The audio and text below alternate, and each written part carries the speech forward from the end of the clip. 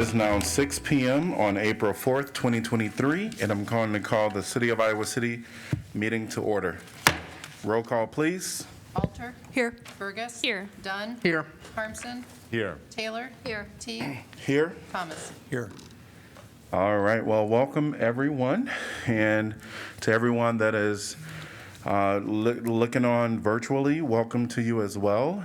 We are taking some precautions due to the weather, pending weather warnings, and we just wanted to make sure that we kept everyone as safe as possible. We're going to move on to items number 2, proclamations, and I just wanted to note that we're going to defer 2A until April 18th meeting. We're going to meet with 2B and 2C at a later date to accept those proclamations. Could I get a motion to approve the consent calendars, items 3 through 8? So moved. Done. And we're gonna do a separate consideration for item number 6D. Could I get a motion, please? So moved. Alter. Second. Done. Moved by Alter, seconded by Dunn. Anyone from the public like to discuss this topic? And if you are online, please raise your hand and I will acknowledge you. And this is for any item that is on our consent agenda.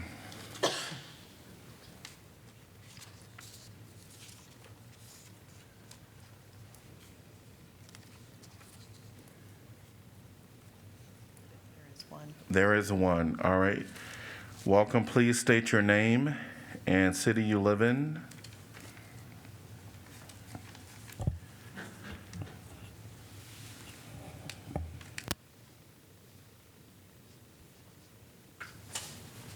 Taylor Canton. Welcome, Taylor.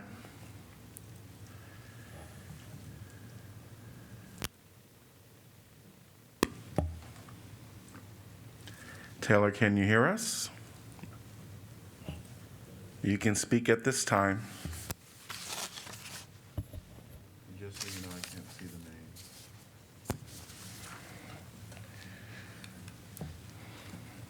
name. Okay.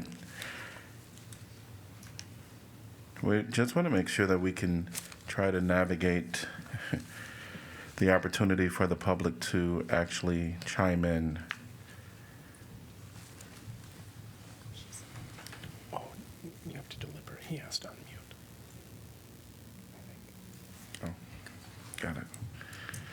Welcome, Taylor. So we can't hear Taylor, but I can tell that the mic, their mic is on.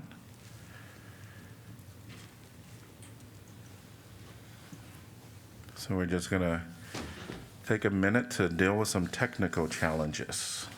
So please hold on, Taylor. I'll let you know when we think we're good to go.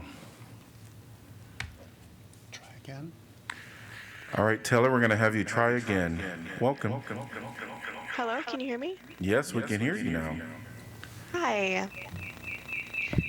My name is Taylor Caton, and I am a student at the University of Iowa City, or I am a student at the University of Iowa. I live in Iowa City, and I wanted to talk about Councilor Burgess's motion to amend the budget. Yep, Taylor. That item will come up a little later, and you'll have that opportunity at that point. Now is the opportunity to talk about any item that is in our consent agenda with a separate consideration for 6D.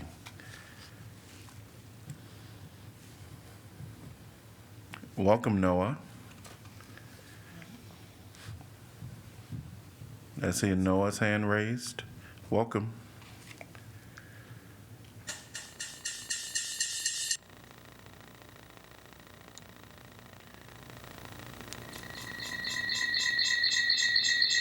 Hello, can you hear me? Yes, we can hear you. I just want to let you know that you're having some really bad audio problems. Like your voice is echoing over and over and over again. So I don't know if y'all are aware of that, and there's no chat enabled, so I couldn't inform you on here. I just want to let you know that you're having audio problems still. Thank you. I think what we're going to do is take a little break, and we're going to come back and make sure that we can get this fixed. So we're going to take a quick recess.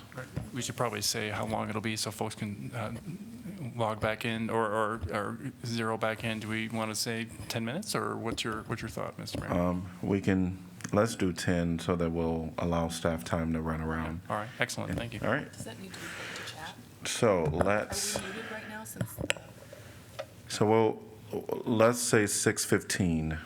That'll be 9 minutes, 6:15. So I just want to restate that we'll be continuing to try to figure out our technical difficulties, and hopefully we'll check in at 6:25. So I think we are good to resume our meeting.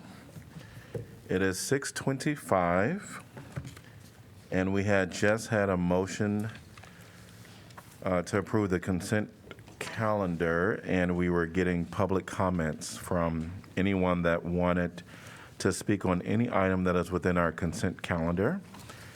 So if you are present, please raise your hand if you want to make any comments about our consent calendar at this time. Seeing no hands raised online. Council discussion. Roll call, please. Dunn, That's okay. Yes. Harmson, Yes. Taylor, Yes. Teague, Yes. Thomas, Yes. Alter, Yes. Burgess. Yes. Motion passes 7-0. We're going to allow Councilor Burgess to excuse herself.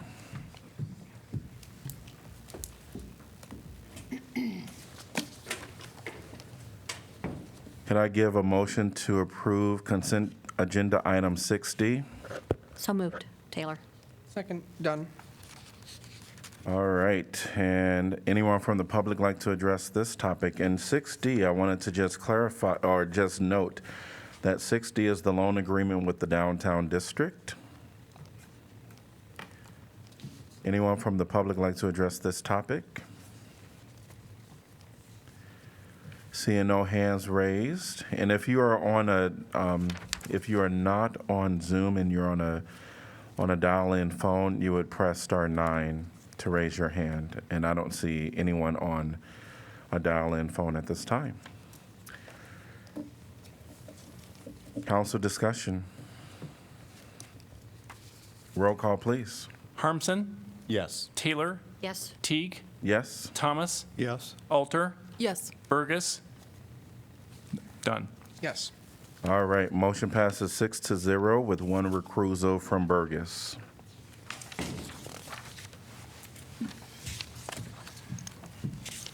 We're going to move on to item number 8, which is, item number 9, which is our community comment. This is an opportunity for anyone in the community that wishes to speak on an item that is not on our agenda at all. And individuals will be allowed up to 3 minutes to speak. And if you raise your hand at this time, I will call upon you.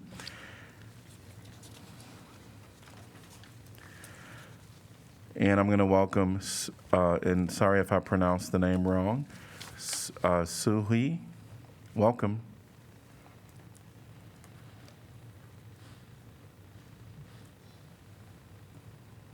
Hi, are you talking to me? Yes. Please. Okay, my name is Sophie Benegas. Welcome. And what city are you from? I'm from Iowa City. Welcome. Thank you.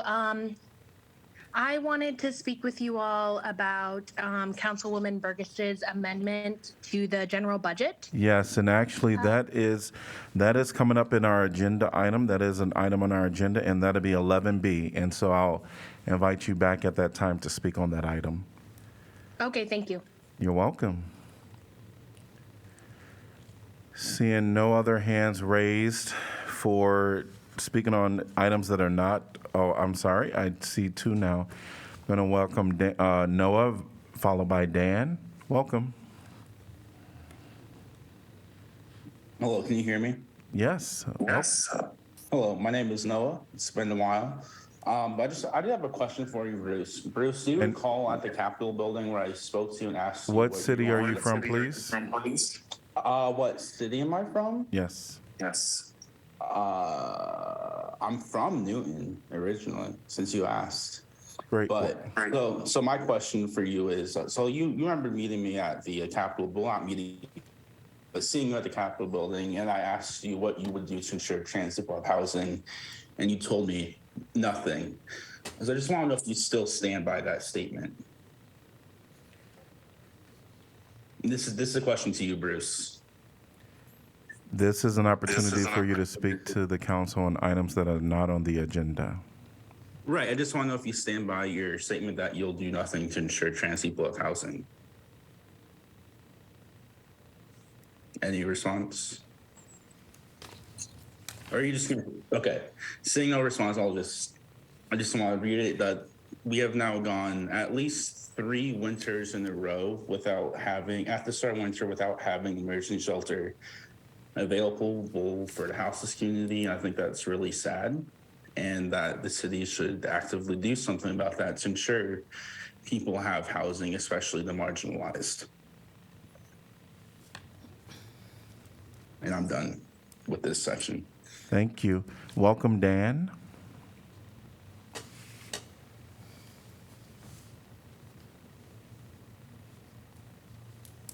Can you hear me now? Yes, welcome. Oh, thank you for providing a safe forum in this fashion so that we can contribute if we desire. My name is Dan Katalinich, 418 Fifth Avenue in Iowa City.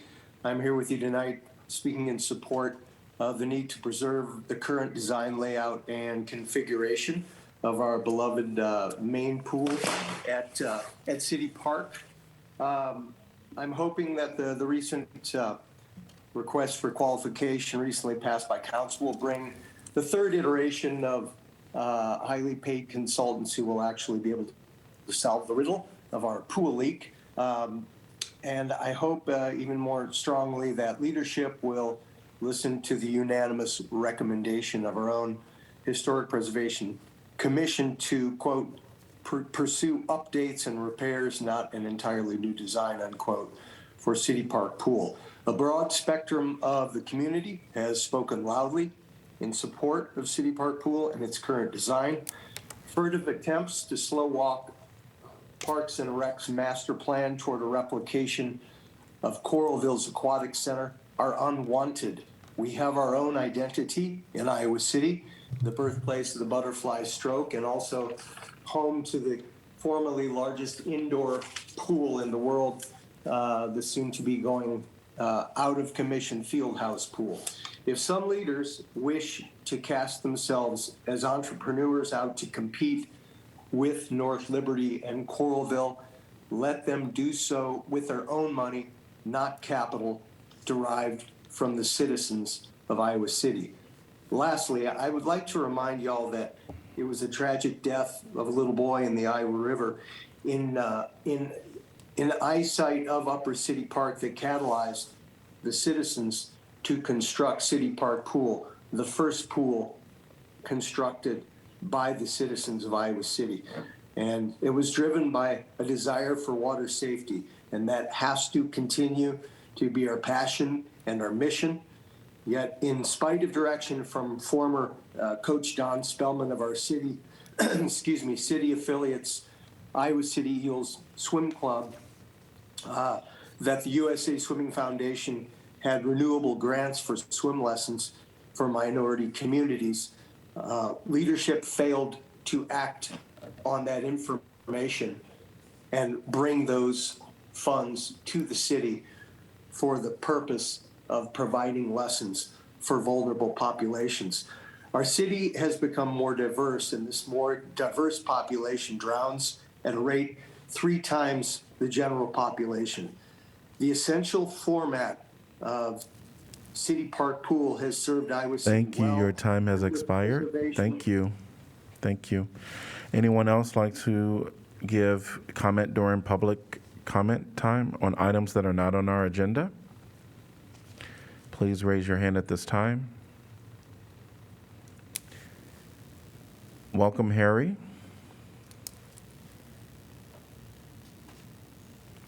Can you hear me? Yes, please state your name and the city you're from. Welcome. My name is Harry Monaligot, and I am from Iowa City, Iowa. I'm calling on Mayor Bruce Teague and all city councilors to not use the Iowa City Police Department to enforce Senate File 482, the bathroom bill, or Senate File 538, which prohibits gender-affirming care for minors. Flying a trans flag outside City Hall is not enough for young trans people in Iowa City. With ICPD under your discretion, you all have the power to either affirm and support trans youth in our town, or to criminalize and traumatize them in a time when their lives are truly at risk, whether due to violence or suicide. Many of you cited social justice as a reason you wanted to represent on council. You believe that council was an effective tool to create social change and protect oppressed people in our community. This is a vital time to protect trans and gender nonconforming residents, and you each currently have more power than any of us here. Use that power to protect and keep ICPD away from trans youth. Thank you. Thank you. Anyone else like to address an item that is not on our agenda? Please raise your hand.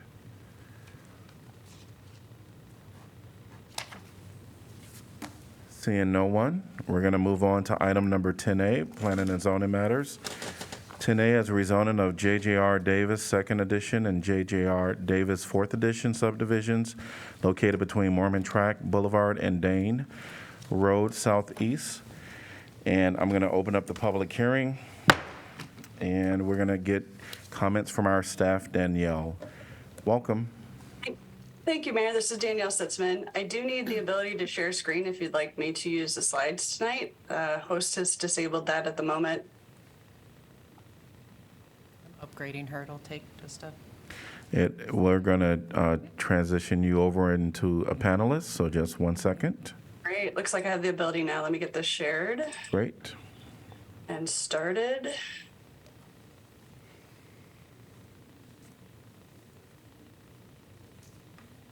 And viewable to me.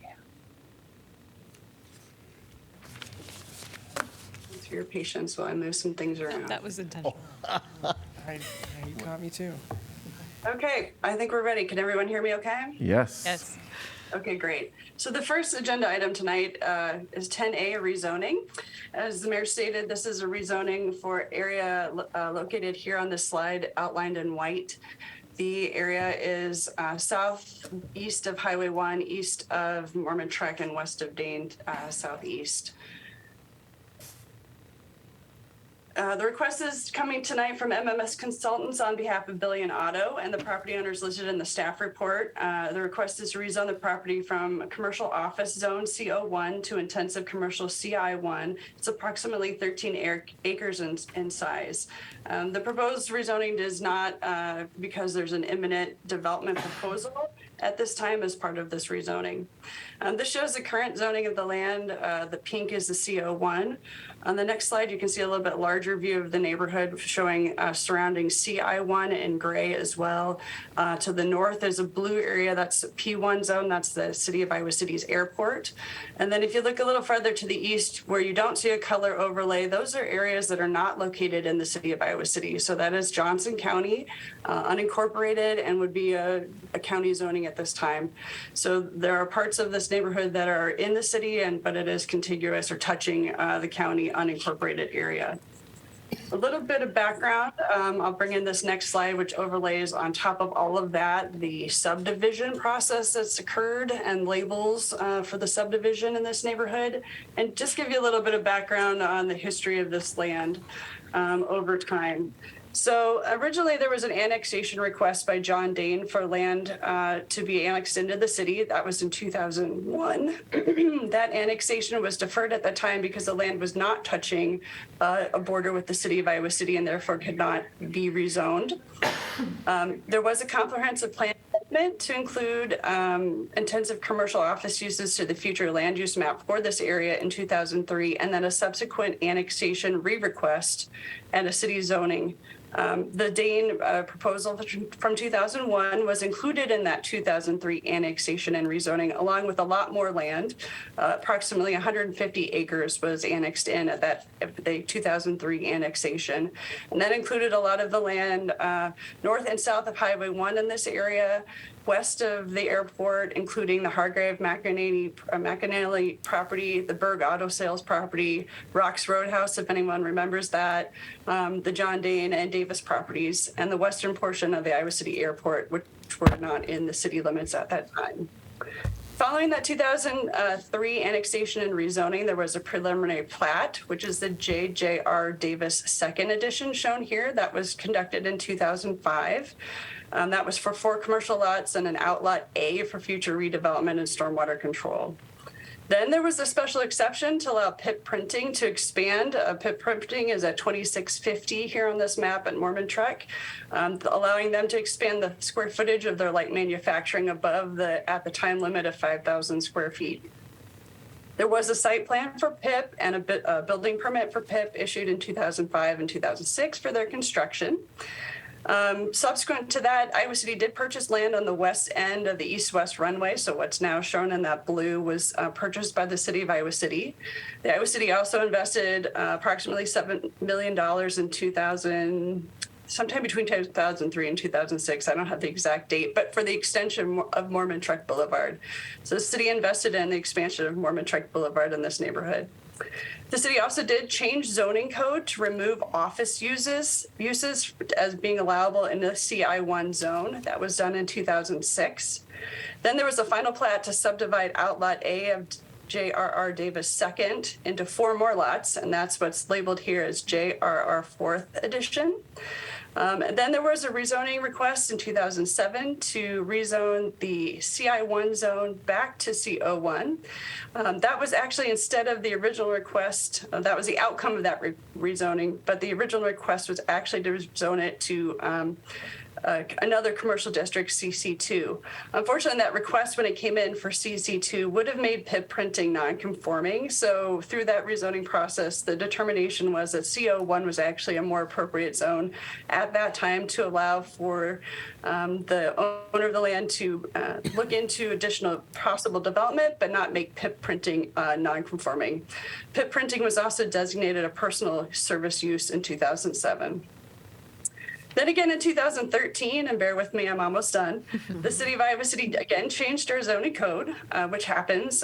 Periodically you see zoning code change come before you. In 2013, the city zoning code added office uses back into CI1 zones, rather than, and that was done at the advice of an ad hoc committee that was convened, a group of development professionals in response to the circumstances that were happening to cause a lot of properties to flip back and forth between CC2 and CI1. The ad hoc committee recommended changing the mix of uses allowed in CI1 so that those rezonings would not be required. So a little bit of back history on this property. This is included in this slide. This will come back up at the end of my presentation again. So if anybody needs a refresher on that slide, that is the history of this property. So before you tonight is a rezoning. The request is to go from the existing commercial office, CO1, to an intensive commercial. So similar to what was shown in gray in the other areas of the map earlier. The CO1 is intended to provide specific areas where office functions and compatible businesses with offices and some residential uses are allowed. The CI1 zone currently, as it's formulated, is more to provide areas for sales and service functions that may include outdoor display and storage of merchandise, but not necessarily only that. As I mentioned, we've amended our zoning code to allow more uses in CI1 like office. This is a table comparing them side by side. The yellow highlighted sections of this table show where they differ most prominently. There are some things that are just simply not allowed in commercial office that are allowed in CI1. Vice versa, the residential uses that are allowed in commercial office are largely not allowed in intensive commercial. So this highlights the differences between those two districts. And as you can see, the largest section of this table really focuses the more intensive manufacturing uses, as well as kind of the outdoor display and storage type uses to being what's allowed in intensive commercial. But there are many areas of overlap. There are some differences in the way site development standards address uses in these different zoning districts. This is a list of site development standards that are reviewed at the time of site plan. So things like on-street parking, what kinds of signs are allowed in each district, access management, meaning driveways, intersection visibility is reviewed, landscaping and trees, screening and buffering, outdoor lighting standards, performance standards for things like noise, odor, vibration, the city's sensitive areas, floodplain management, and open space requirements are all parts of a site development review that are conducted at that staff review of a site plan. These standards don't necessarily align with zoning districts. They are more about the actual specific use. So a zoning district might allow many uses, like you can see in this table, but only some of the uses in that zone would have specific, say, screening or lighting codes applied to them, or they might apply differently depending on the actual development of the site. So that's to say that, for example, in outdoor lighting, that one does align with zoning districts. So you can see the difference between the maximum allowed lighting levels in those two zoning districts.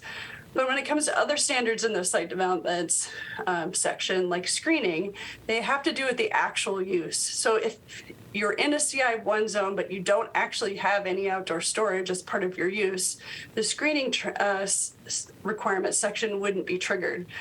So screening would be specific to the actual physical layout of your site, where you're building, you choose to lay out your building. If you have outdoor storage, where you're placing that on your lot in relation to your building, and then the appropriate use of screening is described in those site development standards. So that's separate from zoning, but somewhat related.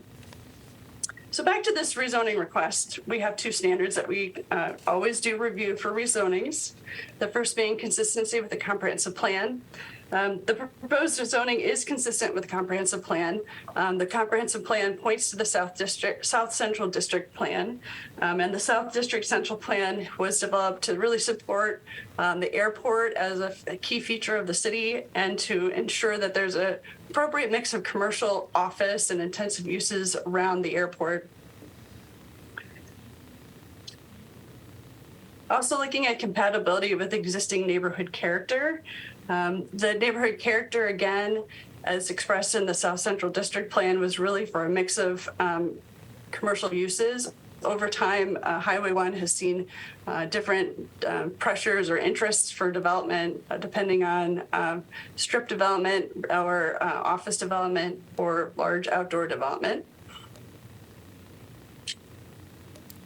And as mentioned, there's no specific development proposed at this time. This would just be allowing for the mix of uses that the comprehensive plan does say are appropriate for this future land use map for this area.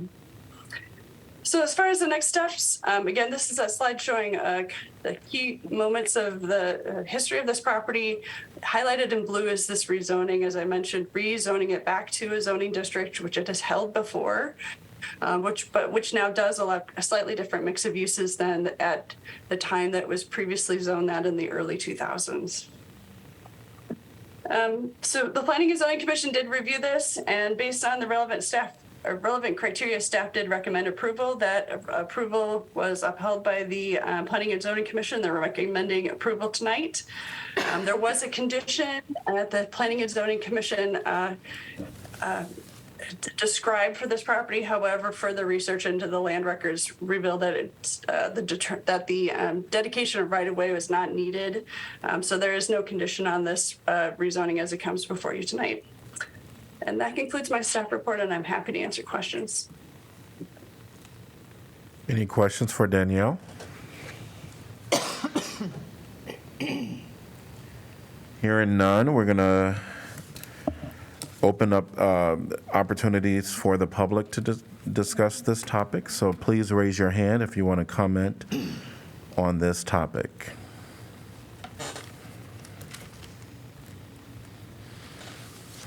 Welcome, William, followed by Dennis. Welcome. And I'm going to request that before we actually open up public comment, everyone that wants to address this topic, if you can raise your hand at this time so that I can take a count.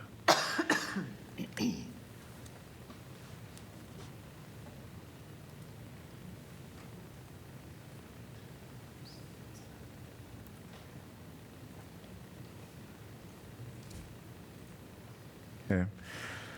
I see 13 individuals who wish to talk on this topic. We're going to, I see 14, 16, 17. Anyone else wish to raise their hand to talk on this topic? I'm going to allow for 2 minutes from each individual to talk on this topic. And I'm going to ask that you state your name and the city you're from. And I'm going to welcome William, followed by Dennis. Welcome. Hello, my name's William Kohler, and I'm from Iowa City. I also represent the Iowa Natural Heritage Foundation. If you don't know who we are, we're a nonprofit land trust in Iowa that focuses on helping to conserve Iowa's land, water, and wildlife. One of the adjacent properties, the landowner George Dane, approached us about 20 years ago with a vision of using his land to create a park eventually for the city of Iowa City for people to be able to recreate. And we were excited to become partners on that idea. This plan was supposed to be quite far into the future, with his family being able to use that property for a while. But as you know, that area has grown up considerably. And our organization is realizing that we need to be able to work with the City of Iowa City Parks and Recreation Department and the Planning Department to be able to work on future plans for a potential park in that area, as well as other areas in the city. We would prefer that the zoning status would stay commercial rather than industrial because it's more compatible with the idea of a future park in that area. We feel like that would be beneficial for the public and for people to recreate. And at the same time, we'd like the city council to give direction to Parks Department and the planning staff to work with Iowa Natural Heritage Foundation regarding this property and potentially other parks within the city for opportunities in the short term and hopefully the long term for a better recreation within Iowa City. Thank you. Welcome, Dennis, followed by David.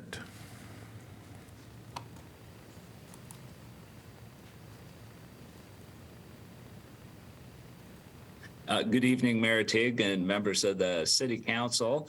My name is Dennis Mitchell. I'm a trust officer at Midwest One Bank, which is located in Iowa City. The bank is trustee of the George R. Dane Family Trust, and one of the assets owned by the trust is approximately 17.5 acres of land located at 4120 Dane Road, which is just east of the property proposed to be rezoned from commercial office to intensive commercial. This parcel of land is up on the top of a hill, has just absolutely gorgeous views that overlook the city. George Dane, when he drafted his trust, felt strongly that the community should have the opportunity to use and enjoy this land that he and his family felt so fortunate to own. For this reason, he irrevocably provided in his trust for this land to be donated for a park and recreation area. The 17.5 acres will be a park and recreation area at a future date. The terms of the trust do allow certain children and grandchildren of George's to lease the 17.5 acres under specified conditions. But once there are no longer qualified family members that are leasing this property, the trust provides that it shall be donated for a park and recreation area. And for what it's worth, I would share that when the current person occupying the premises leaves the property or no longer leases it, odds are that there likely are not going to be any other family members that will want to lease it. And so at that point in time is when it would be donated for park and recreation use. So although the land will initially be donated. Thank you. Thank you. We'll move on to David, followed by Rod. Welcome, David. Mayor, and David is part of the development team. Okay. All right, so David is a part of the development team.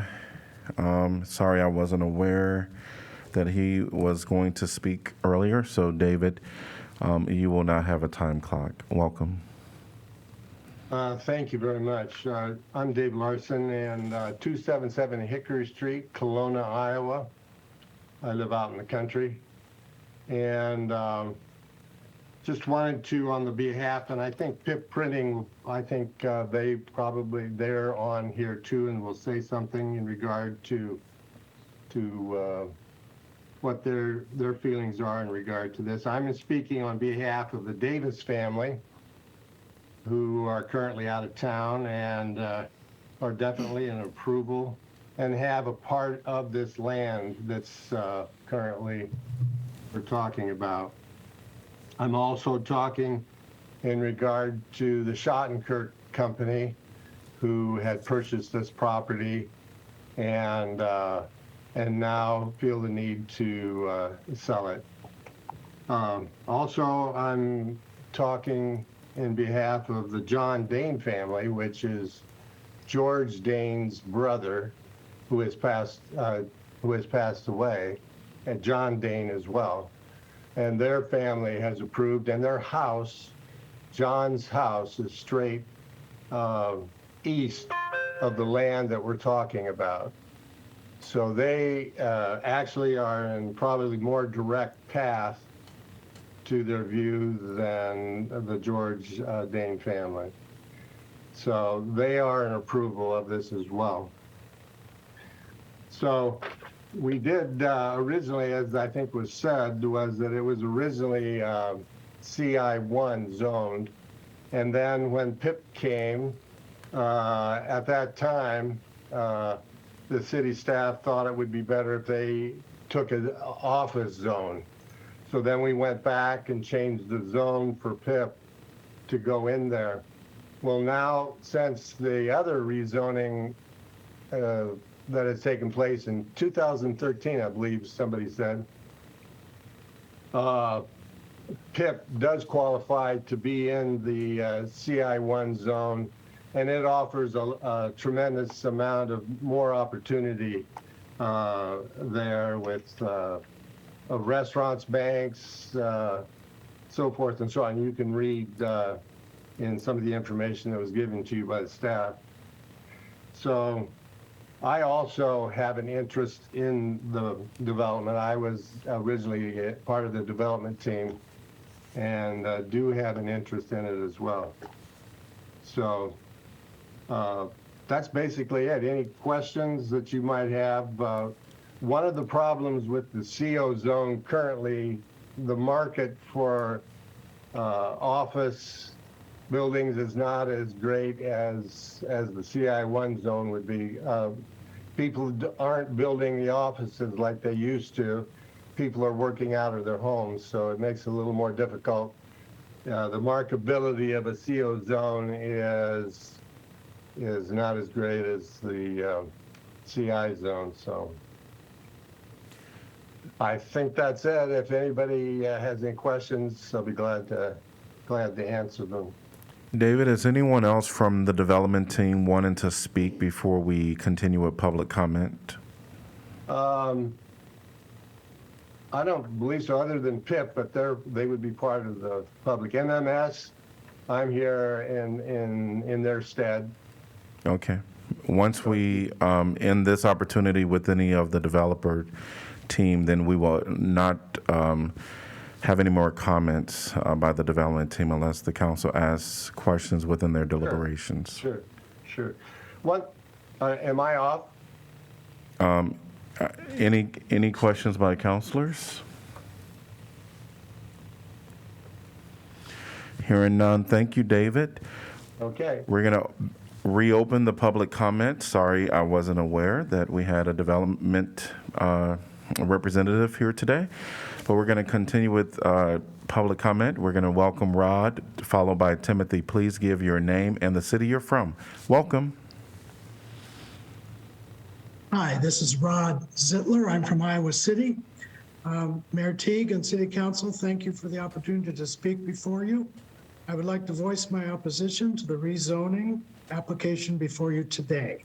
The Dane Family Park will be a treasure for Iowa City community, providing gorgeous 360-degree view and large open spaces.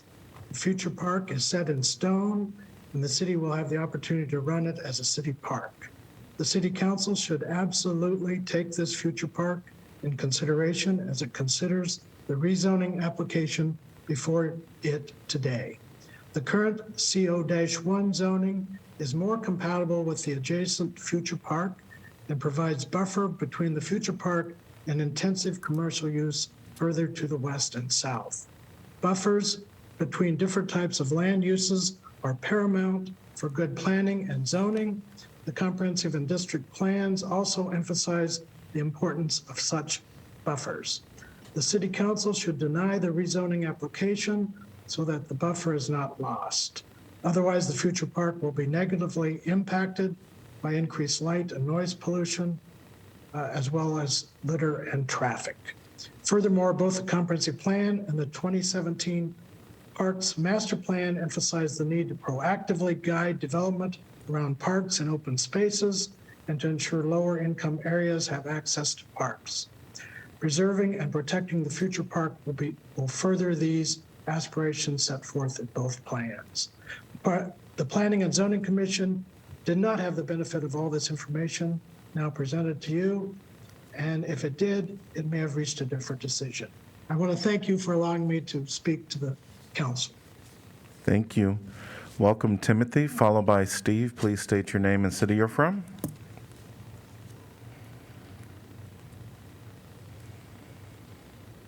Hi, I'm Timothy Huey. I live in Davenport, but I'm from the Quad Cities.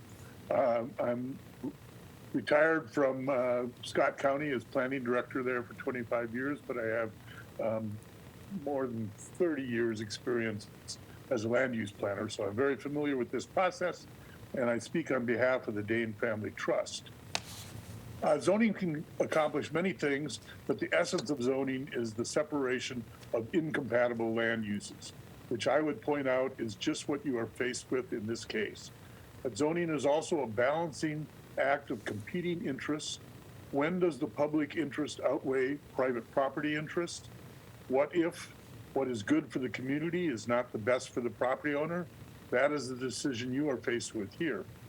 Here we have a 17.5 acre future park currently outside the city limits, adjacent to a developing commercial area and in the vicinity of a whole spectrum of land uses: agricultural land, parks, a timber preserve, residential development, public facilities such as the airport and the fairground, intensive commercial, and even some industrial.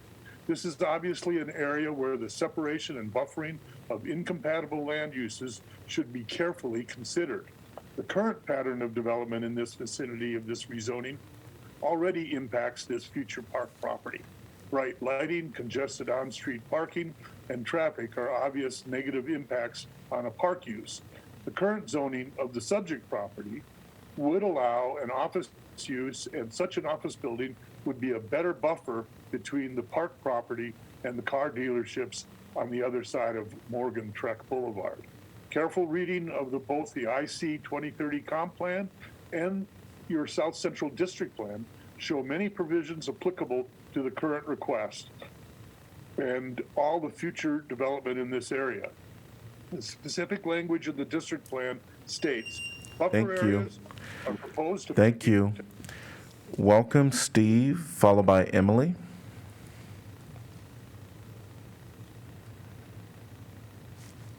Good evening, Mayor Teague and council members. My name is Steve Ballard. I live in unincorporated Johnson County. And I, along with a colleague of mine, Al Zora, lawyers at the Left Law Firm here in town, represent the George R. Dane Family Trust. We've submitted written materials, and I won't attempt to summarize them all here, but I do invite you to review those as carefully as you can. This particular 17.5 acres of land is unique, and we strongly urge you to visit the property if you haven't done so. I knew George Dane for 30 years, mostly through church. I've been out to this property several times. What I'm saying is you really can't get a full flavor by driving by on Highway 1 or even on Mormon Trek Boulevard. You stand out there and, you think of the lay of the land with the city and the airport being kind of depressed, in a lower elevation. But this hill gives you remarkable views, and it's those views, among other reasons, that made George Dane and Marjorie Dane great community members, as were their brother and sister-in-law, John Dane and Allie Dane. But anyway, that's what motivated George to want to commit this property in perpetuity, forever, as a park. George Dane's commitment to the community, his involvement on behalf of our country, we pointed those out in the materials, and I want to stress that the reason we pointed those out is to give you a flavor of his background. George was a lawyer, he was a trust officer, and he knew if he gave the property directly to the city could use it as a park, and if the city decided it didn't want to use it for a park anymore, it didn't have to. That's why George elected the route that he elected, to give it to the Natural Heritage Foundation in perpetuity to be used as a park, with the first criterion being that this foundation has to work with the city of Iowa City. Thank you. Welcome, Emily, followed by Larry. Please state your name, Emily, and the city you're from. Thank you very much. My name is Dr. Emily Dane Staples, and I'm currently a resident of Fairport, New York. And I am the granddaughter of George Dane and a member of his trust. I still consider Iowa City a very important place in my life and a place of significance to my entire family. Growing up, I learned the legacy of my grandfather, what he has done for the city and its residents. I'm asking the council today to consider and to continue to honor his legacy and vote against the rezoning. Research has consistently shown that employers and employees wish to be located near high-quality park and recreation amenities. According to a 2022 survey of business executives, 82% indicated that quality of life is an important factor when they consider making new facility expansion or relocation plans. A 2020 publication of the Journal of Leisure Research found that mid-sized companies prioritize quality of life and cultural amenities. Rezoning to allow for more intensive commercial use would create a less desirable area than what these individuals are seeking. If we want to keep Iowa City as a top choice for new business and not just the current proposal from Billion, we need to be mindful of the preferences of these key decision makers. These preferences encourage and desire green space to be part of their local comprehensive plans. Support for parks is something that benefits all of us. From clean water to healthier air, trees and vegetation, it reduces air pollen by removing pollutants. Given the proximity to other intensive commercial sites, rezoning this land would significantly reduce the effectiveness of these explicit health benefits to those working and who patronize these business areas. Parks promote positive mental health, and by providing access to nature and encouraging physical activity, it happens. Positive mental health is critical for positive quality of life, and healthy residents help communities thrive. Preserving this park and the ability of individuals to enjoy the park should matter to you because it matters to your constituents. 90% of U.S. adults say that providing for parks and recreation is an important government service. While I understand the attractiveness of the immediate influx of tax revenue, this is made at the expense of the long-term quality for the entire county and the future growth of Iowa City. Thank you. Welcome, Larry, followed by Karen. Please state your name, Larry, and the city you're from.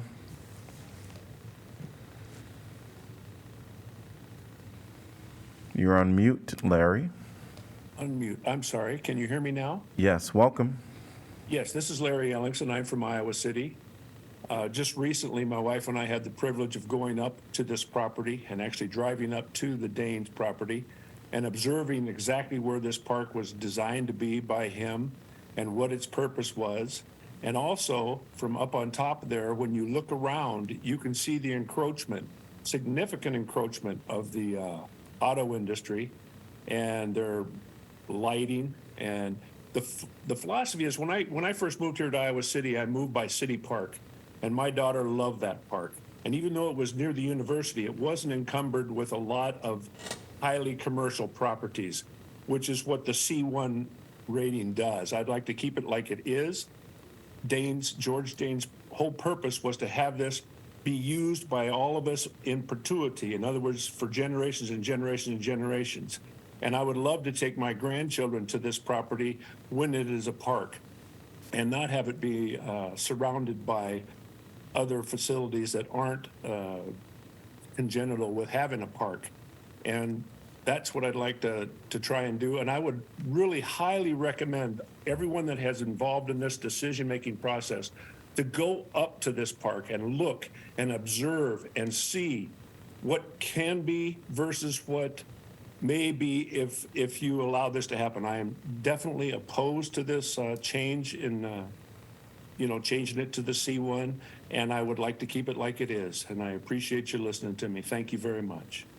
Thank you. Welcome, George, followed, Karen dropped away. We're going to welcome George, and if Karen is there, please come back. Welcome, George. Good evening, Mr. Mayor. My name is George Rickey. I'm from Iowa City. I'm going to hit you first with my two closing remarks and double back to get my point. One of them is, it's in Latin. It's called primum non nocere. And when you translate it, that is first, do no harm. And that is what we are asking you to do, no harm.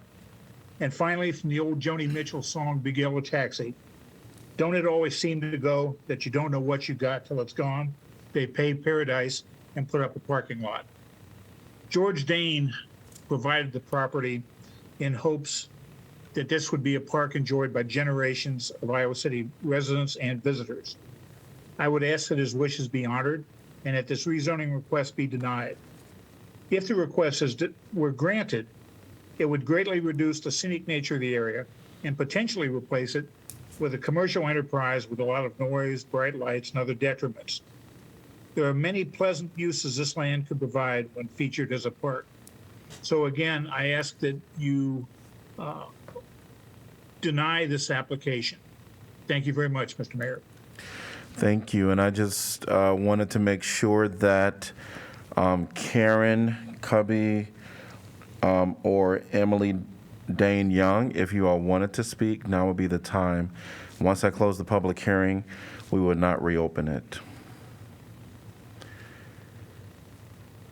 I saw their hands raised and they're now gone, so I'm going to close the public hearing.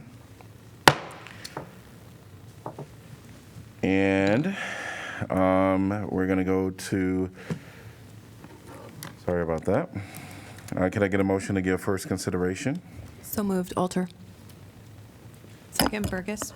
I'm sorry, Mr. Mayor, if we can back up for just a moment. I think it is required that you inquire whether there is a a consensus. Yeah, sorry about that, before we close the public hearing. Thank you. Well, I've already closed the public hearing. Well, you could reopen it at this point. That would be fine, and then get that informal consensus. Okay. All right. I'm going to reopen the public hearing. Now, since I've reopened the public hearing, are any of those two individuals wanting to speak, or anyone else?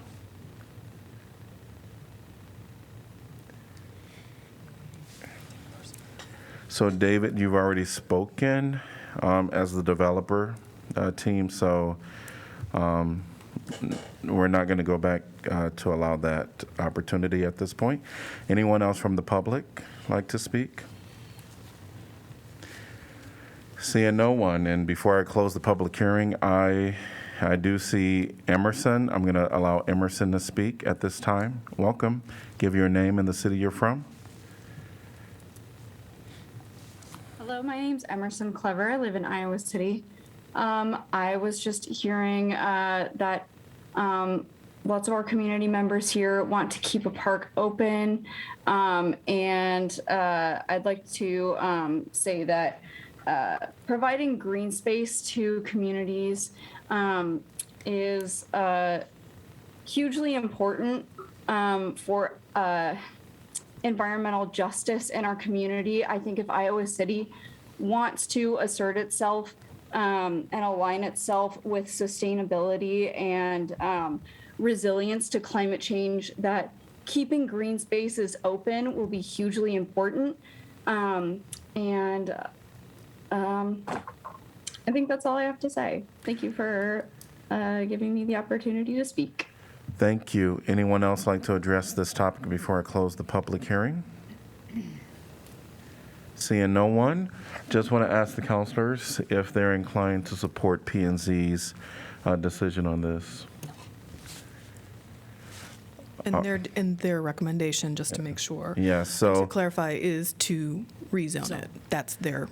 Correct. So, yeah, so P&Z voted 6-0 to rezone this property.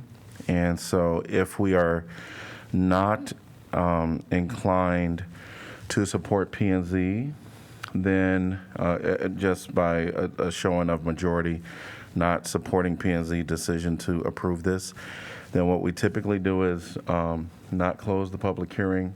We'll allow for P&Z an opportunity to come before the council and have a joint discussion. At this time, I'm seeing that there is not enough support to match P&Z's decision.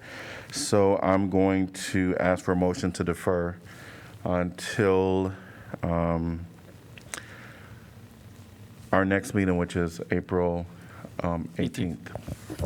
So moved. Done. Second, Taylor. All right. Moved by Don, seconded by Taylor. And then we'll do a roll call vote. We're going to do a roll call vote. Okay. And roll call, please. Taylor? What is the vote? To defer? Just to defer. Yes, this is the vote to defer. For a consult, yes. Taylor? Yes. Teague? Yes. Thomas? Yes. Alter? Yes. Burgess? Yes. Dunn? Yes. Harmson? Yes. Motion passes 7-0. Could I get a motion to accept correspondence? So moved. Done. Second, Taylor. All in favor say aye. Aye. Any opposed? Motion passes 7-0. Item number 10B is vacation and conveyance of right-of-way. Ordinance vacating approximately 5,129 square feet of the Grand Avenue Court public right-of-way and authorizing conveyance to the Board of Regents, State of Iowa, for the use and benefit of the University of Iowa. I'm going to open up the public hearing, and I'm going to welcome Danielle again. Thank you, Mayor. This is a request for vacation and conveyance of right-of-way along Grand Avenue Court, shown here in the outline in white. The application is for approximately 5,000 square feet of the remainder of Grand Avenue Court to be vacated and incorporated into the University of Iowa's planned redevelopment of this area. The southern portion of Grand Avenue Court has already previously been vacated. This shows the surrounding zoning, which is largely public because it is land owned by the Iowa State Board of Regents and used for the University of Iowa. When we review a vacation, there are several criteria that we do look at to make sure that the impact of the vacation is not significant to the city and that the land can be released for other uses.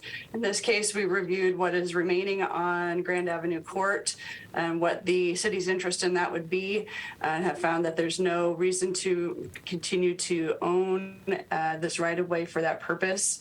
The impact to the neighborhood would be minimal, and there are alternate circulation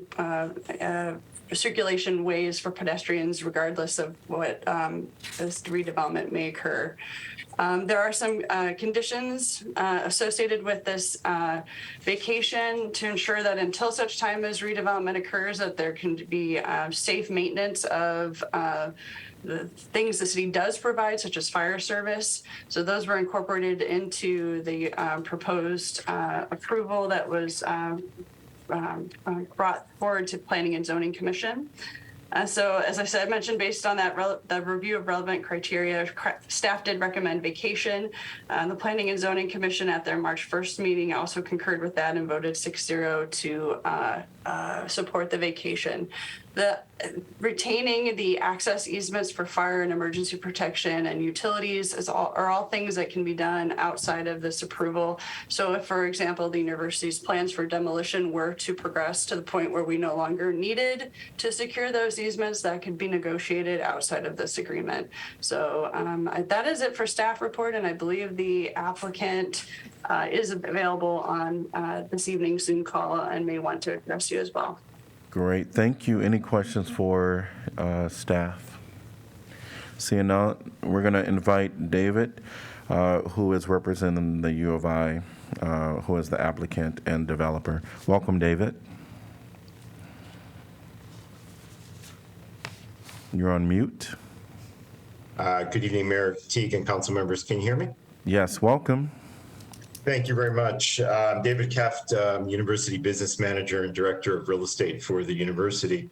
The university's been working closely with the city planning, engineering, public works, and fire department on the street vacation and conveyance for the past several months as part of a new major academic building that will occur in this block.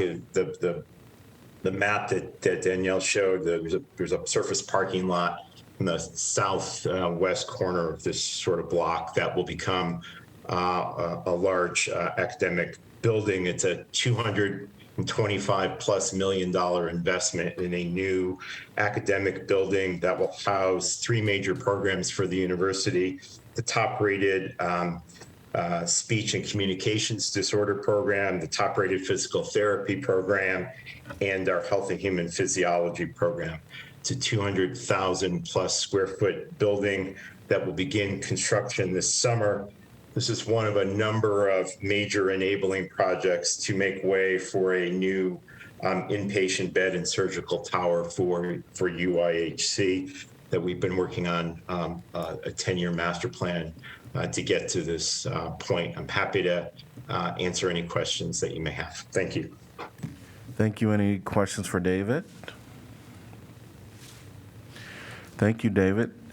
We're going to open up the public comment opportunity at this time, and please raise your hand if you want to speak on this item, which is the vacation and conveyance of right-of-way.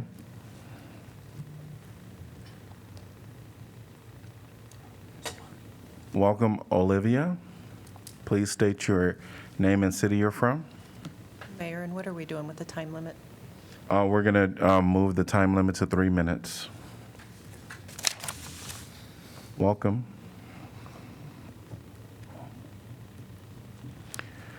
Olivia, we can't hear you. I'm working on the timer. All right. Hi, can you hear me? Yes, welcome. So I worked at the Pride Alliance Center, which was on the Grand Avenue Court. It doesn't fall under that little box that was shown on the map. Will you give us your name and the city you're from, please? Sorry. My name is Olivia Monaligode, and I am from Iowa City.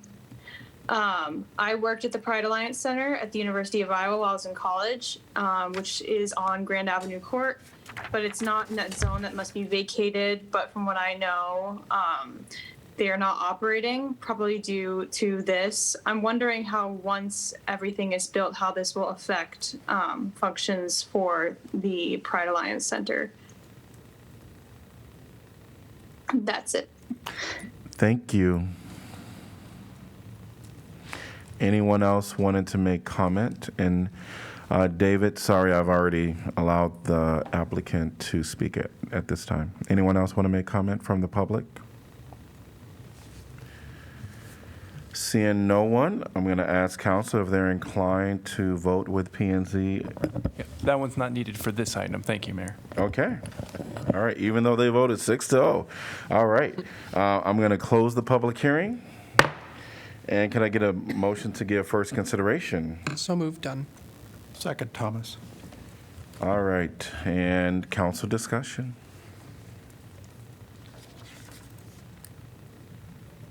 I am curious myself, so that would be something that I would like to follow up with. Perhaps the business manager could email us.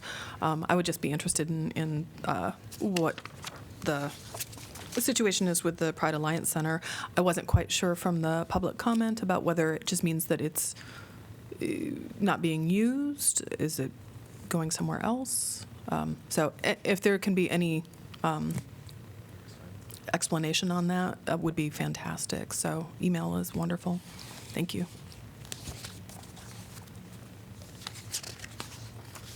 Any other comments from council? Hearing none, roll call, please. Teague? Yes? Thomas? Yes. Alter? Yes. Burgess? Yes. Dunn? Yes. Harmson? Yes. Taylor? Yes. Motion passes 7-0. Item number 11A is our fiscal year 2023 budget amendment public hearing, and this is our current budget that we're already actively in. This is a resolution amending the current budget for fiscal year ending June 2023. And I'm going to open the public hearing, and I'm going to welcome our city manager, Jeff Fruin. Thank you, Mayor and Council. This is the first of 3 budget-related items that we'll be talking about tonight. I see we have a number of people on Zoom that are presumably here to speak about the fiscal year 24 budget. So just for clarity, the first item is fiscal year 23. That's the current year that we're in. We have a couple of amendments that I'll discuss. Then we'll do the fiscal year 24. And the last item is that 3-year financial plan and the 5-year capital improvement plan. The fiscal year 23 amendment, you should be used to seeing these items on your agenda. We do fiscal year amendments throughout the year. Obviously, circumstances change throughout the year from when a budget is set, and the state allows budget amendments to occur within certain parameters, the biggest one being that we cannot raise additional property tax throughout the year to pay for those amendments. So it's generally a shifting of funds or transfer of funds type of situation. You have a staff report in the packet, and the second fiscal year 23 amendment is before you. We will likely have one more fiscal year 23 amendment before we close the books on this later in the calendar year. Happy to try to answer any questions you have. I did have a question.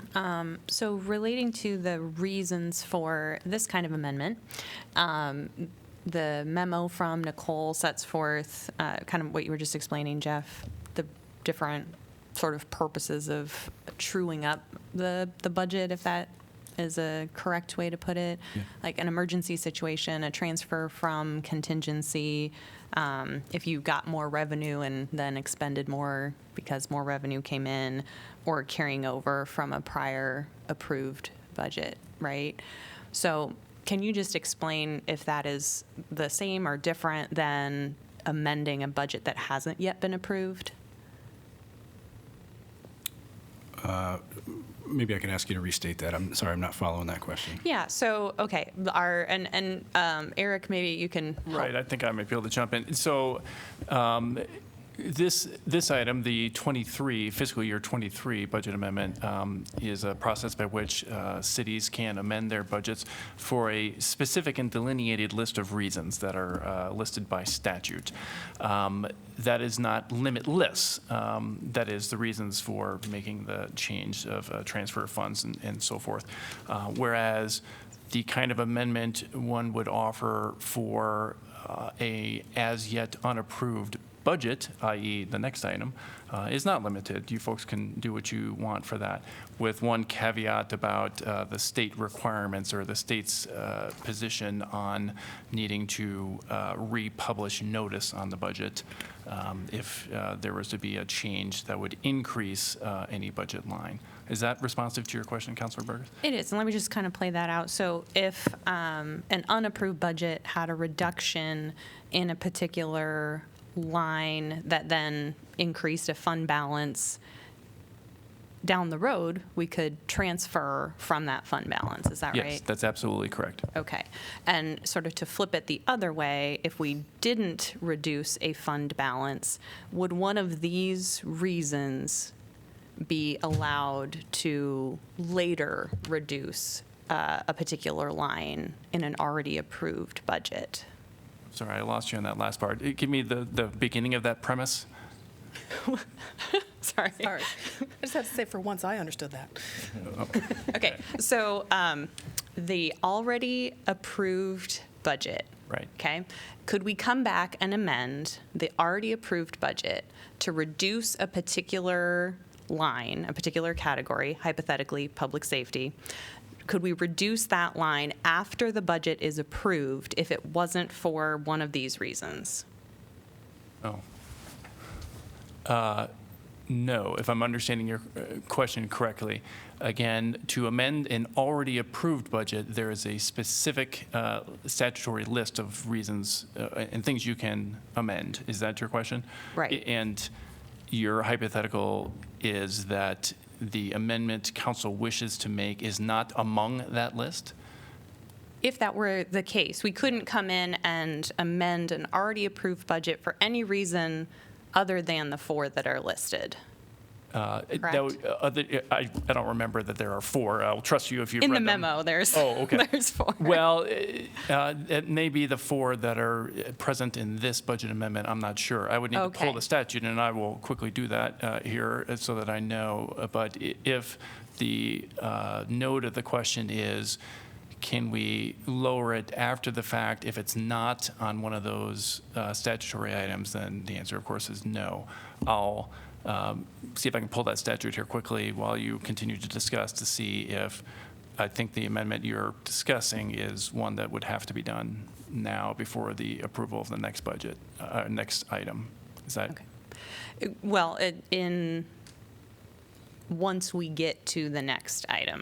We were taking these items together as far as Jeff's presentation, so but we can talk about it at the next item if that's more that'll give me a good amount of time. Thank you. Okay. Thank you. Any other questions for staff? Hearing none, I'm going to welcome the public to speak at this time, and I just want to clarify again that this is for our current budget, which ends June 30th. And I know the majority of people are not here for this item, they're here for the next item. But if anyone wishes to talk on this, please raise your hand at this time.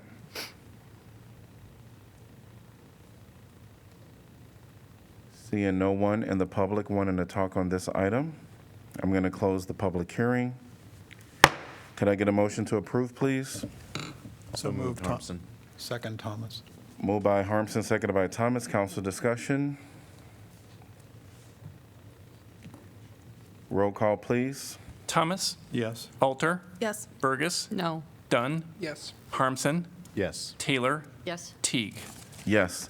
Motion passes 6-1. Item number 11B, fiscal year 24 budget public hearing. And this is a resolution adopting the annual budget for the fiscal year ending June 30th, 2024. And I'm going to open up the public hearing, and I'm going to welcome our staff, Jeff Fruin. Welcome. Thank you, Mayor. I'm going to ask Kelly if she can enable screen sharing. I have a presentation I'd like to provide you.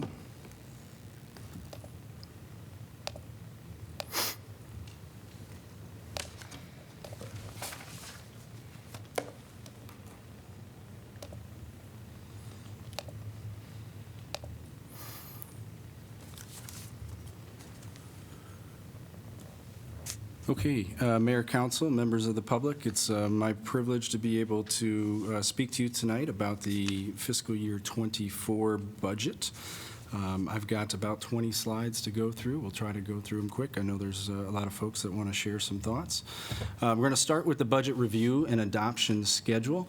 In reality, there is not a fixed schedule for the budget. It's a very fluid process. I feel like every meeting we have, we are considering new plans. We're getting feedback from residents, and all those interactions that we have both in and out of this room end up influencing the budget in some way, shape, or form. That said, we have outlined some of the key dates that you have with this particular budget. So back in September 6th of last year, 2022, is when we first engaged the City Council about this fiscal year 24 budget. At that time, we asked for your budget priorities, and we asked that any big initiatives be shared with us at that time so we could consider that in developing the proposal. Obviously, much easier to change things early in the process than later.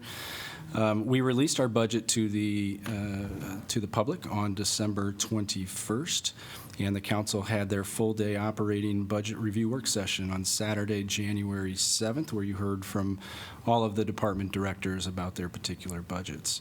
We followed that up next week on January 11th with an overview of our capital project, and we also had the operating budget review on the work session as well that same day. Two more budget work sessions followed, January 24th and February 7th.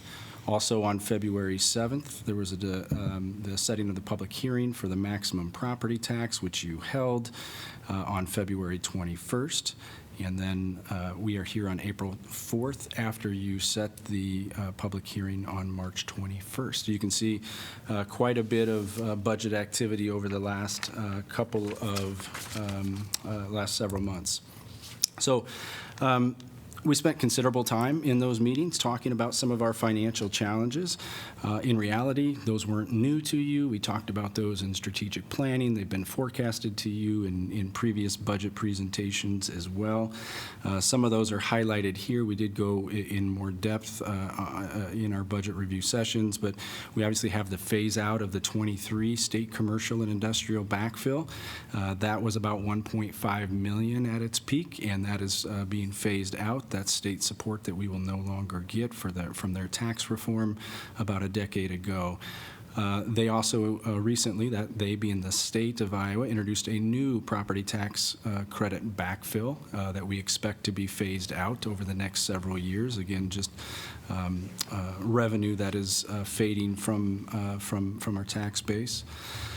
One of the bigger impacts from the 2013 legislation was how multi-residential properties are taxed. We've talked about that quite a bit, but multi-residential property used to be taxed at a commercial level, which is much higher than the residential level that it is now taxed at. And that has certainly eroded millions of dollars from our tax revenue over the years. We had kind of a surprise rollback legislation introduced this year that we didn't anticipate. That came out after we released our budget to the public, and that resulted in a drop of revenues, a little over $1.7 million. I'm sorry, Jeff. Kevin just said we're off the air. Oh, okay. We'll press pause.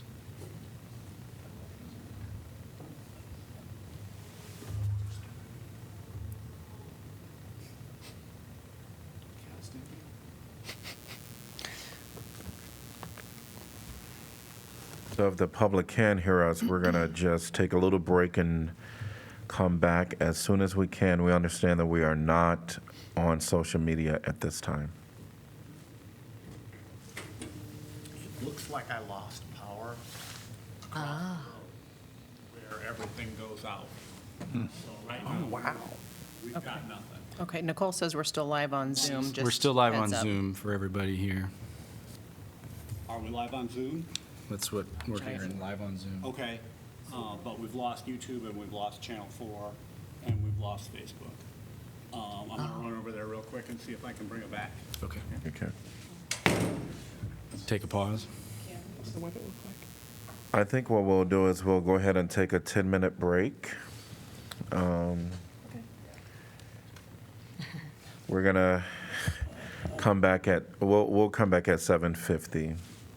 So it'll be more like a 13-minute break to allow staff to figure out other social media outlets. We are connected to Zoom, but we do want to try to get the other social media outlets up and running. Sorry for this inconvenience. We'll be back at 7:50. It is now 7:50, and we're going to convene our April 4th, 2023 meeting. And we're on item number 11B, which is our fiscal year 2024 budget public hearing. And we were having our staff, Jeff, give us a report. But right before he comes, I'm going to introduce our city attorney just to give clarification to a question asked by Councilor Burgess. Thank you, Mr. Mayor. I was able to find the statute in question, that being Iowa Code Section 384.18. And I apologize that there is probably a little bit of confusion because the statute gives 4 reasons that budgets can be amended. But I've received word from our finance director that there are separately and apparently referenced in the memo for policy considerations for making changes and so forth. And so apologies to Councilor Burgess for the conflation of those two and for the confusion that may have caused. In more direct response to Councilor Burgess's question about whether money can be moved from one fund to another, or increased or decreased after the budget is finally adopted, the answer is yes. That is one of the 4 reasons listed in the statute, that is 384.18 sub 1 sub D, to permit transfers between programs within the general fund. So I believe that is something that could be done. Thank you. All right, thank you. And we're going to invite our city manager, Jeff Rowan, to continue his discussion. Okay, thank you, Mayor. I did go back a slide, and I apologize to those on Zoom that have heard this before, but I'm told that we cut out on some of the social media in the middle of this slide. So bear with me as I repeat a couple of things here. We started our budget work in September of 2022 with a work session to identify any council initiatives that should be considered as we developed the budget that fall. We did develop the budget in the fall, and we released that on December 21st. We then had a full-day operating budget review work session with the City Council on Saturday, January 7th. We followed that up with a capital improvement plan review January 11th with an additional operating budget review work session item, and then had subsequent budget discussions on our work session agenda on January 24th and February 7th. We did complete the state-required public hearing on the proposed maximum property tax in February. We set that February 7th, held that hearing on the 21st, and we are here tonight on April 4th for the public hearing and adoption of the fiscal year 24 budget, which this year must be certified with the county auditor by the end of April. In most years, that is the end of March. So again, we spent considerable time not only in the budget process, but also in strategic planning and in other conversations, talking about our financial challenges. These many stem back to the 2013 state property tax reform. We had a commercial and industrial backfill that was created with that reform. Essentially, it was the state reimbursing us for lost property tax revenue, about $1.5 million. That is being phased out now over 5 years, and so incrementally we are seeing revenues decrease due to that change. The state also created a new commercial property tax backfill that we are expecting to impact our budget in about fiscal year 28-29, so something that we're just preparing for as we move forward. We talked about multi-residential properties and how the 2013 state reform changed how apartments essentially are taxed. They used to be taxed as commercial properties, but now they are taxed as residential properties. This wiped tens of millions of property tax base off of our out of the city, and as a result has lowered our property tax revenues considerably as well. We had a surprise state legislation this year that reduced the rollback on residential property by about 2%. The state publishes a rollback every October, which we use to finalize our budget. In this case, in February, the state lowered that an additional 2% approximately, which resulted in a little bit more than $1.7 million in lost revenue for the city that was not anticipated when we released our budget. On the Those are all on the revenue side. On the expense side, as I'm sure many people can relate to in their own businesses or their own households, we've seen some volatility in key expense lines. Cost of insurance, cost of fuel, chemicals, and supplies are pushing those numbers up pretty high on the expense side. And then kind of starting with the COVID year in 2020, we look at just the taxable value growth, and we've had 2 years of negative taxable value growth, and I'll have a chart on that in just a minute. All those things are converging at the same time, creating some significant pressures on us. Thankfully, we enter that era in very strong position. But we also know that the state is also considering additional property tax reform. That continues to be a high-level priority of the state legislature, and we don't know how future legislation will impact us, but we do expect future property tax reform legislation. So after we release the budget in fiscal year 21, what are the more significant changes? Council may recall that in your work sessions that I outlined on that second slide, you decided to increase 2.5 positions. That is a half-time outreach and engagement specialist, a full-time human rights engagement specialist, and a full-time grant coordinator that were above and beyond the staff request. That's about $265,000 in new expenses. And then I mentioned that rollback number. You can see the specific percentages on the slide there. And when we got the final valuations from the county, that pushed the revenue loss number or the difference there to about $1.9 million. So a little more than $2 million impact from when we released the budget in December to where we stand here with the budget adoption. I talked about our property tax base and some of those challenges. So this slide looks a little busy. I'm going to try to focus your attention on the green bars. You can think of the green bars as our tax base. You can see that from fiscal year 14 up through 22, we were growing at a pretty good clip. And then the last few years have been status quo. And if you look at the red box, you'll see the percentages, the negative percentages there. That is the actual negative tax growth. And essentially what you're seeing there is that our community has not grown. The tax base has not grown enough to eclipse the drag that state tax reform has had on us. So in all those previous years, we were essentially outgrowing the tax reform that was handed to us by the state of Iowa. The last 2 years, we just haven't been able to do that, and we have negative tax growth. That is about the biggest red flag I can fly for you. Property taxes are 2/3 of our revenue to support our core operations.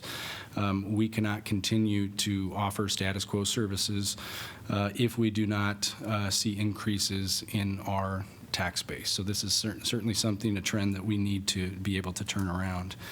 The blue bar is our tax rate. So as you would like to see, when your tax base grows, you don't have to tax at that same high rate. And you saw us lower our tax rate for 11 straight years as we were experiencing good growth in the community. Unfortunately, fiscal year 24 is the first year after those 11 where we have held that rate steady. Because we have not had that tax base increase, we have to keep that tax rate. The tax base has not increased. The tax rate has to stay the same. Other changes in the fiscal year 24 budget, largely due to some of those inflationary pressures that I talked about. We're making a number of smaller adjustments to utility rates. Our water rate is projected to increase 4%, our wastewater 2%. We are increasing our refuse and recycling pickup at $2 per month and our stormwater fee at 50 cents a month. Again, this is really just reflecting increased expenses in all of these operations, whether it's chemicals on the water, wastewater side, labor, fuel, insurance, all those items are outpacing revenue growth at this time, and these adjustments are intended to help those operations without providing a significant burden to our ratepayers. We also have other user fee changes. So these would be changes to fees that don't apply necessarily to everybody, but those that take advantage of these services will see increase in fees. Those are monthly parking permit fee increases in our decks and in our parking lots. If you have special pickups from our refuse department, if you have large appliances and those types of things that you'd like to have picked up at your curbside, those costs will go up. That's the bulky rate pickup.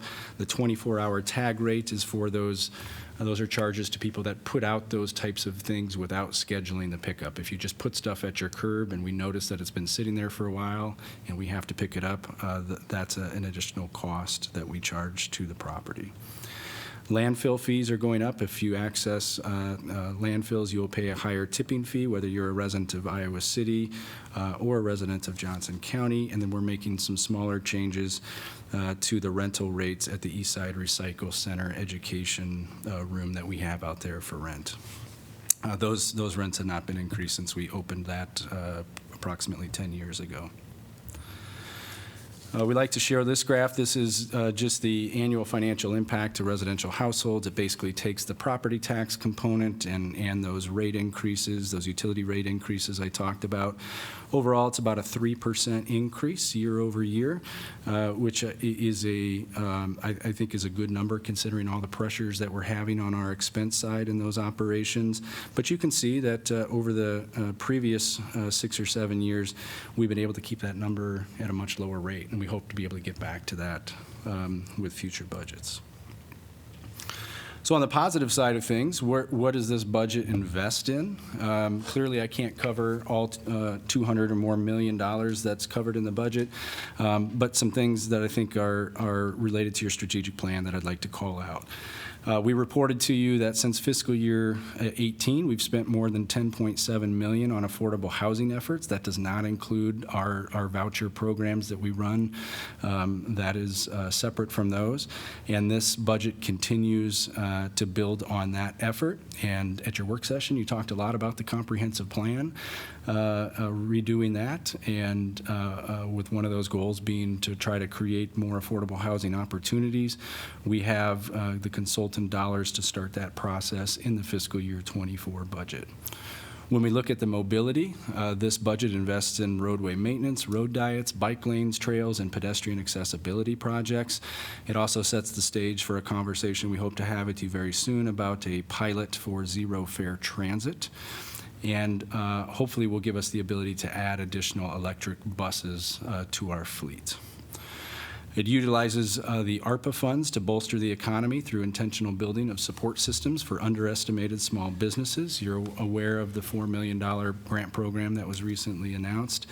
And then you've been talking quite a bit about significant child care investments, and you've already made some significant child care investments in the past couple of years. It does increase the annual investment in social service funding and helps build new service capacity in the nonprofit sector. We continue a very aggressive and effective climate action programming, and we're also bolstering human rights programming, primarily through the new position that you directed us to add in the budget process. Lastly, but very importantly, as a growing city, we are continuing to prepare for future critical facility needs. You know that in most of our city facilities, we are jam-packed. We were kind of no room for expansion, and as our community grows, we need to modernize our work environments for our staff and also provide room to serve a growing community. So in anticipation of the police department amendment, I wanted to spend some time talking about the police department and what I view are the impacts of the amendments you'll be considering. Again, normally we'll have budget amendments come up in the January, February timeframe. I'm able to then work with staff to provide you memos that serve as background. You may recall we did that with the positions where you indicated that you wanted to invest in more engagement. We went back as staff and we provided you background memos on how that would work. So in lieu of that opportunity, I'm just going to take a few moments to talk about the Iowa City Police Department and again the proposed budget amendment that will surface later tonight. So this is data that I shared with the council and the public back in 2020. and is still the most current data that we have right now. Iowa City has 1.12 sworn positions per 1,000 residents. That's the most common metric used to compare the size of sworn police officers. And sworn is a employee of the police department that has a badge, right? It doesn't count the civilian employees like the animal services staff that we have. This is information collected by the federal government and accessible on their data sets. The U.S. average is 2.3. That can be largely skewed by major cities, so we try to drill down and get a little bit more comparable communities. If we look at Midwestern cities with a population between 50,000 and 100,000, that average is about 1.5 sworn positions per 1,000 residents. If we look at just the 4 larger cities in Iowa, their numbers are 1.52 to 1.66. And I'd personally like to look at other college communities, because oftentimes college communities will have a campus police agency that is also there to serve the community. And so when we compare ourselves to our Big Ten peers, that average is just slightly lower than that Midwestern city number, that 1.48. So again, I share this with you for context. If Iowa City were to be at that 1.5 officer ratio per 1,000, we would need to add 29 positions. So we're not knocking on the door, and we're not striving to get there either. You know that we have not recommended major position adds, certainly in my time with the city. But again, I think that's important context for the council and the public to understand. There's been, I've seen some of the communication with concerns about the percent of the general fund that we spend on the police department. As you know, we report public safety expenditures to the state like all other cities. Iowa State University compiles these and issues reports every year comparing cities. So I thought I'd share some of this data. This is public safety expenditures. So this is not only police, this is fire and operations like building inspections, animal control, things like that. So it's not just police department, but police department's going to be the major driver of public safety expenses in just about any community. So across the state of Iowa, on average, cities spend 44% of general fund expenditures on public safety.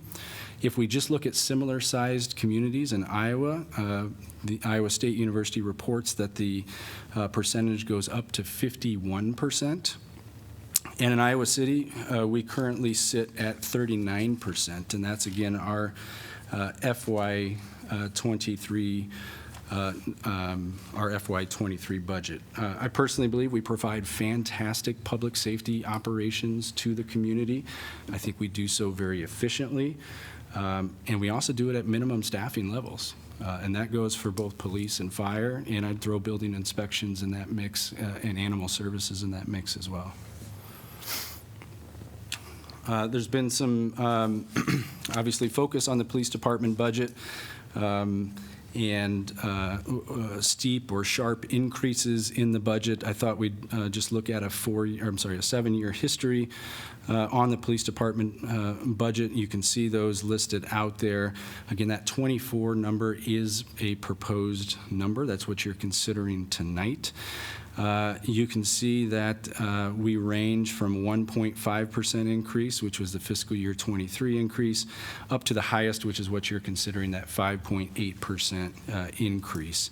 I would like to point out that the police department has ended each one of these years under budget and has not required any supplemental funding from contingency reserves or other sources. They have historically been very good stewards of the dollars and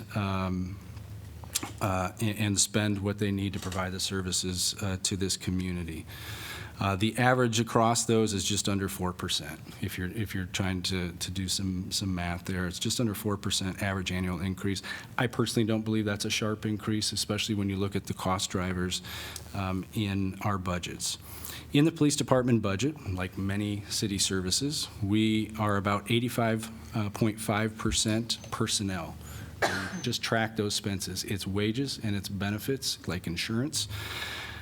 So look at those key expenditure drivers. From 2018 to 2025, the approved collective bargaining wage increase has been 2.4 to 4%.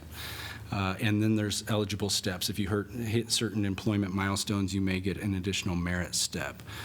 Across that same time period, the average health insurance rate increase is 8.75%. And that's not because of plan enhancements. That's the same plan. It's just the cost of health care and our utilization. Other big drivers in the budget over this span of time, video record storage is a big one. Think of body cameras and in-car cameras and just the cost of storage and information technology support in general helps push those numbers up to that 3 or 4% or 5.8% in this fiscal year that we're proposing. And then I think we can all relate to just the last year and just the increase in fuel and vehicle cost, replacement costs. These aren't new vehicles. This is just replacing squad cars as they hit, what we're experiencing now is 100,000 miles or more before we're able to get replacements in. A quick snapshot of where we are, current staffing. This just focuses on the sworn. It, again, does not include the civilian positions. We have 84 sworn. That's what we're authorized at. Once we are at full strength, we assign 49 of those individuals to patrol. That's what most people associate with the police. That's going to be the men and women driving around and responding to calls in the community. We have 13 in our investigations unit. We have 5 specialty community policing. This is the area where police staffing has been expanded the last few years. It's the last decade. It has been in the community policing realm. This is like your downtown patrol officer, neighborhood response officer, community outreach officer, and some of our crime analyst work happens in this area too. We have 17 supervisory positions. So where do we stand right now? We have 79 sworn officers right now. We also have 5 seats reserved in the Summer Police Academy and are working to get recruits to enlist in that academy. Your Civil Service Commission just approved a list of eligible hires this morning at their meeting. When we are not able to be at full strength, and we have not been since 2020 when we had when COVID hit and we had to put a pause on hiring, what you see are those specialty community policing positions go unfilled. And if that's not enough to cover the patrol, which is that foundational service that we offer the community, then we'll start to see investigation positions move into that patrol realm.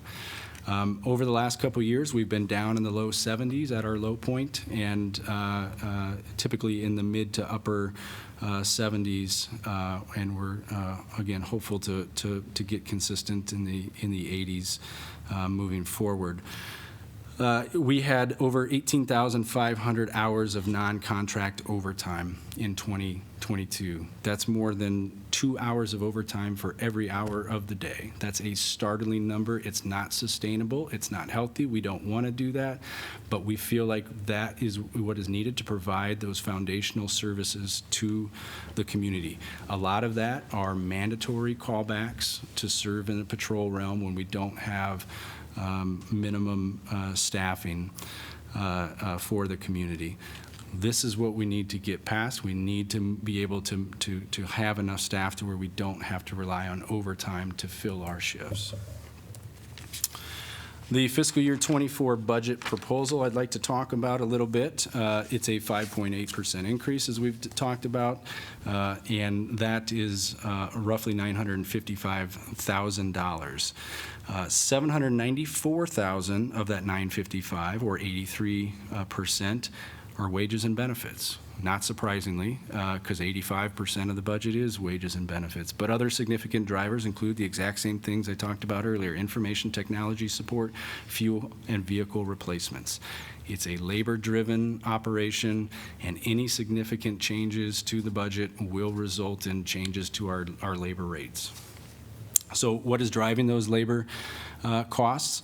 We have the halftime accreditation manager position, which was new in fiscal year '23. We asked for early hire on that, as we did with the reclassification to create the internal affairs lieutenant position. Those are both positions that council previously approved that are driving up that expense. We also have proposed an 85th sworn officer position that would be assigned as a sexual assault investigator position. You had Chief Liston talk to you on that Saturday here in this room about the current caseload that our sexual assault investigator is managing. It's averaging 19 cases at any one given time. We feel like we need to provide a greater level of service to the community, and we need to reduce that caseload by adding a second investigator position. Smaller expense, but still significant, is a 31% wage increase for crossing guards, and that's really just to help us recruit and retain our crossing guard positions. So is 5.8% considerably out of line with other budgets? Listed below are the 4 budgets that are equal that increase or exceed it. It includes the city council budget, the fire budget, the library budget, and the senior center budget. If you look outside of the general fund, at budgets that increased more than 5.83%, airport, neighborhood and development services, public works, and transportation services all grew, again, outside of the general fund, but at a clip higher than 5.83%. I want to go back to late 2020. In 2020, the council asked me to do a deep dive into our police operations and provide a report to accelerate community policing. That was published. It has a lot of great background information. Some of you were on council at that time, others were not. I encourage you to read it. I think it is still very relevant. The council didn't spend a whole lot of time debating that plan or formally considering changes to it, but as staff, we continue to do the best we can to implement those recommendations. The continuum that you see at the bottom was kind of the foundation of many of the recommendations, and I'll take a minute just to explain that. We wanted to maximize opportunities to prevent calls for service. We have to be committed to preventing those calls for service. When they do come, we want to look for opportunities to divert it. We ask that question: are police officers the best responders to this particular type of call? And if the answer is no, then let's try to do our best to divert those calls. If we do need to assist, can we assist in a co-response? Can we have somebody paired with a police officer that can offer a higher level of service, such as our mental health liaison positions that we've created since this time? And then if we are the primary response, how can we stabilize the situation safely and get people connected with services that they need? That was, again, the foundation of that plan and many of the recommendations.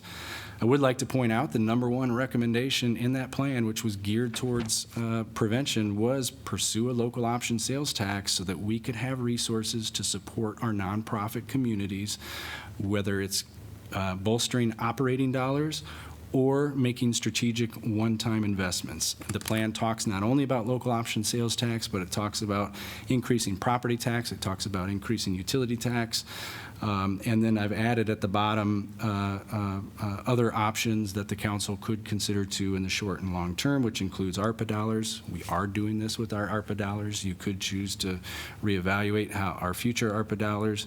You could do it with CDBG dollars, and you can do it with the reserves that you have. Please bear with me. I'm going to read a section of the plan that I think is very relevant, and as I was reviewing that in preparation for this meeting, I just thought it would be better for me to read this position because I still firmly believe in this position, perhaps even more strongly than I did back in 2020. It's 2 slides. I'll try to get through it quickly. Across the country, there have been calls for defunding police departments and diverting allocation of funds to non-police related causes such as social service efforts. As previously noted in this document, approximately 86% of the police department's budget is tied to wages and benefits of both sworn and civilian positions. As with most city departments, the police department is inherently a very labor-intensive operation. Thus, in any scenario, a significant reduction of the department budget will necessarily require the elimination of sworn and/or civilian positions. As the staffing numbers in this document illustrate, the Iowa City Police Department is already a comparatively lean operation. No regular patrol officer positions have been added since 2010, despite robust community growth and increases in calls for service. Specialty community policing, investigative, and civilian positions have been added in moderation to further the council's strategic plan goals and improve core services such as animal services to the community. Those positions have paid great dividends, but again, have not translated to increased patrol operations on the street of Iowa City over the past decade. With additional community growth expected and in recognition of increasing calls for service and crimes involving weapons, the city should be extremely cautious when considering any type of immediate defunding scenario. The ramifications on our ability to carry out core public safety responsibilities as a local government could be significant and have negative consequences for our residents and community. Instead, the city should commit to the recommendations in this plan with the goal of reducing the occurrence of calls for service. With success of this approach, the city should be able to slow or stem the need to add additional patrol staff over the long term. Any new financial resources, whether through new revenue sources or through property tax-based growth, can then responsibly be diverted to other needs in the community. This has essentially been the city's practice over the last decade, and intentional budget commitments to social services and community building have been prioritized over expanding Iowa City's patrol operations. While overall city budget resources have increased with tax-based growth, the police department budget has remained fairly status quo with an average annual increase of 3.6%. Meanwhile, increases in the budget capacity have resulted in millions of dollars being deployed for council initiatives such as the creation of the Affordable Housing Fund, the creation of the Climate Action Division, increasing our minimum wage, increasing aid to nonprofits, funding new bike and park master plan projects, launching a bookmobile service, and important one-time capital investments such as the $2.5 million GuideLink Center contribution. So I'm going to walk through some of these because I think we are living up to this commitment to invest in prevention and diversion measures like I called for in that 2020 plan. I'm proud of what we're doing. I think we're far ahead of most other cities with this commitment. The GuideLink was previously mentioned. Our first ARPA grant of the $18 million we got from the federal government was to expand mobile crisis. We've invested or pledged more than $1 million for the new DVIP shelter. Council recently just pledged $1 million for the free medical clinic service expansion and $2 million for a new location for neighborhood centers of Johnson County. You invested $1.8 million in the 16 duplex units for affordable home ownership opportunities in the South District. Through our affordable housing efforts, we've impacted projects like Cross Park Place, 501, multiple low-income housing tax credit projects. We've created down payment assistance programs. We've done rental rehabilitation and property acquisitions for nonprofit agencies in town. We've stood up eviction prevention programs, launched risk mitigation pilots, and more. We recently announced $4 million of support for underestimated business investments. We provided over $2 million in direct support to residents through our ARPA programming. We've given millions to local nonprofits through federal and local sources, including more than doubling our aid to agencies program a few years ago. We've expanded our social justice and racial equity grants. Those are on your agenda later tonight. And we've improved services to our homeless population through addition of street outreach partnerships, through winter shelter funding, and through building improvements to the shelter house and their Housing First projects. We've invested in mental health liaison partnerships with the Community Mobile Crisis Team, and then we've added 3.5 civilian outreach positions and communication staff in our public safety operations. You're familiar with our CIP. You see a lot of those projects on your agenda with nearly every meeting. We invest tens of millions of dollars in neighborhood infrastructure, parks and open space trails and neighborhood improvements over the last few years. When it comes to our strategic plan, Council spent a better part of the year talking about the strategic plan in 2022. That was adopted in December of 2022. I do want to point out a few clauses in the visions that I think are relevant for your decision-making tonight. In the safety and well-being section, it talks about the vision includes community members receiving emergency responses services promptly and welcoming first responders as problem solvers. That will be impacted by a significant cut. We will not have timely services as much as we do today, and we will not have that opportunity to be problem solvers like we do with our community policing positions. The resources in the people section talk about leadership and elected officials ensuring sufficient staff levels to maintain baseline services, weather vacancies or emergencies, and protect against employee burnout, and add capacity to special assignments and strategic long-term initiatives. Again, I think it will be impacted. $1.6 million is a significant reduction in the budget. As I mentioned, 85% is personnel. It will undoubtedly result in the reduction of staff positions in the police department. I don't think there's another way around to cut $1.6 million without cutting staff, and you need to know that while I can't sit here and tell you today how that will play out, how many positions, what positions, probably need your guidance on some of that, it will result in positions being eliminated from the police department. Here's what I believe are the short and long-term impacts. Some of these will take time to play out, but I do think it's important that you understand these potential risks of going down that defunding path. We're going to lose those community policing positions, the ones that the council has strategically added over the last decade to build relationships and be problem solvers. Those are the positions that walk the downtown beat. Those are the positions that spent their time off the streets dedicated to doing the data research that helped enable Cross Park Place or helped enable the GuideLink Center. We will have a reduction in investigations capacity. That's not only service to victims and families, but that's prevention efforts. You know, the council's very well aware of the attention we put on trying to get weapons off the streets, particularly guns off the streets in the last few years. That happens in that investigation. That's because we have investigators that have time to troubleshoot those issues. We will not have that same luxury with reduced staff.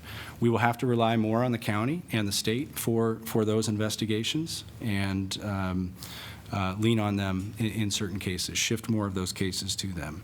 We probably will have to reduce intergovernmental type of work that we do, whether that's tobacco, alcohol, traffic and OWI that we do through the state. That will probably have to be reduced because we can't continue to offer that type of voluntary overtime when we probably will have to rely on overtime more for our operations. We already saw an impact of this in COVID. We weren't able to provide the same level of support to the school district. We weren't able to provide the same level of support to the university for sporting events in our community. We won't have the ability to really innovate. And I talked a lot about this in the strategic plan, not with police, but with all our services. When you operate at a very lean level, you lose the ability to innovate, to create, and we won't be able to do that. We hired Chief Liston in late 2020. He came on just as that restructuring plan was coming out. He has not had a chance to operate full staff. I would argue you need to give your police chief a chance to innovate. He has not had that chance, and I think he's got some exciting ideas, but he can't do that when we can't just basically fill the basic patrol positions. I think there will be service reductions we have to consider. Again, these are possibilities that we'd have to explore more. Might have to shift to mandatory online reporting for certain low-level crimes, meaning an officer won't come out and speak to you about maybe vandalism in your yard or a stolen bike or something like that. We probably will have to reconsider responding to private property accidents. That's something we do as a courtesy, but we're not required to. We'd have to look at staffing that front desk and whether we want to continue to be able to do that 24/7 for the public, and then special event staffing. We like to try to have presence at major festivals and community events, but again, we may not be able to do that if we don't have the luxury of being at full staff. Diminished emergency response. This hit home just a few days ago as we were preparing for the high winds and the tornadoes. And when there was reports of damage in neighboring communities, we were able to send officers out there to support them right away. As I think about floods that we've encountered and other derechos and things like that, it's often your police officers that are out there first trying to assist with the immediate dangers at hand. Obviously major public safety incidents, and then the one thing that probably worries me the most on all of this is this last section, and that's the heavy overtime reliance. It is already burning out your staff. It's going to increase injury rates. It will increase turnover rates. It will lead to more challenges with employee recruitment and retention. And I think you're going to have a tougher time retention top leadership positions in the city and the police department. I think that's a reality of the considerations that you have in front of you. So I don't share, I honestly, I don't share this. I'm not trying to scare you. It is a legitimate question and deserves the debate that it's going to have tonight. But I wouldn't be doing my job if I didn't share my perspectives with you. Whatever you decide, we're going to work hard to implement. But I would end by saying, when I've read the emails, when I've talked to Councilor Burgess, we share the same goals. We want to get to that same spot, and Chief Liston wants to get to that same spot. The men and women of the Iowa City Police Department want to get to that spot where we're preventing as many calls for possible, when we're diverting calls to other agencies that may be better equipped to handle that. But I don't think that defund approach is the way to get there. We doesn't have to be a one or the other choice. We can do that through additional revenue. That's what's laid out in the 2020 plan. We are doing that now with ARPA. We've made a ton of progress. If you want to accelerate that, I'm here to help you accelerate that through additional revenue opportunities. I just think if you go down this path and you start taking away from that core public safety function, you're going to create a whole nother set of challenges down the road that a future council and a future staff are going to have a hard time building back out of. So I thank you. I know I took a lot of time, and I appreciate your willingness to hear me out. Happy to answer questions. So I'll open it up to council to ask any questions, and just want to remind council that we will have opportunity to do our debate after the public speaks, and even with questions asked to our city manager, it should be kind of a question and answer, and save your debates for when we get to our council discussion. So questions for Jeff? Could I borrow a copy of that presentation at some point? Yeah, I'm happy to. Or just email it to me? Yeah, I'll send it out to everybody. Sure. Thank you. Can you remind me, Jeff, I didn't catch all of the names in the general fund. You said there were 4 departments higher than ICPD in terms of the budget increase, and I know that council was one, library, city center, and then what was the? City Council, which I think has the exact same percentage, 5.83, and then fire, library, and senior center are all higher. Thank you.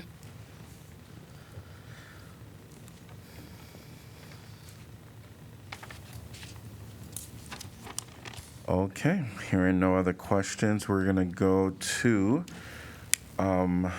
the public that wishes to speak on this topic.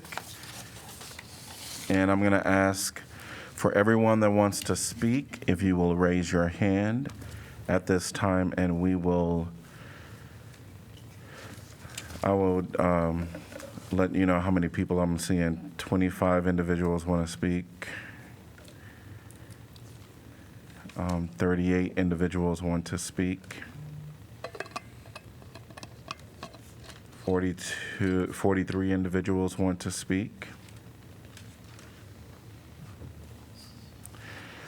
So I think what we're going to do is I'm going to allow for,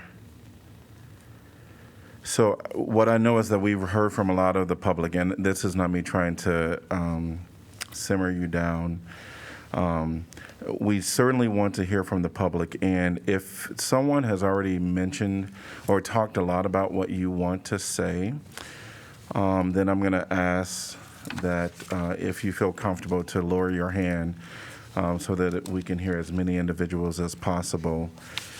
And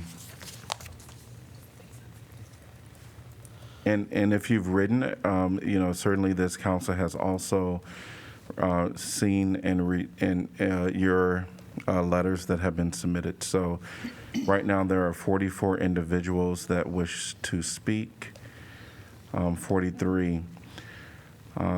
We are online, and so I'm going to do what's not very common and ask individuals to take 1 minute to share with the council their thoughts.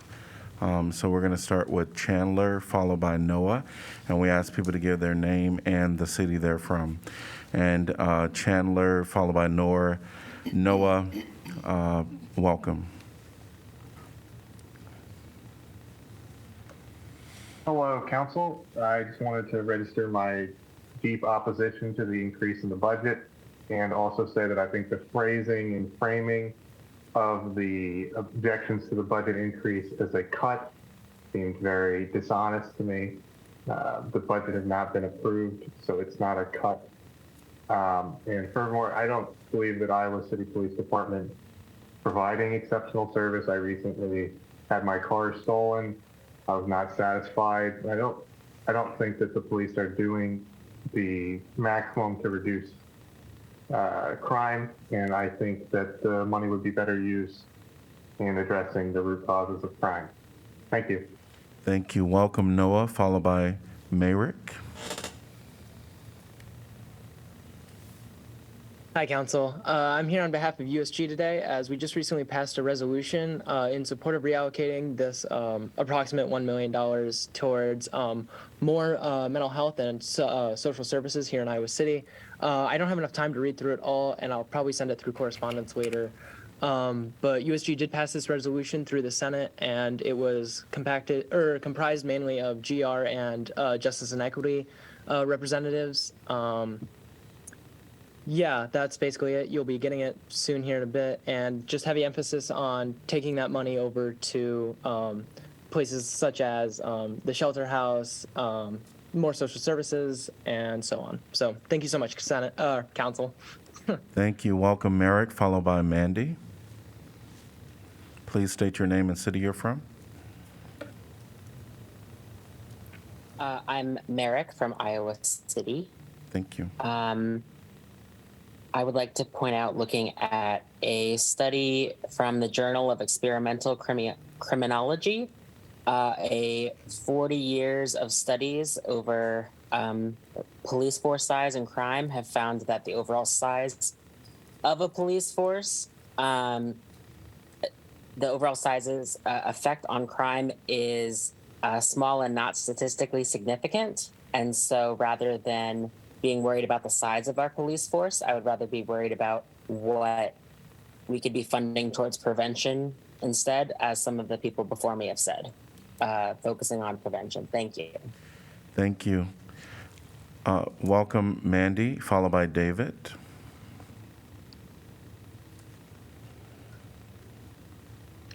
Mandy Remington in Iowa City. As a longtime resident of Iowa City, a domestic violence survivor who has worked with DVIP and ICPD, a council candidate who's delved deeply into the budget proposal, and a member and former chair of the Community Police Review Board who's watched countless hours of body and dash cam, my lens is wide. In an incredibly difficult fiscal year, it is particularly important this year that the choices made while allocating funding reflect the city's values. As Councillor Dunn said, every dollar we put into prevention lowers the amount of taxpayer money spent on more costly emergency care. That applies to safety as well. We could fund the 4Cs request. We could fund Zoom accessibility. We could almost fully fund the recovery house or the affordable housing project request with the $1 million increase that the police are asking for. And that is an increase. We're asking for a freeze, not a cut. This is not a defund request. I am in support of Councillor Burgess's amendment. Thank you. Welcome, David, followed by Hannah and Vance. Greetings. I'm David Sterling from Iowa City. I just wanted to share my thanks to City Manager Jeff Fruin for showing those slides displaying that the city police budget has actually gone under budget for a number of years, demonstrating a complete lack of any need for a funding increase. The police don't produce anything. They're a complete drain on our resources. As Merrick said, there was a study shared by Reuters showing that police force size does not relate to crime solving, and it's pretty obvious because we have no cops here apparently, and yet the city's also not on fire. I also want to say thank you to Mayor Teague for showing concern for people's ability to participate in this. I agree. I believe that the severe weather and the technical difficulties have limited the public's ability to comment on this. I support Councilor Burgess's proposal. Please don't make everything worse some more, bringing us back to 2020. I'd really rather you just stop. Thank you. Thank you. And welcome Hannah and Vance. Hey there, this is Vance Davis. I'm here with my partner, Hannah Olson. We're from Iowa City. We've lived here a combined total of 10 years. And we would also like to just express our support for Burgess's amendment. Noting in that slideshow that 1% of the budget is going to health and social services, I would ask that we adjust the scope and ideology around our police department. I applaud Jeff's outlining of that flow chart, starting with prevention. An ounce of prevention is worth a pound of cure.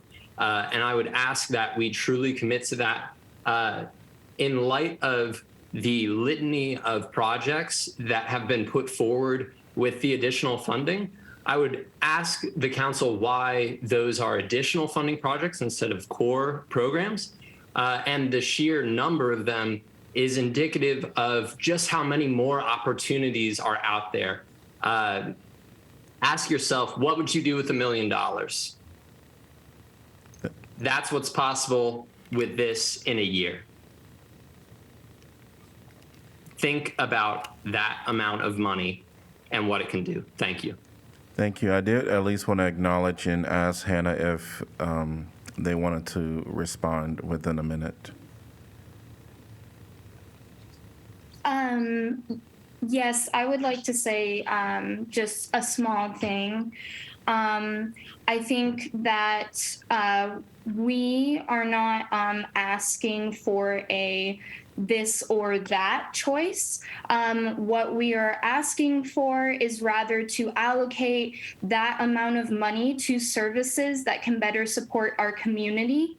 As a person who has siblings with mental health concerns, as an individual who has mental health concerns, and as a person who has volunteered with the domestic violence centers, I believe that those are the resources that we should allocate all of these funds to, rather than investing in more of our police force. Thank you so much. Thank you. Welcome, Sean, followed by Abanada, and please correct my pronunciation. Welcome, Sean. Please state your name and city. Hi, this is Sean McRoberts in Iowa City. We have a common approach in our society when we feel unsafe to seek to control the situation, control the people around us, sometimes using violence if we deem it necessary. The choice before you today is not just a decision about a department of the city or a staffing model.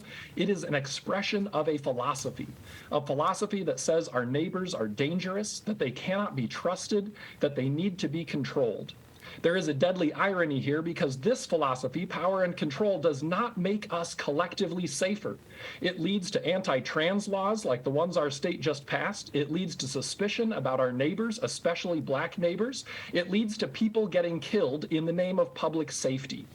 We need a better civic philosophy, a better ethic of community. We need each other showing up in real relationships that build trust. Increased investments in policing don't get us there, but funding neighborhood-level collaboration does. Thank you. Abanadi, followed by Sean. Welcome. Welcome. Hi, I'm Benedai. Can you guys hear me well? Yes. Yes. Okay, perfect. I'm Benedai Rivera Aguirre. I am from Iowa City, and I am the president of the Multicultural Greek Council, as well as a sister of Lambda Theta Nu Sorority Incorporated. I represent 7 organizations on campus that pertain to multicultural, and culturally diverse organizations. And I just wanted to stand here in support of Burgess's amendment. I do not feel safe with the police presence on our campus. We have almost 3 police forces, and we definitely don't need more funding into them. I just want to make a quick point that it was made as a point several times that most of the funding went to insurance and wages, but I think in some of the ways that we can defund it is disarming the police and getting rid of services like the Johnson County MRAP, the Mine Resistant Ambush Protected Vehicle, and just to let it be known if we reduce and divert these funds, it's going to go into programs that will support our communities. And I think we need to recognize that our schools need more funding, and we need to push away from criminalizing homelessness and just not funding the police. Thank you. Thank you. Welcome, Sean, followed by Daniel. Hi there, Council. My name is Sean Conrad. I'm a second-year law student here at the university. I'm also a representative for Prairie Lands Freedom Fund, which is a nonprofit community bail fund here in Iowa City. Together, me and my fellow volunteers have paid almost $1 million worth of pretrial bond for incarcerated individuals. I say that not to put on airs, but just to say that we're well situated to understand firsthand the needs of incarcerated and recently freed individuals in our community. I say that because most of these individuals, almost invariably, we talk to them every day. They voice their support for, well, as soon as they're free, they normally, their top concerns are finding employment and other non-punitive mental and physical health support, substance abuse support. So I think we should continue to focus on what our community is asking for. This means putting funding into proactive programs and continuing that directly combat the systemic conditions that lead to incarceration and recidivism. Thank you. Thank you. Welcome, Daniel, followed by Olivia. Hi, my name is Daniel Mills. I'm a resident of North Liberty and a graduate student at the University of Iowa. I believe limiting our public comment period to 1 minute each when you've allowed a 40-minute presentation against this proposal is a deeply anti-democratic and against the public interest move. This council needs to set aside a special session to address this issue and allow proper time for public comment. You're public servants, so act like it. Serve the public by giving this issue the time that it deserves. I'm speaking today because I benefit from unearned privilege and systems of racial hierarchy that make Black, Indigenous, and other people of color scared to voice their concerns in front of this council. Today's vote and today's discussion is about racial justice in Iowa City. I will read a short statement on behalf of someone who's afraid to speak in front of this council. AD is a white male in his early 20s and a University of Iowa student. In November 2022, AD was leaving the bars around 11 p.m. to head home like most college-age kids. He popped in AirPods and started to make his way back home. It was cooler, so AD started to turn into a casual jog. An incident happened downtown that a suspect was evading on foot. 2 officers yelled for AD to stop, but he couldn't hear them because he had AirPods in. AD didn't know what was wrong, and he felt his cheeks and nose. Thank you. Welcome, Olivia, followed by Lori Lelly. I'm sorry. I know I pronounced that wrong. Welcome, Olivia. Please state your name and city, please. Hi, I'm Olivia. I'm from Iowa City. As mentioned before, the police has always stayed under budget in Iowa City for the last few years, so I don't think we need to give them any more money, especially not $1 million. Every day I see unhoused people asking for help on the street. Think about how $1 million can help all of the unhoused homeless people in Iowa City, and there will probably be so much more left over. Police have been shown to disproportionately harm Black, Brown, Indigenous communities and LGBTQ+ communities. Considering all of the hate towards trans individuals across the country and in Iowa right now, I think giving money to the police is absolutely not what we need right now. I understand that police officers have many responsibilities. Reduce the load on the police force by delegating some of those responsibilities to organizations, those who are better qualified and more effective. Give those organizations the funding, the opportunity to help our community. We are not cutting their budget. We're rejecting their $1 million increase. I support Councilmember Burgess's proposal. Thank you. We're going to have Lorelli followed by Justin. Hi, my name is Lorelei Coffin. I'm a resident of Coralville. Sometimes you need someone with the authority to use force to get you out of the street where you could get yourself killed and immediately into a safe, secure hospital to get the help you need when you're in an episode of psychosis. Iowa City Police are serving this function, and they do it right because they have special training in mental health, which takes money. Please increase police funding so police can continue training in mental health. I know this from lived experience with psychosis. That's all. Thank you. Welcome, Justin, followed by Brandon.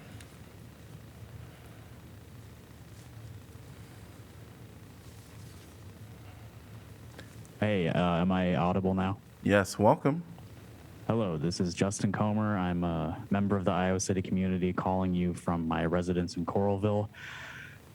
If, as Mr. Fruin told us, everybody involved shares the goal of minimizing police response to situations in which they are not well suited to respond, and instead diverting those calls to other organizations which are better equipped to handle those situations, I think a great way to make that happen would be to divert those funds from the police department to those other organizations. I'm sure you have all read Councilor Burgess's well-researched proposals, and I call on you to do the right thing tonight. Thank you. Thank you. Welcome, Brandon, followed by Brian. Hello, am I coming in? Yes, welcome. Hello, I'm Brandon Engmark. The proposed amendment is a reasonable request to redirect a police budget increase to other social services proved to reduce crime and increase wellness and happiness. It is not a defend motion, despite what Jeff wants to imply. It would be neat to see this reasonable proposal be accepted by the City Council to show some interest in actually supporting other means of crisis intervention, social support, and criminal response.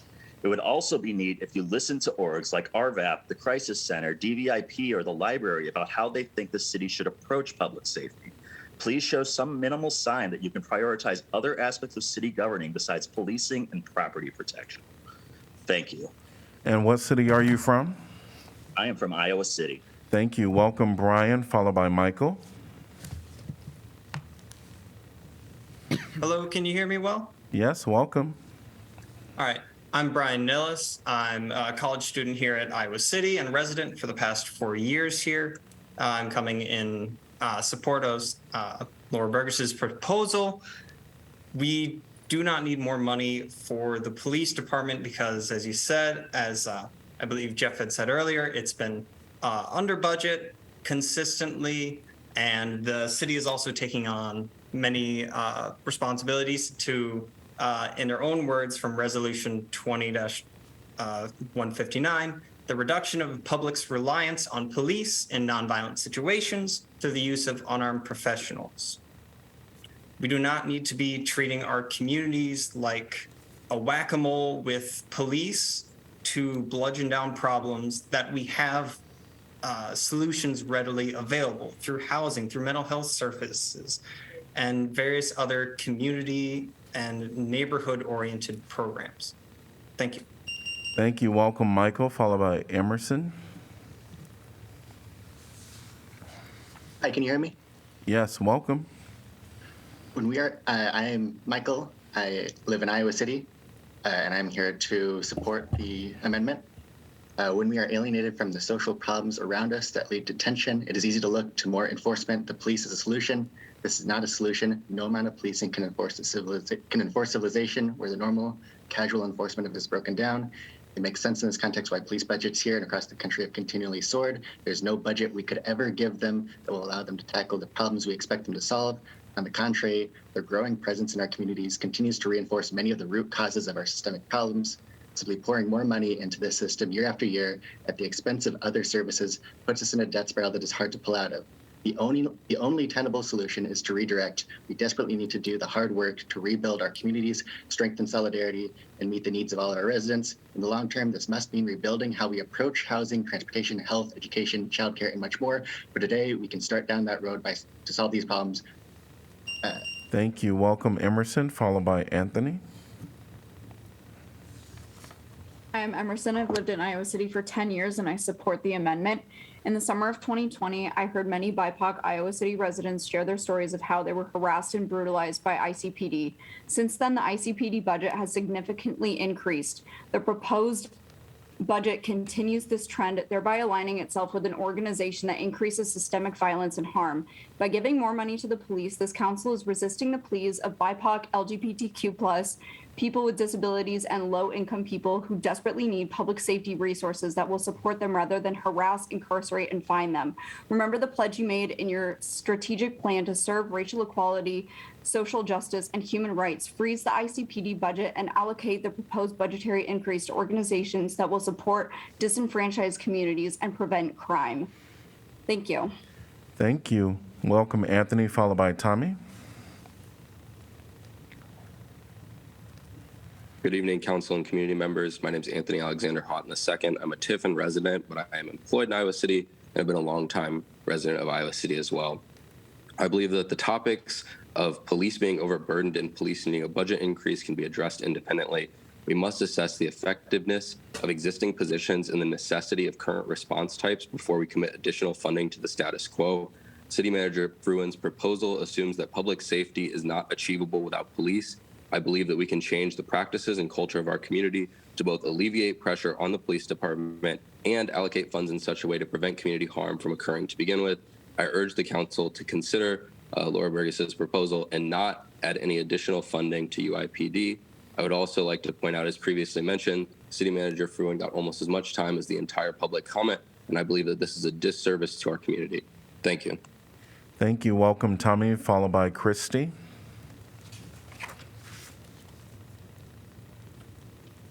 Hi, this is Tommy Stevens from Iowa City.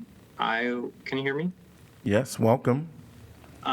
Yeah, so I was born and raised in Iowa City, and even at that presentation, I still support Councilmember Burgess's amendment. I think we should focus more on prevention and community health. Thank you. Thank you. Welcome, Christy, followed by Ingrid. Please state your name and city. Hi, my name is Christy, and I'm from Iowa City. I am a Master of Social Work student and a disabled individual, and if I could stand from this wheelchair, I would stand for this amendment and against the Iowa City Police Department. Thank you, that is all.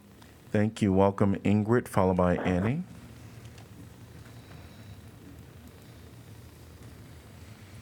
Hello, my name is Ingrid Gronsdahl. I'm a resident of Iowa City. I've lived here off and on for the last 20 years.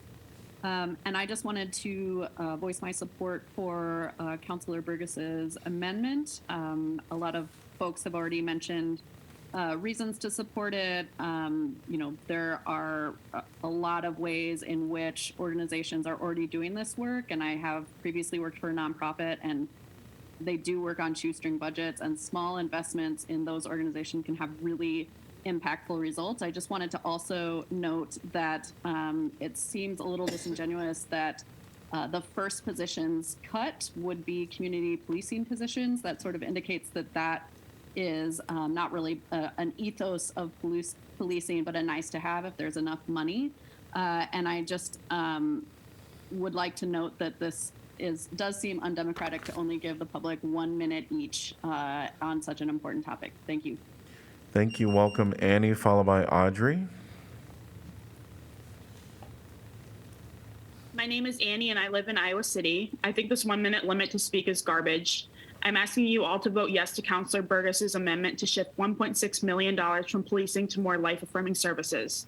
Looking at our data, over the past 10 years, the ICPD budget has increased over 40%, while the Iowa City population has only grown about 10%. We don't need to add to this already bloated budget. Instead, we have a great opportunity to invest this massive amount of money into police-free resources like our water quality, our library, and local nonprofits that provide preventive services. Another reason to vote yes on this amendment is that there is less need for policing in our community. In 2021, 45% of 911 calls were made by police officers instead of those calling for help. Only 10% of all calls required a police presence.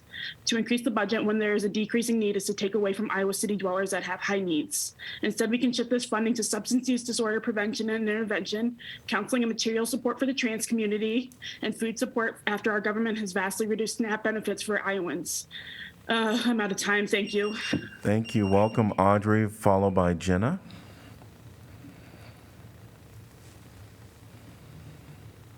Hello, my name is Audrey Keith. I live in Iowa City, and I'm in favor of Laura Burgess's amendment, and I am actually reading a comment on behalf of someone else who did not feel comfortable speaking tonight. So I am speaking on behalf of KL, a white male, mid-20s university grad student. Fall of 2019, KL was relaxing at home after a walk back from downtown. He was hanging out with two of his friends, getting ready to wind down for the night. Someone knocked on the door. KL answered the door and finds two police officers questioning him about stuff that happened at some bar that he wasn't even at. He was agitated and didn't want to have to deal with this conversation anymore. So KL asked if there's anything else that the officers needed from him since he couldn't answer their questions. And the officers continued to ask questions about KL's evening, eventually getting him to step outside of his home, effectively allowing the police to arrest KL for a public intoxication, which would be a case of like misuse of power and why we should have less police force in general. Thanks. Thank you. Welcome, Jenna, followed by Lydia. State your name and city you're from. Hi, my name is Jenny Yang, and I'm a current resident of Iowa City, and I'm here to speak in support of Councillor Burgess's amendment and more generally on the push to sort of shift away from Iowa City policing departments. You've cited funding into services like shelters for unhoused neighbors and food donation centers, while those systems are still severely lacking and often function exclusively on donations from our community members, not from the city. You also spoke so heavily on how we compare to other cities, but at the end of the day, this is Iowa City and not the rest of the Midwest. And in my experiences living in Iowa City, I have not always had access to community resources that we could be funding that's actually save lives, such as harm reduction and nighttime safe spaces and more safe spaces for our unhoused community. I have, however, while living in Iowa City, had to care for loved ones who've been harassed, assaulted, and tear gassed by the Iowa City Police Department. I also find it important to note that the $1 million City Council promised and allocated for social justice initiatives in the city following the events of 2020 has sat untouched. Would a $1 million increase to Iowa City Police Department also sit untouched, or does the city only care when it serves to harm our community?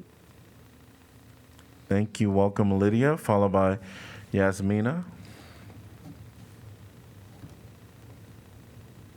Oh, hi everyone. I'm Lydia and I live in Iowa City. I just wanted to chime in and say that I also oppose the police budget increase. In fact, I believe the budget should be decreased, which, as multiple people have pointed out, is actually not something that's on the table today, despite the presenter's statements to the contrary. I am concerned about the heavy dependency on overtime in the Iowa City Police Department. I believe that kind of stress on police officers does have the potential to make police encounters more dangerous for citizens. But I think we must address the overtime problem through more creative measures that decrease overall reliance on police services. Thanks. Thank you. Welcome, Yasmina, followed by Harley. Hi, sorry, just give me 1 second. Can you hear me? Yes, welcome. Hi, my name is Yasmina, and I'm a resident of Iowa City. I'd like to address the performative activism happening within Iowa City City Council tonight and its relation to the proposed increased police budget. Today's meeting agenda includes recognition of April as Arab American History Month. As a North African American belonging to the Southwest Asian North African Arab community, I question the purpose of celebrating contributions of Swana Americans in Iowa City if those with power do not actively work to improve the daily experiences of this community. Police budgets are used to target, monitor, and discriminate against people like me around the U.S., as is what happened to me by ICPD officers for my engagement in abolitionist community organizing efforts in 2021. The exact specifics of this incident is not something I can cover in my allocated minute. Justice and equity takes more than a proclamation or recognized history month. I ask council members to support Councillor Burgess, vote to freeze the ICPD budget, and invest these funds in community resources that would make the city safe for everyone. Thank you. Thank you. Welcome, Harley, followed by V. Can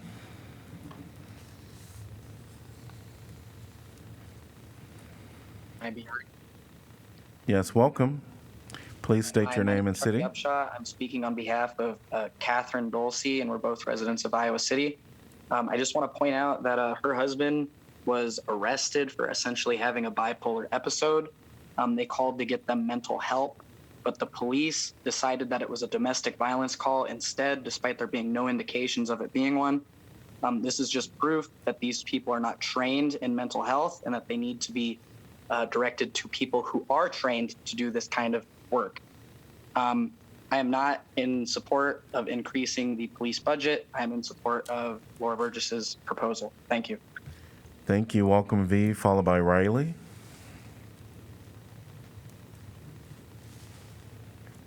Hi, can you hear me? Yes, welcome. Thank you. Hi, V. Fixmore Rise, Iowa City resident, and I'm here tonight as my capacity as the CEO and founder of SD Planning. I know there were some national studies that were talked about earlier, but you really actually don't have to look nationally. Closer to home, I was actually a part of a plan with the University of Iowa called Reimagining Campus Safety Action Plan, and my firm helped with putting together focus groups, town halls, campus surveys in response to the murder of George Floyd and some of the action that the campus knew that they needed to take to reconcile what was happening with their campus police. And the University of Iowa has faculty and researchers that are really steeped in the impacts of policing. And what I wanted to point out was that the outcome of that was a holistic approach to campus safety, with the number one recommendation being that moving to public safety toward a person-first model that centers the mental health and physical safety of underestimated individuals. So I just wanted to say my support for Councilor Burgess's amendment. Thank you. Thank you. Welcome, Riley, followed by Tristan. Hi, I'm Riley. I've lived in Iowa City for 13 years. It's just bewildering to hear Jeff present a safety strategy that depends on budgetary increases in the same presentation with certain projections that our overall tax revenue is going down. It seems self-contradictory. He acknowledged that we can't keep offering status quo services at our current tax revenue, and the fears he listed might be addressed in new and more efficient ways, but only if we invest in finding them while we still have financial flexibility. So many of our neighbors worked so hard to bring patterns of police violence to our broader attention in 2020, and if you vote to increase the police budget for the third time since then, knowing even from its own presentation that it's financially unsustainable, your message will be that even though hundreds of us have gotten together to build alternative plans like the inclusive EDP, we're still a town that would pass on the chance to make a pragmatic systemic change because of a 30-minute list of fears. Thank you. Welcome, Tristan, followed by Michael.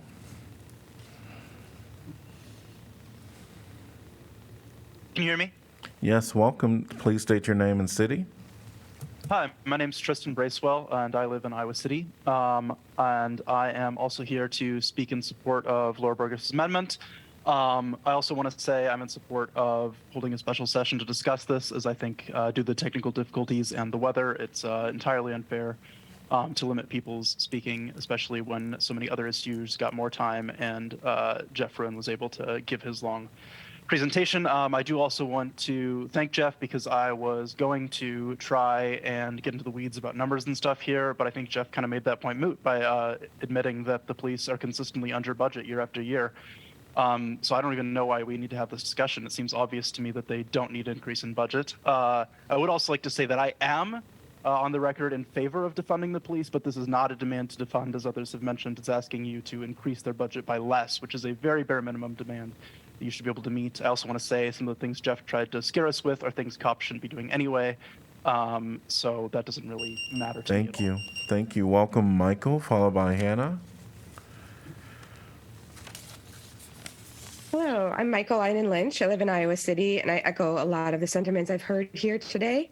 And I'm proud to be a part of this engaged and well-spoken community.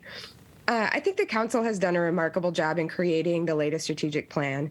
What I think is notable about it is that for each of the 4 impact areas, economy, mobility, housing and neighborhoods, and safety and well-being, there's a clear vision of what we want our community to become. Underneath each of those narrative visions, there are strategies identified to attain these visions. None of those strategies are aimed at increasing police officers, while many of the strategies are aimed at creating a thriving community that proactively reduces harm. Shifting funding from the police budget does not mean ignoring public safety, and I'm a bit shocked at the fear-mongering about it tonight. Shifting funding means intentionally investing in other public safety measures that are proven to work. This is a rare and tangible opportunity to align our vision, our strategic plan, our budget, and our community values. And I hope you'll vote with Councilwoman Burgess. Thank you. Thank you. Welcome, Hannah, followed by Taylor. Can you hear me? Yes, welcome. Please state your name and city. My name is Hannah Zadette, and I'm a resident of Iowa City. I'm also asking that council members vote yes to Councilor Burgess's amendment. In City Manager Fruin's presentation, he asked us when are police officers the best responders for a call? As people have been saying all night, the answer is never. When I was working as a crisis counselor, talking to folks who were experiencing crisis, it was regular for folks to start the call by begging me not to call the police because of the trauma they have experienced at the hands of police. When we listen to the most marginalized people in our community, we know that the answer is never the police. The city manager's presentation was honestly so eerie because it was painting an imaginary picture of what the police are. And I want you to note that while Kim Reynolds' government is waging war on working people in unions, there is one type of union that she always supports: police. She always supports police unions. Why does she protect police unions? Because police are critical to carrying out violence, to repressing regular people, and to protecting property and people in power. Thank you. Welcome, Taylor, followed by Felicia. Hi, my name is Taylor Caton, and I'm from Cedar Rapids originally, but I'm an engineering student at the University of Iowa, so I'm in Iowa City almost every day. Can you hear me? Yes, welcome. Okay, thank you.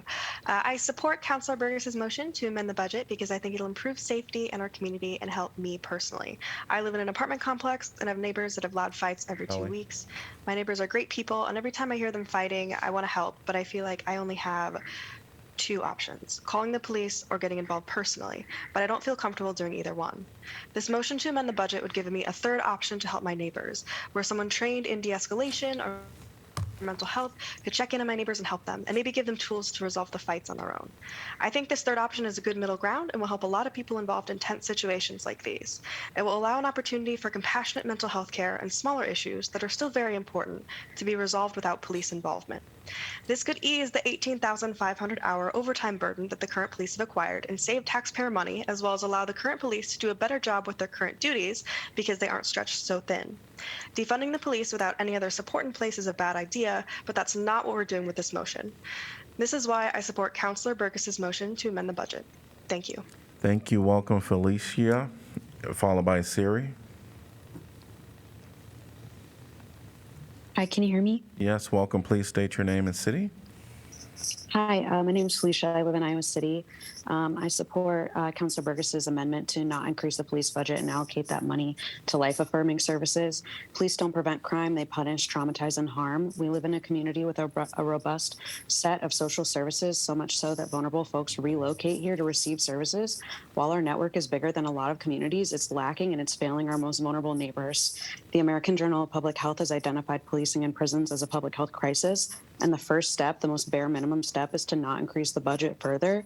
Policing is historically and currently a racist system, which is used to uphold white supremacy. Policing chews up and spits out our most vulnerable neighbors and makes us all more unsafe in the process.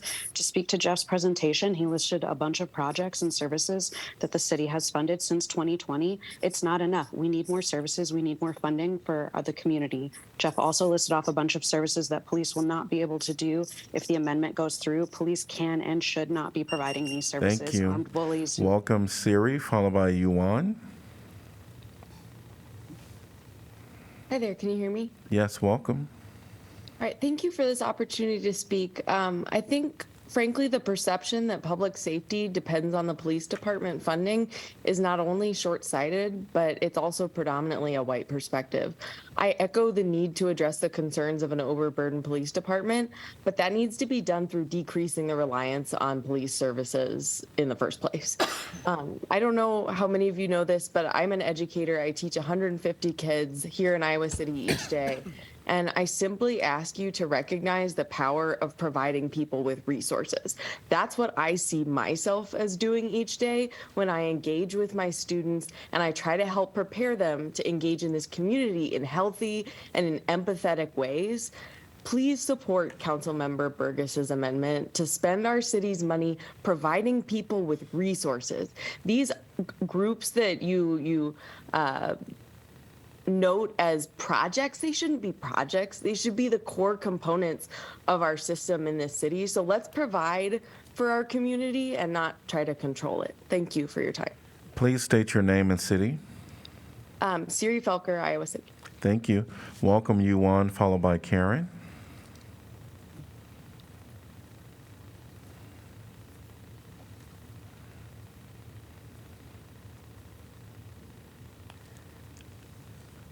Welcome, Yuan. I see that your mic is unmuted, but we don't have any volume here. I'll have you raise your hand again. I'm going to go to Karen, followed by Harry.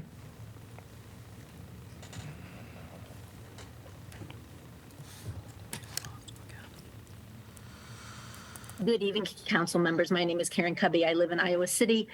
And what we're really talking about, it seems to me, is a big cultural shifts. And cultural shifts are really hard to do. But it's not an unknown. We know that more emphasis on social services and different ways of providing community safety work.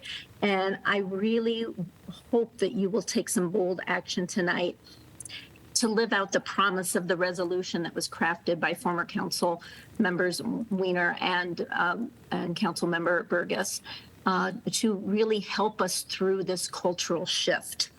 I'm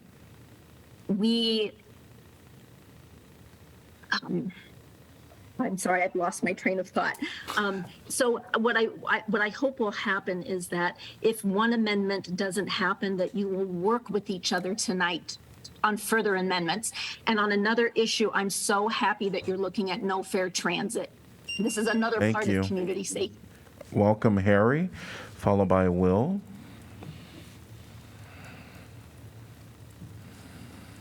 Hello, can you hear me? Yes, welcome.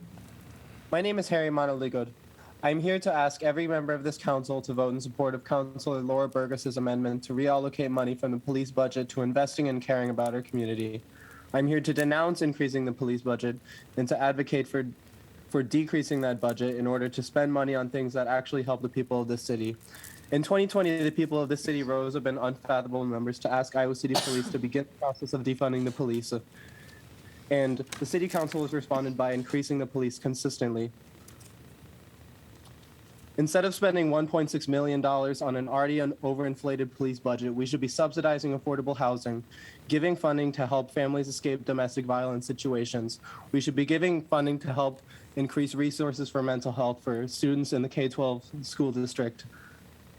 It isn't uncommon for police to be called and brutalize students, but instead we should be helping them go through the trauma that they're going through at such an unstable and sensitive Thank you. age. Welcome, Will, followed by Keaton. State your name and city you're from, please. My name is Will, and I live in Iowa City. Can you all hear me? Yes, welcome. Thank you. There are a lot of comments about shuttling money elsewhere for preventative measures that will lead to a lower incidence of crime. I support these efforts, but to echo some other previous commenters, I also think it is important to think about the roles that police officers play in our community, especially in light of City Manager Fruin's comments. There are many things that police officers do, some of the things that he named, security at events, meeting people in person for grievances, that do not need a gun that can take a life and a badge that can put one away. The proposed shift in the budget does not mean that these things do not happen. It just means that we do them in a different way. I encourage the councilors to think about things that police officers are currently doing that could be better done by a person who is truly there to serve them without the ever-present threat of death and imprisonment. In spite of City Manager Fruin's comments, I urge the council to support Councilor Burgess's proposal to reallocate the $1.6 million, and to echo the words of a previous commenter, please do the right thing tonight. Thank you. Thank you. Welcome, Keaton, followed by Zoe. Please state your name and city. Yes, welcome. My name is Keen Zymet, and I live in Iowa City. I'm speaking on my own personal experience as a student. I'd like to remind City Council of events that had transpired during the 2020 George Floyd protests and the police brutality to citizens. We still have chemical weapons, we still have social issues, and we are still exponentially funding the police. We are going to continue to see protests, especially more frequently with legislation occurring at the state level. I don't find it appropriate that we increase funding knowing more protests will result in violence as seen in 2020. That's why I support Councilor Burgess's amendment to the budget. I would also like to recommend the council to call a special meeting to give more time to the community to voice their concerns, especially with the 1 minute limit, and we've seen the council do it before. Thank you. Thank you. Welcome, Zoe, followed by Oliver. Yeah, my name is Zoe Swinton. I live in Iowa City, and I'll be speaking on behalf of AM, who's a Black woman. While hanging out at a white woman's house, AM was having a good time when a miscommunication led to AM being told she was going to get robbed. A fight ensued, AM defending herself against 3 others, ending in her, AM, being knocked unconscious and held down while one female called the cops. When AM regained consciousness, unable to understand or hear anything, she was charged with assaulting a peace officer when she tripped over the curb while trying to regain agency of her own body. Eventually, AM was forcibly placed on the gurney, face down, flat, arms tied behind her back, bleeding excessively from nobody knows where. This is unethical and extremely dangerous. We have literally seen Black people die like this in ambulances. After being discharged from the hospital, ICPD notified AM of a warrant against her. You serve us, public servants. So listen to what we're asking for, despite not having adequate time to discuss it. I support Laura Burgess's amendment, and not doing so is embarrassing and shameful. Thank you. Welcome, Oliver, and we're going to go back to you, Juan, following. Welcome, Oliver. Please state your name and city. Hello, can you hear me? Yes, welcome. Thank you. I'm Oliver. I live in Iowa City, Iowa. So I'll just start. Jeff Fruin spent his 40-minute presentation clearly co-written by ICPD, warning of the risks of not funding our police. But why do we not hear about the risks of not funding the essential community services that this money could go towards, such as housing, food security, crisis intervention, etc.?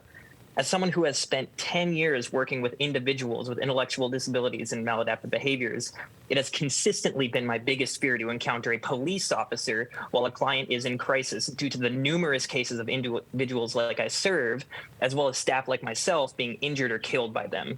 We need to invest in professional, non-law enforcement responses to crises, and we're doing a good job with places like the Community Respond Team. But they are desperately in need of more funding and more continuity. Jeff also complains of police using too much overtime, and that is unsustainable. I agree that bloated police budgets are unsustainable, which is why we need to forcibly reduce their role and invest in alternatives that don't result in death and incarceration. Thank you. Well, thank you. Welcome, Yuan, followed by Ellie. Please state your name and city you're from.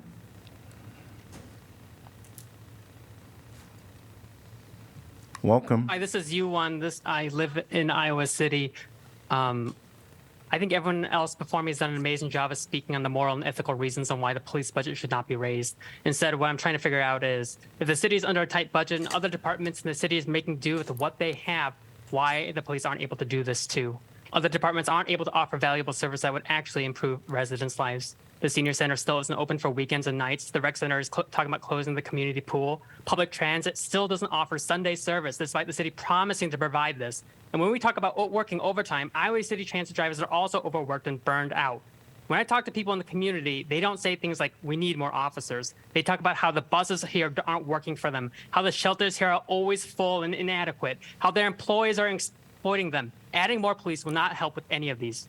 Budgets are moral documents, and what you are showing here, if you don't support Laura Burgess's proposal, is that you are not prioritizing actual core services that people want.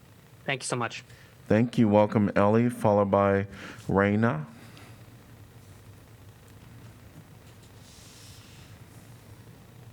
Hi, my name is Ellie. I live in Iowa City, and I just want to voice my support for Councilor Burgess's initiative to decrease the ICPD budget and invest in alternative resources for community safety and support. Thank you. That's all. Thank you. Welcome, Raina, followed by Nathaniel. Hello, my name is Raina. I am a resident of Iowa City. I am 17 years old, so I'm a youth, and therefore the future that you as adults and as counselors are building is the future that I have to live with and continue to build upon. I would please ask you to support Councilor Burgess's proposal to invest in communities and preventative measures and divest from Band-Aid solutions that are not providing the resources we need. As a trans Indigenous person, I'm intimately familiar with the harm that the state of Iowa is perpetuating in our communities and our schools. And for Iowa City to be a safe space for queer people, for trans people, for Indigenous people, for all racially marginalized people, we need to provide support for them in tangible fiscal ways. Councilor Burgess's proposal does that, and I ask that you support it. Thank you. Thank you. Welcome, Nathaniel, followed by Paris. Please state your name and city. Hello, my name is Nathaniel Lesage, and I am not in favor of increasing the police budget. And so I simply want to say that I support Councilor Burgess's motion to amend the budget. Thank you. Thank you. Welcome, Paris, followed by Angie. Hi, my name is Paris Basuk, and I have lived in Iowa City for 16 years. As Mr. Fruin's presentation exemplified, the police are not a well-equipped source to provide the types of support we need in this community. Threatening the loss of community policing positions and officer benefits is a straw man argument that simply shows ICPD's lack of investment in community support. Stress on the police department should be solved by diversion of burden to more capable, less fatal, less carceral resources in the city. As a trans person, I must say that police departments in this country have historically acted as instruments of oppression of my community.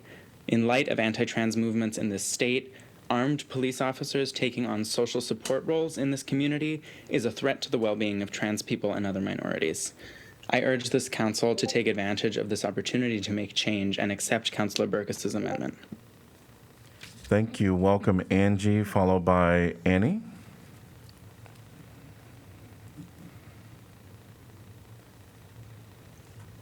Can you hear me? Yes, welcome.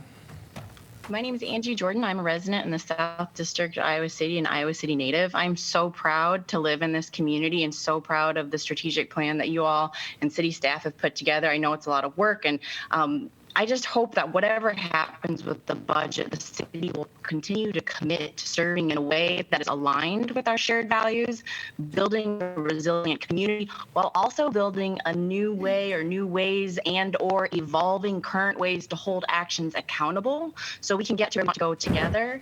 Community building, in my mind, grows relationships and trust. It operates in love, curiosity, vulnerability. I have so much more to say, but I just want to say that I'm grateful to be in this community and that we have a city staff and so many folks and residents who speak up and speak out. And I want to continue to urge those out there that are looking to support neighborhood efforts, to empower neighborhoods so that they have tools, equipments, knowledge, funding, skills to maintain it so we can continue being creative. I know there's lots of different ways to do that. Thank you for this time to speak. Welcome, Annie, followed by Grace.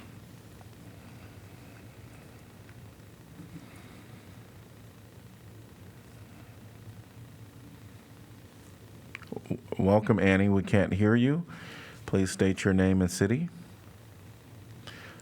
Your mic is muted. There you go. Can you hear me now? Yes, welcome. Great. Thanks, Bruce. My name is Annie Tucker, and I live in Iowa City, and I strongly support Councilmember Burgess's amendment. And I really appreciate the comments that I'm hearing from other community members that support the amendment. I think it's really important again to say this vote is not to not increase the police budget. It's not a cut. It's about investing in community safety by increasing resiliency for individuals and the community and supporting the work of organizations who can do that and do that better than the police can. They have some roles and other roles are also needed. So a few things that I think are important. I think it's important to support mental health and social services, including the community mobile crisis response and other services as provided by community. I encourage the increase the continued increase. Thank you. We will have our last two speakers, which will be Grace, then followed by Katie. Welcome.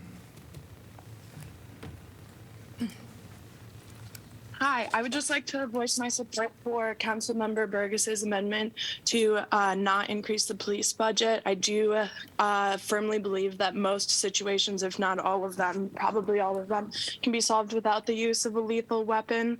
And I think we should continue to empower members of our community to create a safe space and not continue to allow police to bring life-threatening objects into the spaces that are supposed to be ours.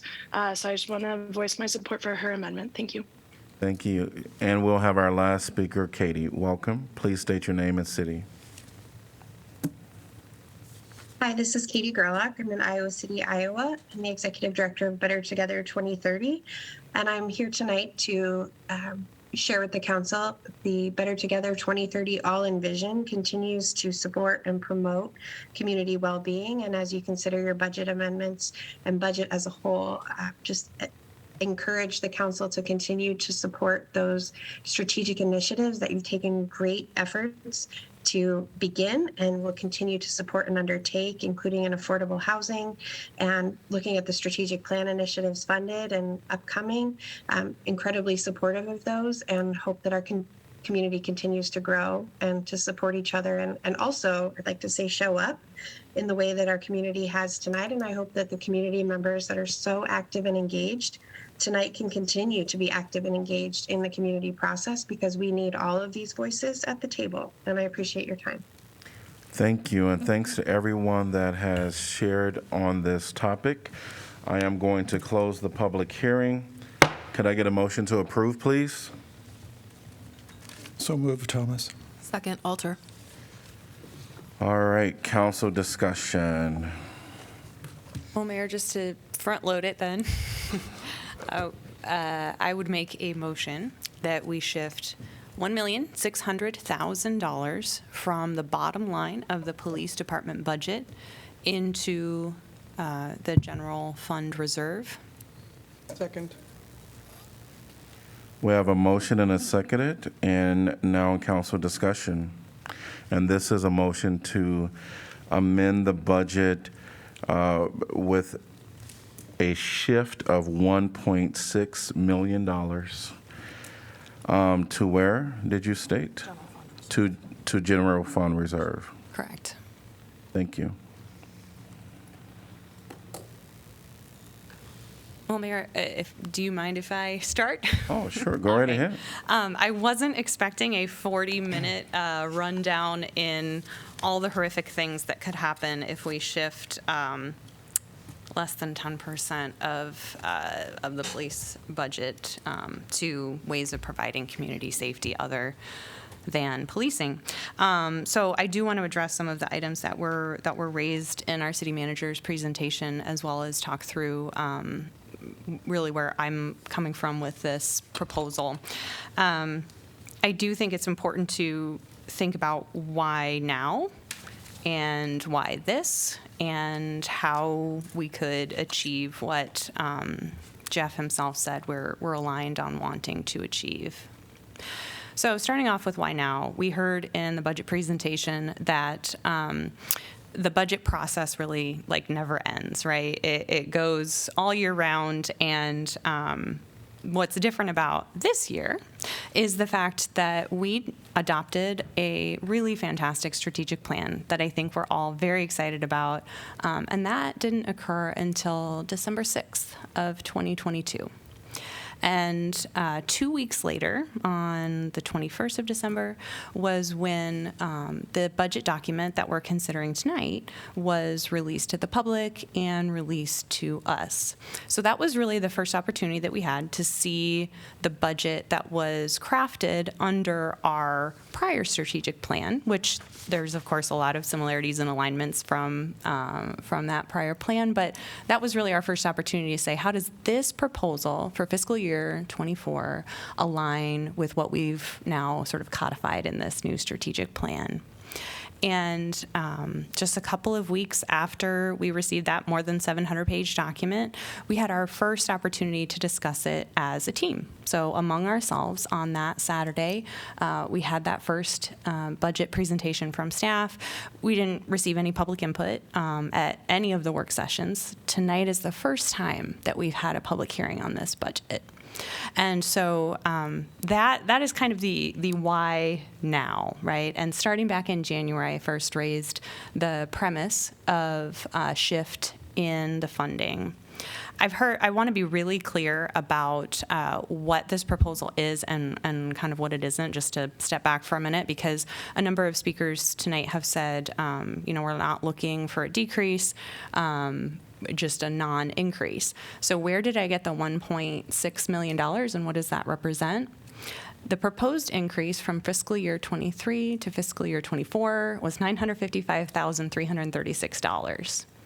At the time that we were considering that proposed increase for the first time at our January 7th work session, and I think you all know I've been working with Jeff and Dustin prior to that as well, we had 6 patrol positions open.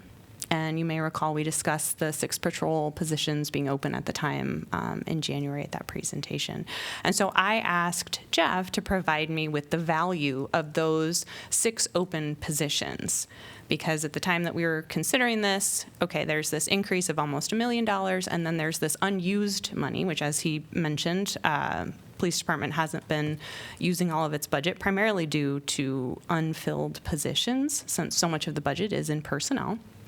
And he provided me with that number just on Monday of last week, and I'm not trying to say that he delayed in getting that to me. I'm just saying that's the time in which I received that information, which was a range from about $580,000 to $810,000, I think, or $820,000, because it depends on who would have filled those positions and what step in our pay scale they would come in at. So the $955,336 proposed increase and the money that was sitting there in that approved 2023 budget that hadn't been used for those positions is how I got to the 1.6. So that's sort of at the lower end of what would be the proposed increase plus those 6 positions. So I just want to be really, really clear about that number. Okay, because it is less than the approved FY 2023, because it takes into account the funds that were sitting unused. I think, the facts and the statistics that Jeff provided are important to think about in the context of where we are now and what all of this could mean. And I just want to be really clear that, I hope you all had an opportunity to look at the information that I had provided back in February and have talked with each of you about, because my numbers aren't wrong.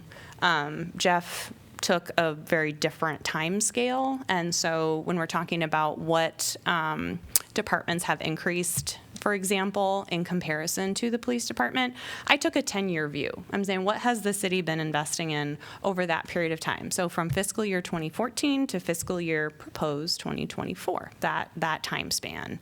And so you heard, for example, someone say the police department budget has increased 40% in that time. That is correct. And so, yes, there have been smaller increases more recently, and we haven't filled positions recently. You've heard our police chief say that we have a really hard time recruiting now. I was speaking with a former Iowa City police officer a couple of weeks ago who said that when he joined the force, probably 15 or 16 years ago, he was in an applicant pool of 400. And now we have applicant pools of a couple of dozen. And we've started trying to hire year-round because we just can't fill those positions when we're hiring in the ways that we have in the past. So when we look at, what this investment is and what the scope and scale of it is, I think it's just be thinking about the fact that the argument you heard tonight from our city manager and what you've heard from our police chief is for the status quo. The status quo that we know is getting harder and harder to maintain because we're having a harder and harder time finding people to do these jobs. And the status quo that says It's okay to have officers spending 18,500 hours of overtime, which is incredibly expensive to our bottom line and harmful to those employees, let alone how someone is presenting to the public when they're overworked in that way.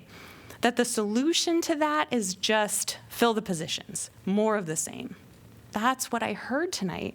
And that's just so disappointing because that is not in line with our visions. That is not in line with the changes that have to happen in order for us to think systemically, to think holistically, to be a resilient community who can address the challenges of this moment as we're going to have continuing climate crises. Jeff talked about how police are often the first to respond after a natural disaster. That's true because they're the people who we have. They're the people who are on call 24/7. And every time an officer interacts with the public, regardless of their intentions, regardless of the situation, they bring a firearm. They bring legal immunity so that if something goes wrong and they harm someone, there can be almost zero accountability. And they bring the legal authority to seize people and property. And in this moment, particularly in this state, the idea of enhancing, as public servants, the arm of our government that can do those things should be terrifying. That should not be what we are investing in right now. And I think we can talk about, what are the opportunities for making sure that some of those functions that Jeff said would go away will be filled. And we know from the statistics that we have, based on what Jeff has provided, 10% of calls for service resolve as requiring an officer. 10% of calls. Officers respond to many, many, many more calls than require a police officer because they are the people who are in those roles. And we've seen in just the last few years how we have other options like mobile crisis response. And in the last couple of months, I've had some amazing opportunities to meet with the people who are leading those programs and to understand that they want to be first responders. They want to be more proactive. They want to be more present. And we heard from organizations who provide care to some of the most vulnerable people in our community just recently about the youth mental health crisis. And we know that community crisis services, mobile crisis response to our schools has increased dramatically. They need more resources. We want those professionals responding to those kinds of calls. We want people who don't bring everything that a police officer might mean to someone who has had a harmful interaction in the past or has just watched what has gone on in our country in the last few years. We want response that is tailored to the need. And I absolutely appreciate Jeff's indication that we can and should emphasize prevention. And we know that the proposal that's in front of us is not doing that. The proposal that is in front of us for the police department is the status quo. It is saying the calls for service that we have for police need to be met by police, and they're overworked right now, so we need to be able to staff up completely so that we can respond to those calls for service in the ways that we have. We need to do something different, and we have those opportunities, we have those tools directly in front of us. What can we do with $1.6 million, okay? And I want to really emphasize that if we, at the point where staffing is 100%, right? These are union employees, they're paid very well. All public servants should be paid very well. All public servants should have good pensions, but these particular employees cost more than many others. And once they are in those positions, we're pretty locked in. And if we invest at the same time, what Jeff was suggesting of we, are finding other revenue sources and somehow in this worst budget situation that we've seen in a very, very long time, with decreasing revenue and starting out in the hole. If somehow we invest still in prevention and police at the same level that it is now, that calls for service go down, we still have the officers, we still have that investment, and they will continue to be in those roles. I'm not in favor of firing people, and I don't think any of you are either. I appreciate what our city manager is saying, that he thinks this proposal would result in all of the things that he listed. But I think the key is we just have to invest in those alternative ways. And at this moment, we have those opportunities in front of us. And this is not it's really about taking the chance to craft a future that we want to live in together, that is not based in fear, but is based in hope and community and strengthening our neighborhoods and finding and modeling ways as public servants, which armed officers, unfortunately, often cannot do because of their uniform, because of their firearm, to model ways for us to show up and care for each other. I think a status quo budget will mean status quo policing.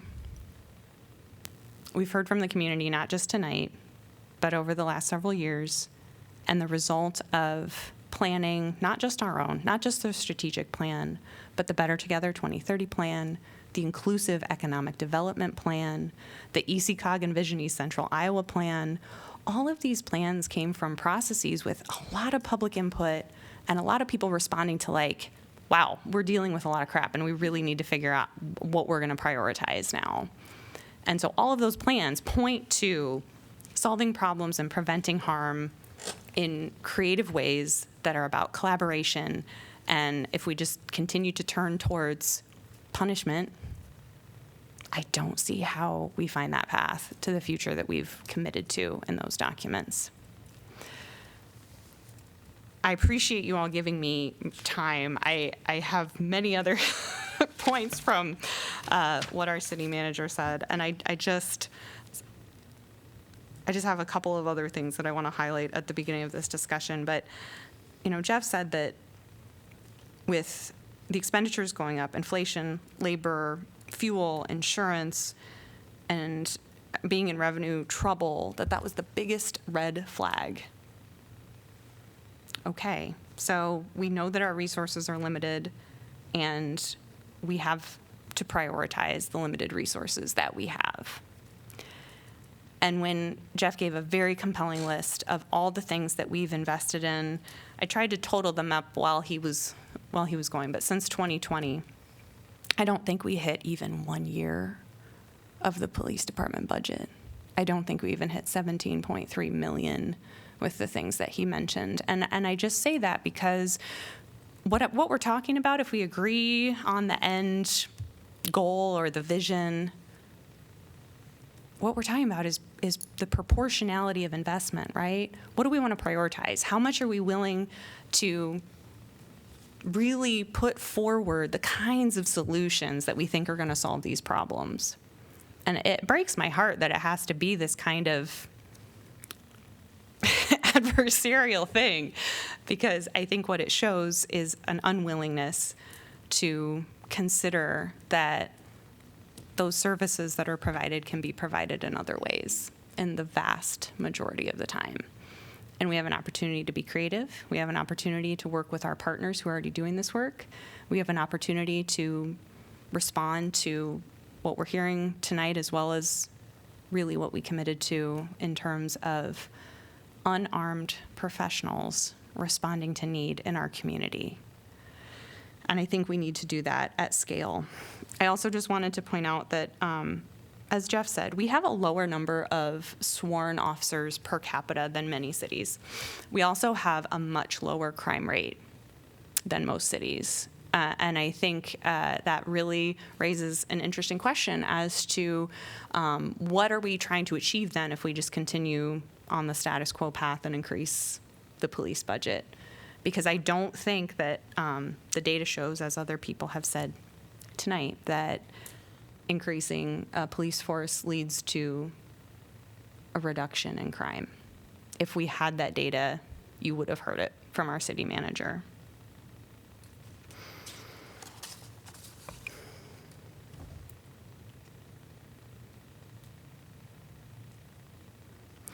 You also heard Jeff talk about the need for innovation in the police department, and I just would really, really challenge you to think about what that could look like. The thing that makes police police are those three things that I mentioned, right? Being a sworn officer, which in Iowa we cannot tell them not to carry a gun, right? That's something we can't do. Having that legal immunity if something goes wrong, so there's a lack of accountability, and having the authority to take you into custody or seize your property in a lot of situations, and also having an obligation to enforce laws even if we up here don't agree with them, right? I mean, you remember that other amendment that recently to the state code that said we cannot impose non-enforcement as a policy of any particular law. And so the more officers we have whose job it is to enforce, yes, they can exercise discretion, but that puts our residents in a terrible situation when they're faced with someone who just has to make a personal choice in that moment as to whether or not they're going to carry out enforcement of a law that we believe is wrong. I think one of our commenters said it best, that what really is at issue here is the philosophy, right? That we can choose a better ethic of community, that we can have a philosophy that's really oriented around empowering neighborhoods, empowering people, modeling care for each other in ways that we know other communities are doing. This is not like some, imaginary fairy tale. This is like investing in the kinds of things that we see in the South District, the kinds of things that we've talked about with the community outreach in our communications department. And it's not something, radical and crazy. It really is about living out the values that we've set forth in the strategic plan.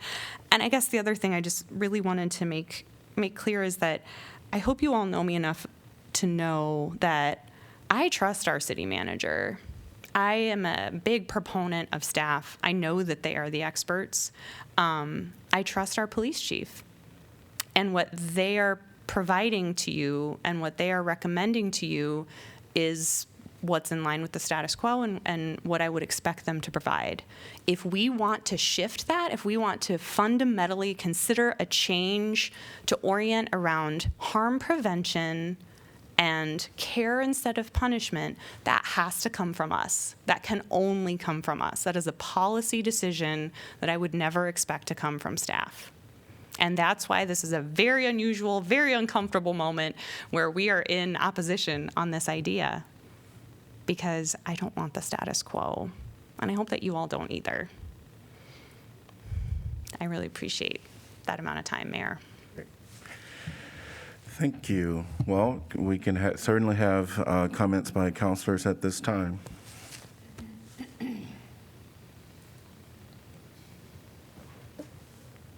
Well, I'll jump right in there. Well, I think what we're talking about now, the motion that's on the floor, is really the amendment for the 1.6 million from the police budget to move it to the general fund reserve.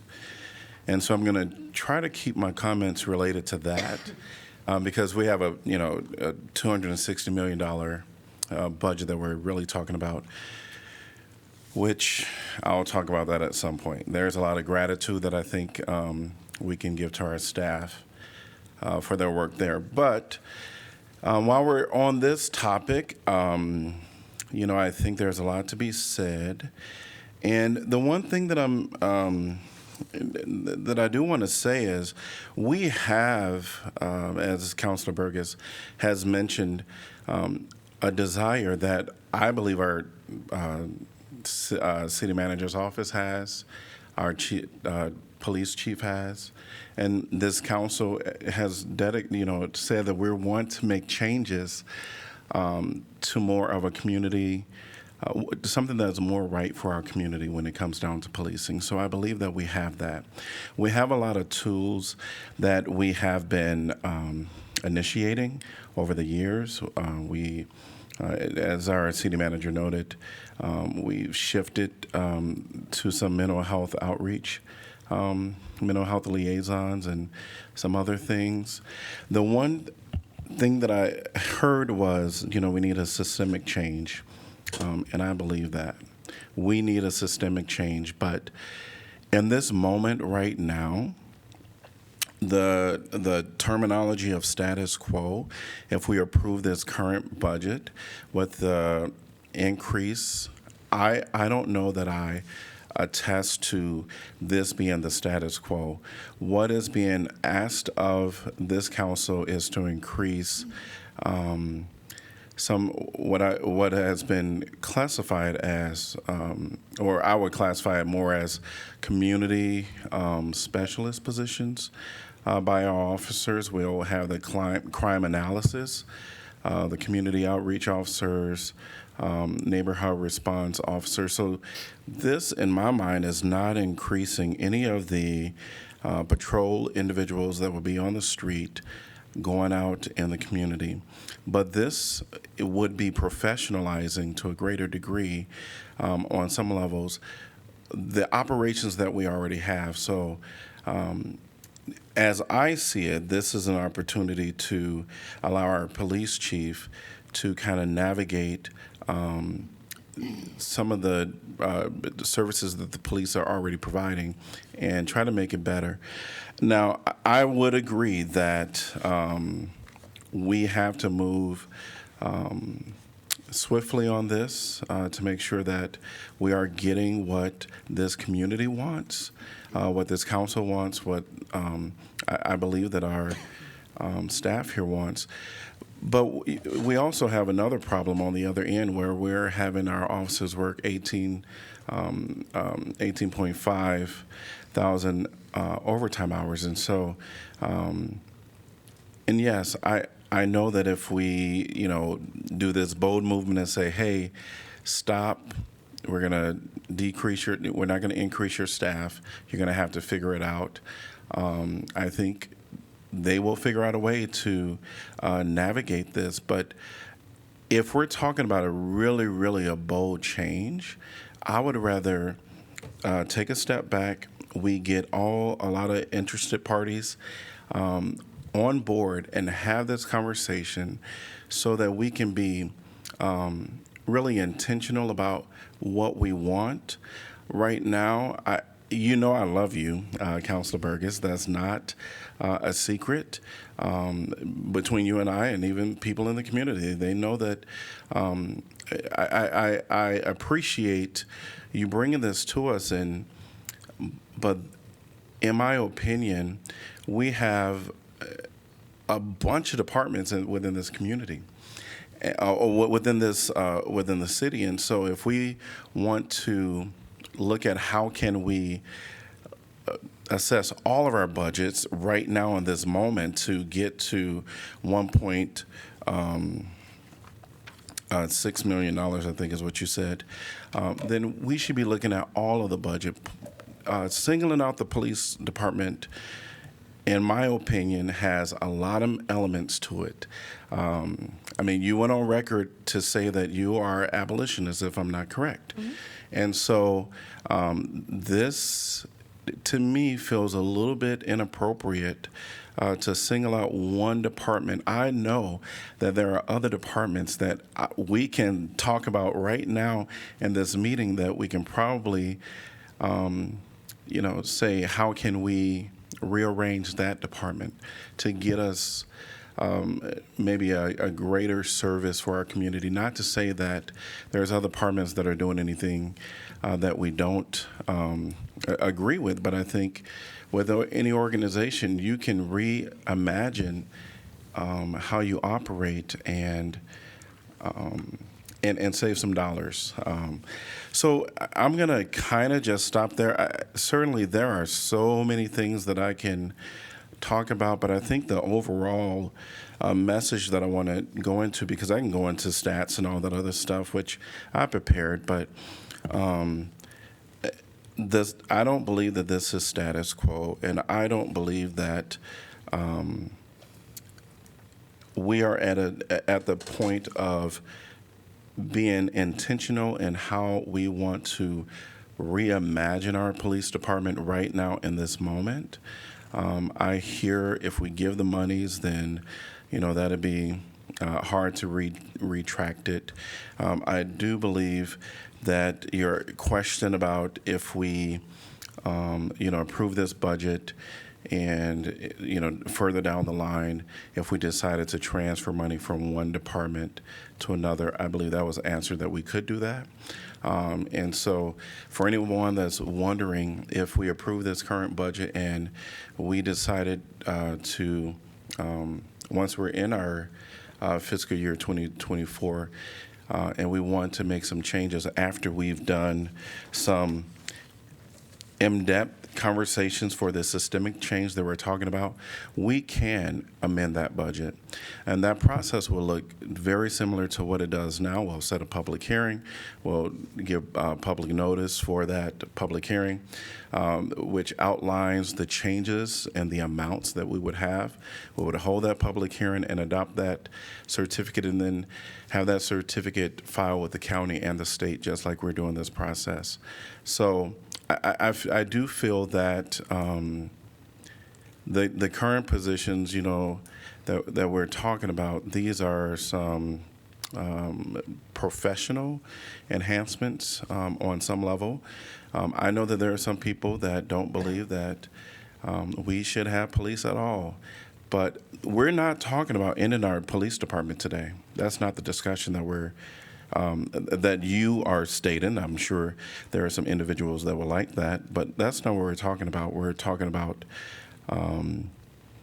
not allowing this, and from my assessment, I hear that there needs to be a more holistic approach at how we move forward, and I really do think that this council and our community deserves an opportunity to come together and have that discussion.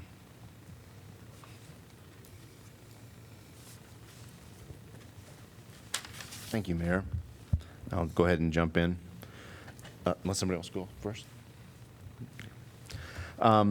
First of all, I agree with so much of what you're talking about. The idea that this is one of, I agree, policing is, and how we deal with that, and we deal with the systemic and historical issues with policing, is one of the most important things the city can tackle. It's incredibly important to figure out, and I think as many of us, that are on this council and in this community have given some time, have done a lot of reading and stuff like that, and we try and figure out how do we get our hooks into this issue, because it is huge, it is complex, it is systemic, and it is absolutely crucial and vital and important. And so for me, as I try to make sense of it, and how do you grapple with something so big, and how do you break it down into component parts you can deal with, I think there's a couple of core questions that bear some thought and some way to get at this. One of them is the idea of two kind of parts to the component of what makes a decent and the best possible public safety response overall, including the police, but certainly not limited to that. But talking about quality and quantity. So there seems like there's two aspects of it. And let me start with the quality aspect first, because I think that's the one where the 2020 proposal really gets at that part of the puzzle, the restructuring plan. Now, I do have to admit that an error on my own part. When I was running, and when it was my election year in 2021, I had somehow, going through and reading all the materials and trying to get up to speed on everything, had erroneously believed, it's my own mistake, nobody else put this in my head but myself, that the December 2020 report had actually had some action taken on it already, that it was sort of like kind of adopted or sort of given some direction to staff. Because indeed, what staff has done, and this is something I've been happy to learn about in my time here on council, is look at some of those quality issues that were in the restructuring plan in the 2020 report, such as moving towards these community partnerships, changing and shifting the ways that police officers, when they are called to respond to different kinds of crises, doesn't look the same all the time as it did 5, 6, 7, and more years ago. So that part of it is important, and I think that's something that we should acknowledge is underway and needs to continue. I think that what we're talking about now is more to the quantity. What's the proper quantity of the police department? How many police officers should a community the size of Iowa City have? The size of Iowa City, the makeup of Iowa City, the needs of this community that are unique to us, but also and sometimes we'll share some aspects with other cities. So I think the city-by-city comparison is actually something I do find is a very important, but not the only data point that I would want to look at.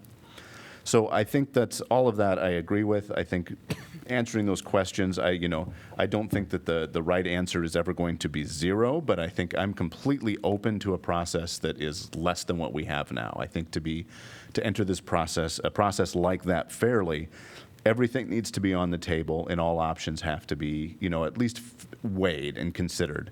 If we start the process with a deciding where we're going to end, then it's not a process. It's just an exercise in justification. And so I think we get some of the, by the way, compliments on the passion and the ability to express some of these ideas. As a communications professor and a rhetoric professor, this sweeping oratory is inspirational. And I think a couple of things that really resonated with me is the idea, something you said, I want to take a chance to craft a future. And I think that is exactly what we should be doing. But I want to add to that, I want to take the time to craft it carefully. And I don't think, this is the one problem I have and why I can't support this amendment is because of we haven't had time to do that work. And this is so incredibly important. It's important to me, it's important to other people. But, we've had, and the budget process does start, and it never ends, I was going to say it starts when the first one budget is approved, but really it starts before that as we set the priorities. We did spend all of last year, 2/3 of last year, working on our strategic plan. A number of special work sessions where we talked about all of these strategic goals, including the public safety kind of thing. That, to me, is representative of what it would take if we want to talk about serious systemic change in answering questions where we're bringing in all of the stakeholders, bringing in the different data points and considering those so that we can get the quantity and quality right and do it well so that it sticks and that we make that systemic change. I don't see that possible from, I think, late February, kind of really entering into this proposed idea to now and then, of course, because it's part of the budget process, we're stuck with this timeline. We have to make an up or down vote. And so that's something that I absolutely feel does a disservice to the importance of this topic because it doesn't allow for things like even moving this hearing to tomorrow night so we could be in person because we're not allowed by state law because of the 2 weeks of, so I actually shared some of the same frustrations that several of the people that chimed in or called in, that we had to change this on the fly because we had the threat of severe weather. And especially after what happened just a few days ago, it's not a threat we could ignore. And so anyway, all of that is to say, I think this is incredibly important. I agree that we should be looking at both the issues of quantity and quality in terms of our policing in particular, but also the public safety in general. I think we can point to some big strides. I think we do have a police chief that has been, I've been very, pleased, maybe I shouldn't say surprised because that's probably not completely fair to our current chief, but just in general surprised in terms of like the broader expectation of that role. Very pleased to see that willing to push the envelope on some of these things. And as we move forward, like I said, on the table, and let's be honest, this proposal cuts positions. And I think having it on the table as part of our discussion, hey, as one of the options, I think that's fair. I think it's unfair to push it through in this way with this speed and then to tell everybody, like, after the fact, figure it out. I think it's onto us to be thoughtful, figure it out, and then make the change. And so I like kind of the principle. I agree with some of the direction, but I think this is just the wrong way to do it.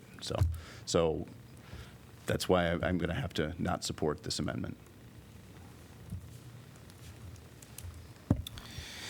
So I'm going to acknowledge a couple things. The bulk of my comments are more focused on a different amendment that I believe will potentially be proposed following this one, so I want to take that into account.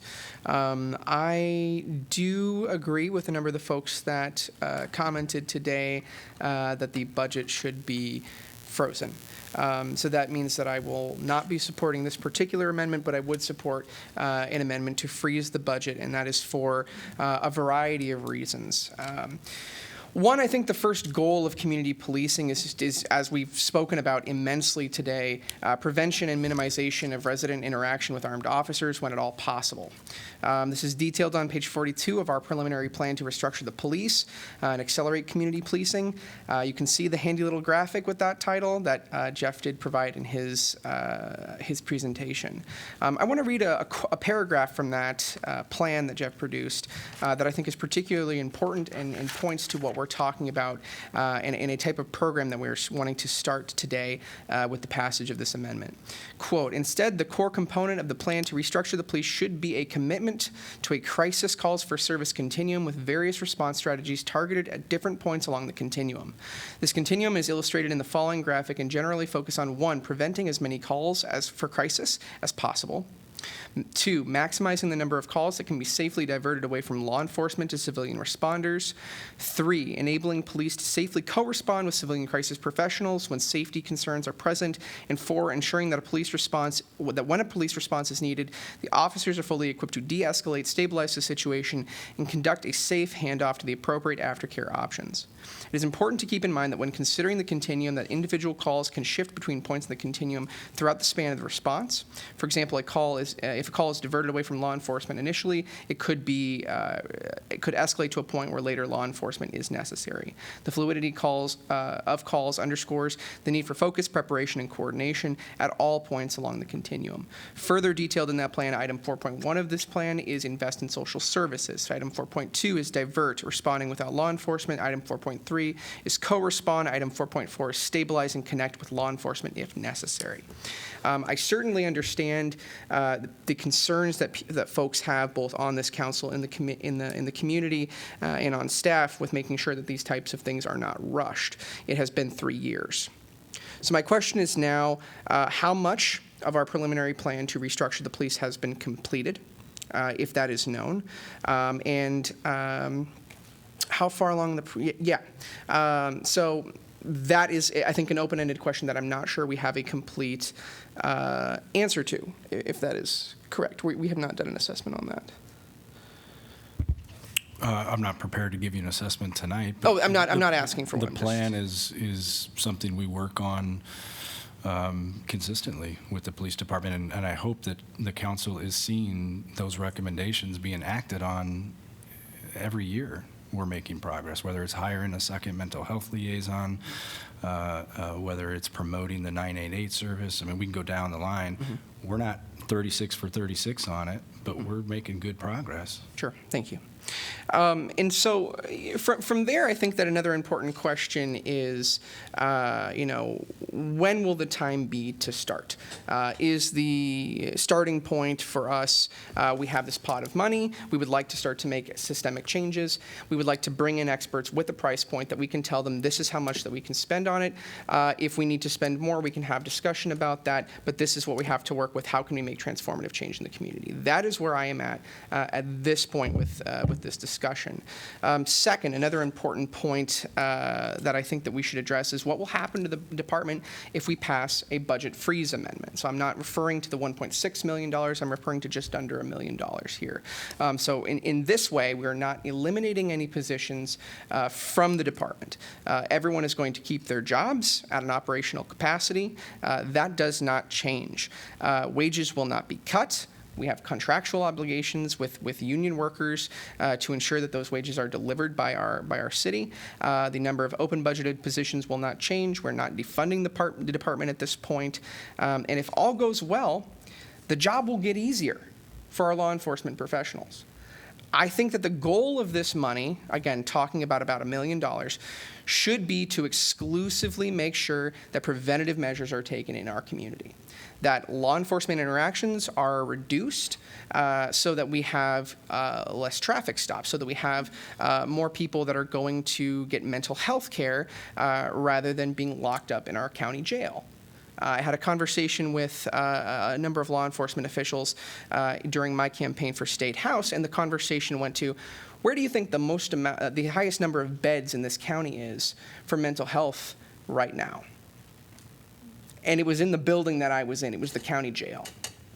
I think that is something that is deeply troubling, and that these dollars can directly go towards making sure that that does not happen, harm reduction in our community, and also easing the burden on our law enforcement.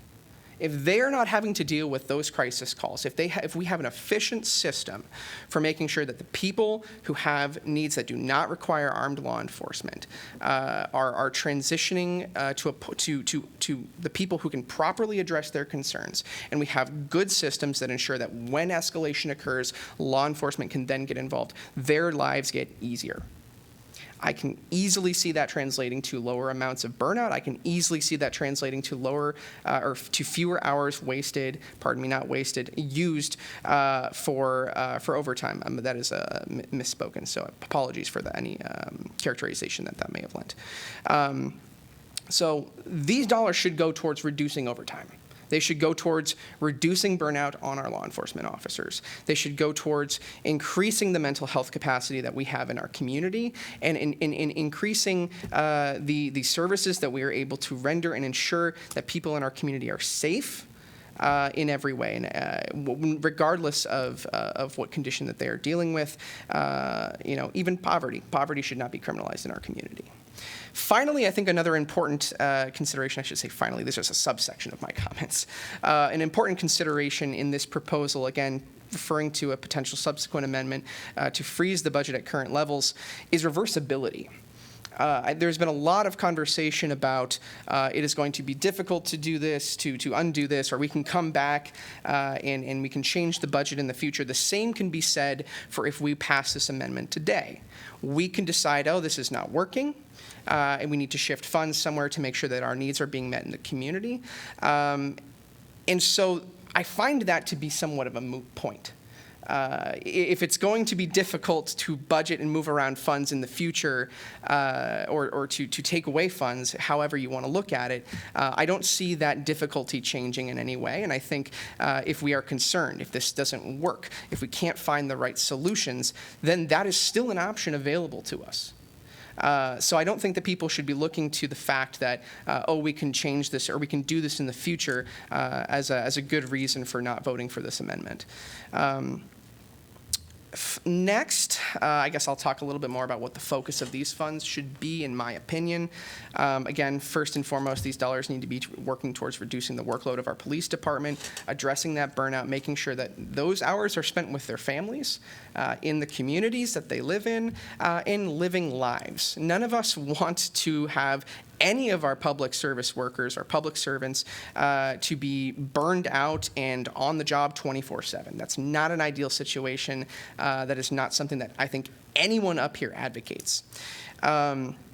Additionally, I think it's important to look at some of the options for these funds. Aside from just general social service programs, what are some options that could make a huge difference in prevention rather than reactionary policing and community safety? It could look like a variety of things: a deployable contingent of union-registered nurses or other medical professionals that are able to render comprehensive aid in the moment and to the person, acknowledging their specific safety issues. It could look like a deployable contingent of mental health professionals trained to respond to people in crisis and work to connect community members to resources that prevent crisis, like suicide, which is something that is extremely problematic in our community and across the state, rather than just respond to a suicide happening in our community. It could also be a team of social workers that can help folks navigate public assistance programs, get off the street, and get the kind of help that they need with whatever community partners that we have. To me, that prevention component is absolutely necessary. This is not a conversation of defunding the police, again, in the context that I'm talking about in terms of a budget freeze. This is taking a unique and innovative perspective to making sure that our officers are not getting burned out, to make sure that the needs of our community are met, and make sure that people feel safe. It's about putting real dollars towards preventative action, reducing burnout, building a community that is cohesive, inclusive, healthy, and safe for all of us, no matter the color of your skin, the status of your mental health, the status of your physical health, or your financial standing. It is not a retaliation towards the Iowa City Police Department. It does not defund the police. It allows us to take the biggest step possible in this moment towards building a community that works for all of us, for working people, for the poor, the unhoused, and people of color. To further bolster that conclusion, I think that one of the comments, one of the emails that we received in the last number of weeks is important to highlight. Also to note that I've received over 120 emails at this point. The letter is from former officer Chris Lyons, and it reads, "Dear Iowa City Council, I have a unique personal experience with law enforcement that few others can claim. I've been a police officer, supervisor, and chief of police while also having worked for the American Civil Liberties Union. I currently work for the State Public Defender's Office as an investigator and a community crisis center as a crisis counselor. I've written police budgets, purchased and outfitted patrol cars, written department policy manuals, trained officers, and held armed suspects at gunpoint. In my current capacity, I've been in countless prisons and jails across Iowa talking to defendants. At the crisis center, I've been called to take over for police who do not have sufficient time nor the proper approach or attire to engage effectively with clients in crisis. At the public defender's office, I frequently watch body cam footage from the Iowa City Police Department that few in the public ever see. From my countless experiences with law enforcement, unhoused persons, crisis response, and counseling in Iowa City, it is clear to me that more funding, more police officers, and more state power is the opposite of a solution to the problem that we face. We need more support for resources like community crisis services, more housing at shelter house, more diversion to crisis response services, not more force and more guns. Police officers can all have compassion and can have all the compassion and good intent in the world and still not be the solution to systemic problems of poverty, housing shortages, extreme economic inequality, substance abuse, and other ongoing stresses of our world. Many well-intentioned officers work in the Iowa City Police Department, but I've been in their shoes, I've been through the same training while also experiencing the influences of their power from the outside. In Law Enforcement Academy, we were told that we were becoming part of the greatest street gang in the world. We were constantly told that officer safety is #1 priority. We were taught to fear. No matter the intent of individual officers, ICPD's policies, or the size of the police budget, this will be the approach of the ICPD. It is inevitable without a complete restructuring. More money is not the answer." Now, again, these are Chris's words. I'm not claiming any of the characterizations that he has made, but I still think that it is an important thing to bring up. Someone who is deeply embedded in law enforcement in this state, in our community, and for fighting for people that need assistance in the here and now and in the past, believes that it is important that we invest in these types of systems that are going to take away the interactions, that are going to work to prevent the negative interactions in our community that we frequently find ourselves dealing with. So it is at that point that I request support for a budget freeze, should the time come for that. I just think that it was important for me to speak, not to try to undercut Councilor Burgess's proposed amendment. I'm still anxious to see how that comes out, but I still wanted to make sure that my comments, which are still in many ways applicable, were able to be shared at this point. Really, I want to emphasize prevention reduces the burden on the police department. It does not eliminate positions, and it works, again, to serve in the public interest of cultivating community safety in a different and innovative way. And I believe that we just have to have the will to do it. So I would ask you to join in support of some type of an amendment today.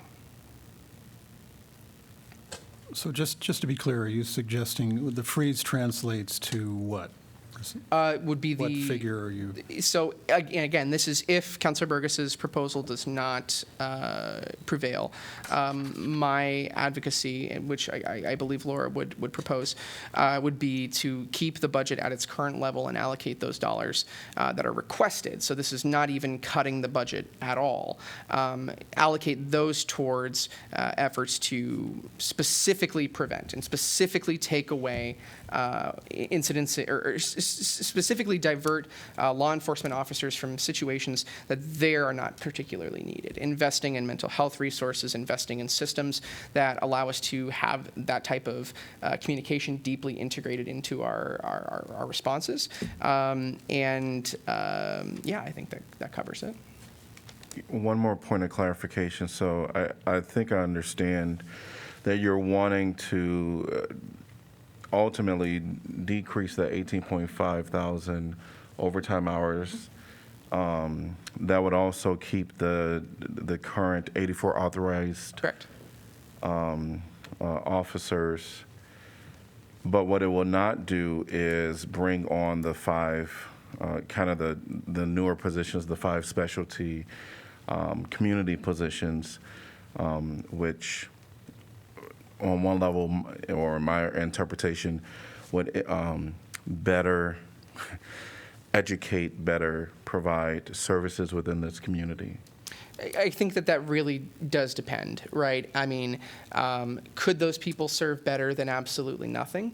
Yes, but at the point at which we're investing approximately $1 million into other preventative measures, rather than, again, I want to acknowledge that the services that the department is requested here are reactionary policies. A sexual assault investigator is not going to do anything towards preventing sexual assault in our community. But in crime analysis? In crime analysis, I mean, that could help us better identify things. It did. But what'd you say? It did. Okay. It gave us guide link. Yeah, and that's fine. That's fine, right? But what I believe is that the level of funding that we have right now, the level of service that we have right now, in addition to more emphasis on public services, preventative measures, is going to free up folks in the department. Is going to potentially free up other dollars for these types of things in the future, and is worth at least pursuing. Thanks for the clarifications. If people can remember what the mayor's comments were, I started trying to keep note here. But I believe, if I understood you, you talked about the need for continued public involvement in this, or discussion about this. And I'm totally believe that that's necessary, even if we approve the budget the way it is. I think that, and it's been said that we can do amendments after the fact, that we need to have that discussion, perhaps a work session. Perhaps a work session to hear ideas, and they need to be concrete ideas. They need to be realistic and understandable, really valid solutions. It can't just be that we don't like the police or we don't need the police or those kinds of things. But so those are just additional comments. I had some prepared thoughts, and starting out with all due respect to Councilor Burgess and the numerous individuals that we've heard from about this, including the young woman I heard from this morning, and we had a very excellent conversation about this, and I believe she spoke tonight.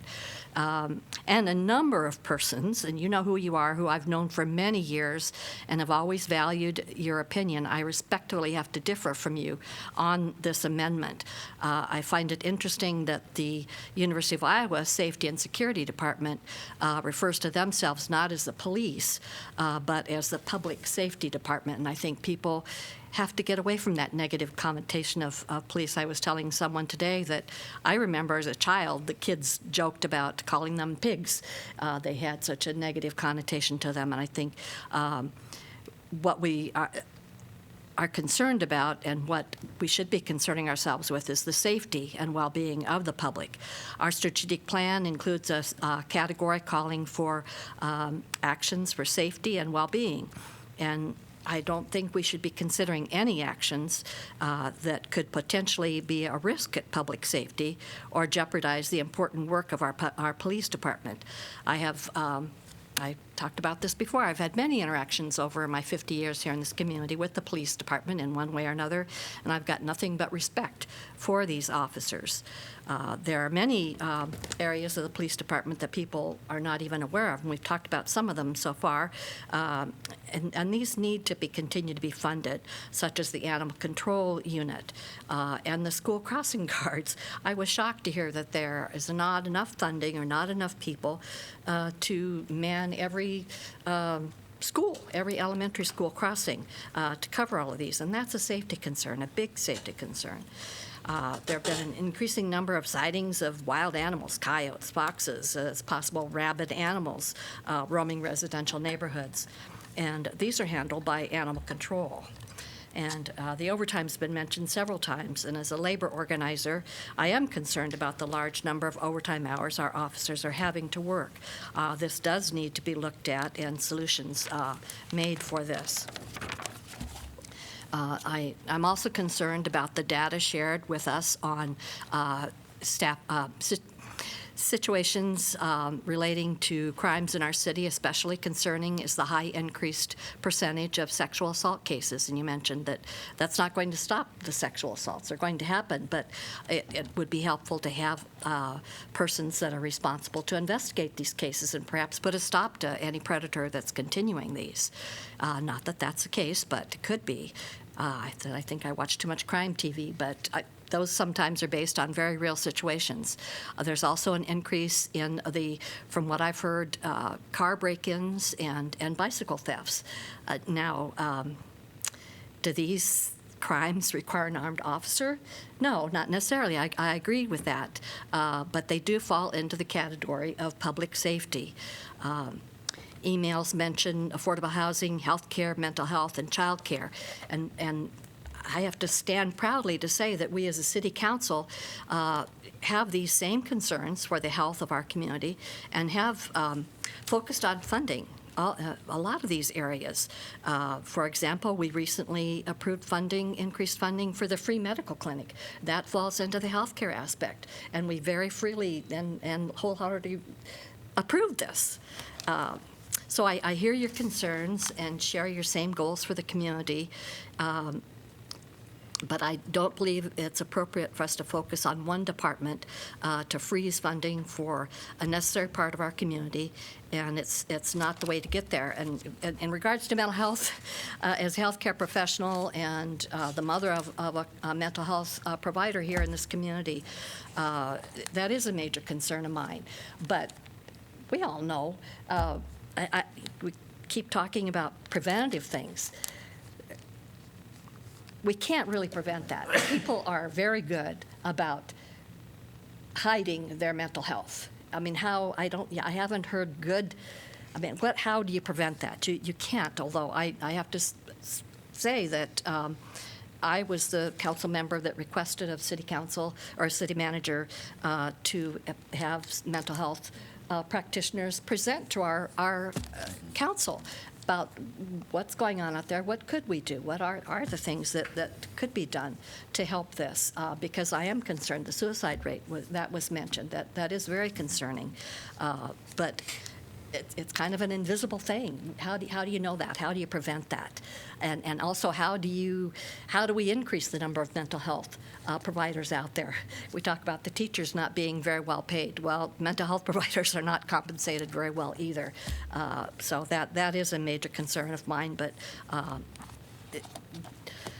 not funding the police department or not increasing their funding, I don't believe is the answer to this. So I would not be in favor of this amendment. Sorry.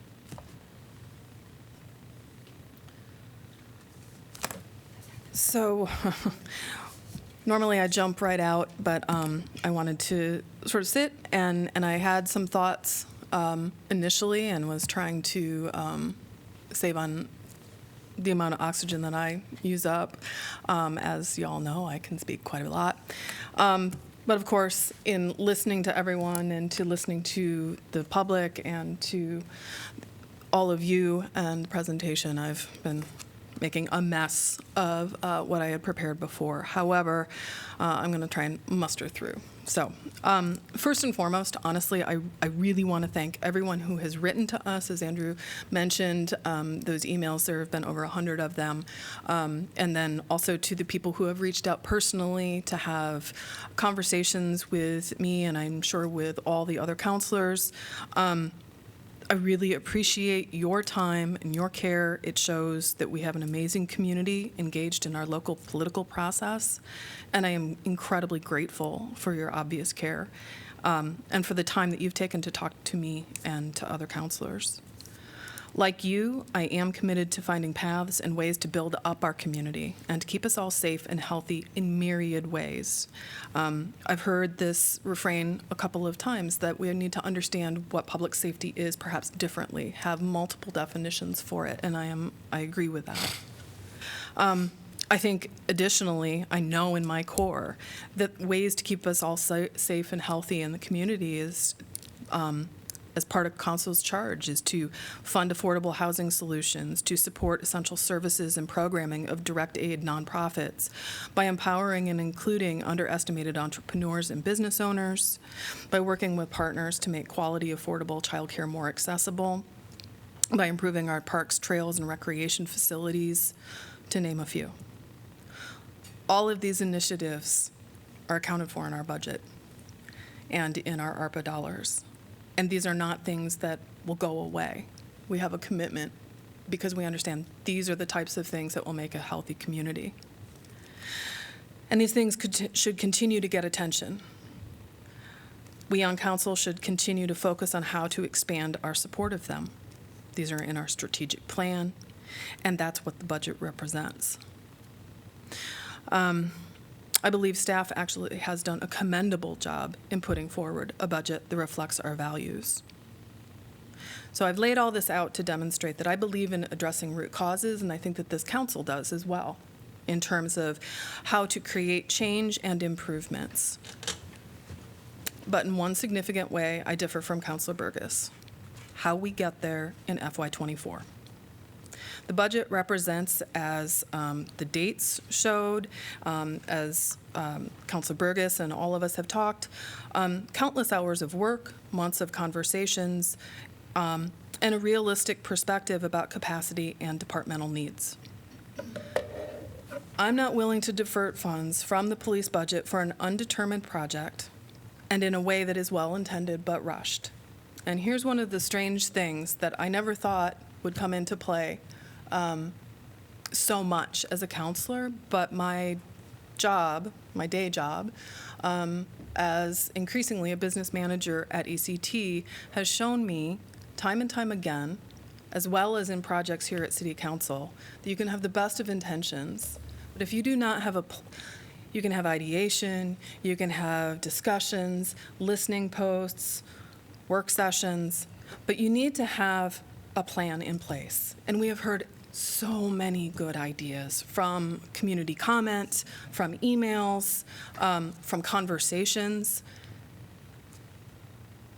But I also know that it takes time, per Councilor Harmson's and the mayor and Councilor Taylor, thank you.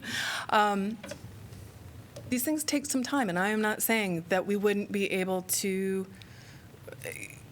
work quickly, but it does take time to stand something up. And I am incredibly concerned, and I spoke with a couple of community members about the ability at this point to do that kind of ideation, to draw in as many people, as many stakeholders in the community that we need to have at the table, to bring their expertise as well as the public sentiment.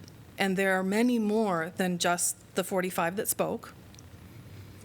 We need to get the feedback and not rest on assumptions about what's needed. And I'm not saying that the projects that have been said, that have been proposed, are not good ones.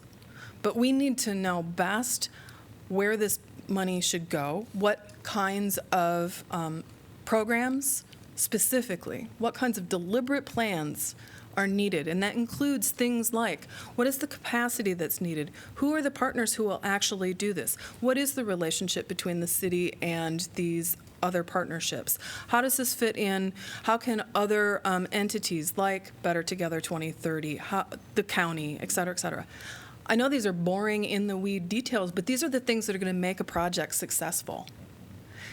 And my commitment is I want something that we can do that isn't God, well, we tried and it didn't work. I want to set us up for success so that the impact is not, well, council, and we've all heard this before, things that we thought would work ended up kind of falling short. This is too important.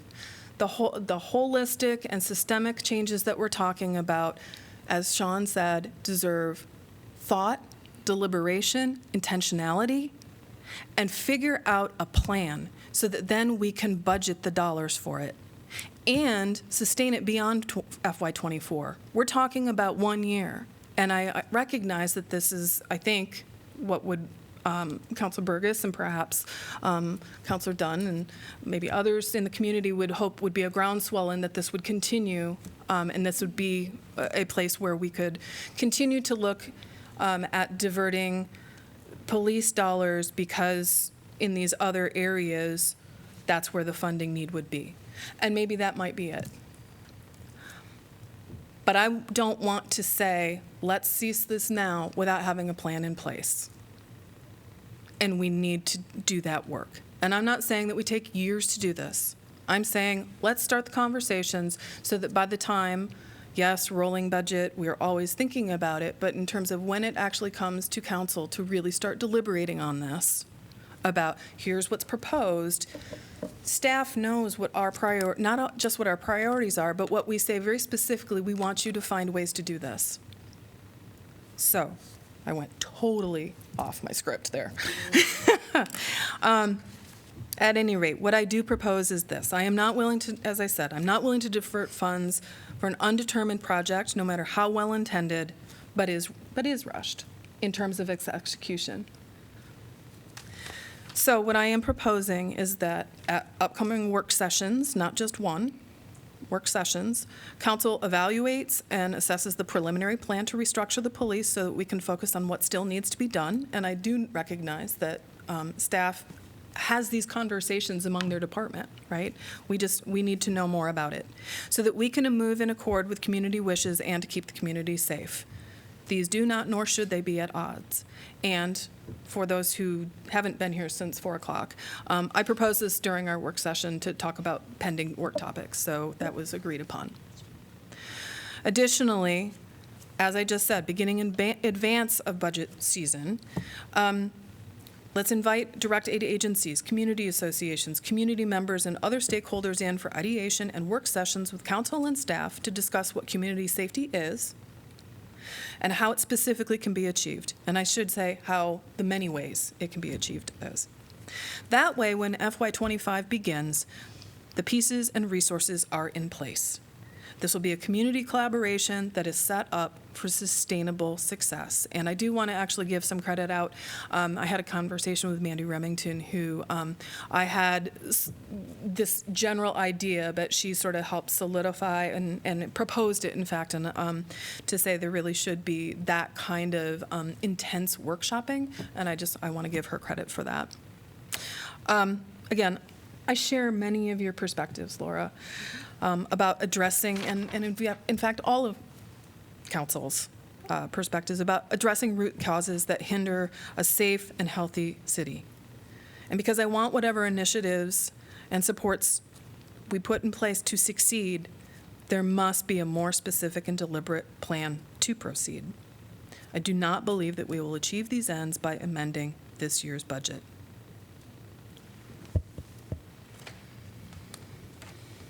Well, I've kind of viewed this, what we've had tonight as, we're picking up, a discussion that started about 2 years ago when we were experiencing Black Lives Matter. And, I really appreciate, Laura, that you've sort of brought our attention back to this issue. And I think we can see from the response we've had that it is still dealing with, there's still a real concern with how we structure our police department.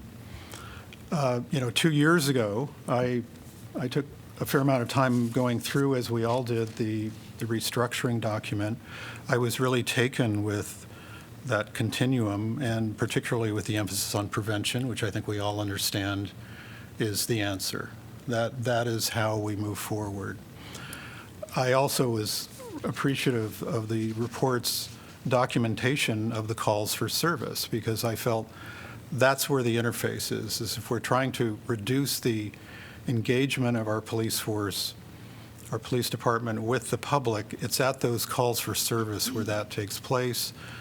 And I appreciated how, the numbers were pretty revealing. And I know many of you, at least, who have been on council or following our work, I've been emphasizing this. And if you look at the report, 25% of our calls for service are traffic and motor vehicle collision related.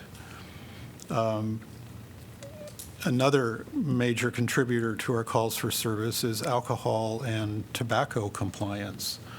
Those are two incredibly significant aspects of what our police department does, that I feel there are other remedies. There are other ways of approaching that, and I've articulated them. I won't go into that level of detail.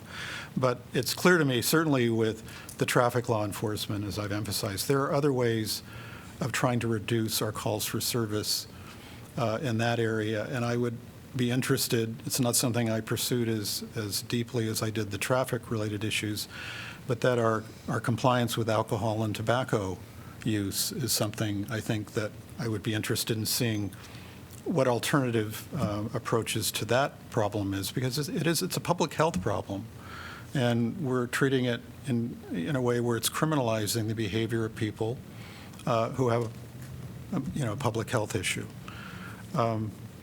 So I do appreciate that we're picking this up again as a topic. I also do not, this notion of understanding our levels of policing, our police officers, are we at the right level? Looking at that in terms of the, number of sworn officers per, 1,000 residents. I don't find that a useful metric. It's not. I'm not opposed to it, but it seems to me that trying to better understand in assessing our workload and where the actual activity and efforts of our police department are focused is what we should be paying attention to, and trying to understand what other means of providing those services could be developed. I was intrigued with and interested in the work that the University of Iowa did that was mentioned, that is trying to look at an alternative way of understanding what public safety and policing are in our city.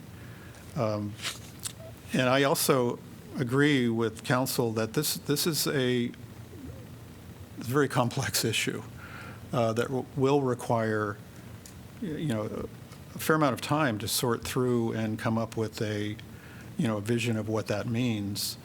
And so I'm not really personally looking at our approval of this budget as sort of being the critical moment in this process. I appreciate how it's been used as a vehicle to bring our attention to it, but if we are truly committed to a systemic response to how we truly restructure our police department and the work that they do, that's going to take effort by the community as a whole and by staff, perhaps with the assistance of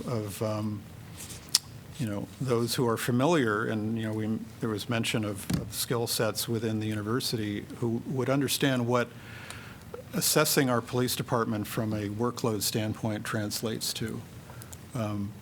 But that's the kind of effort, along with, as has been noted, the fact that I think we are also, and aside from all the focus and concern with the needs in those communities that work with those who are struggling in whatever way they are, that there are others who are very interested in just building community again, and I find that to be very gratifying to see, particularly with an emphasis on neighborhood, because I think that's a social structure that we can hang those programs on.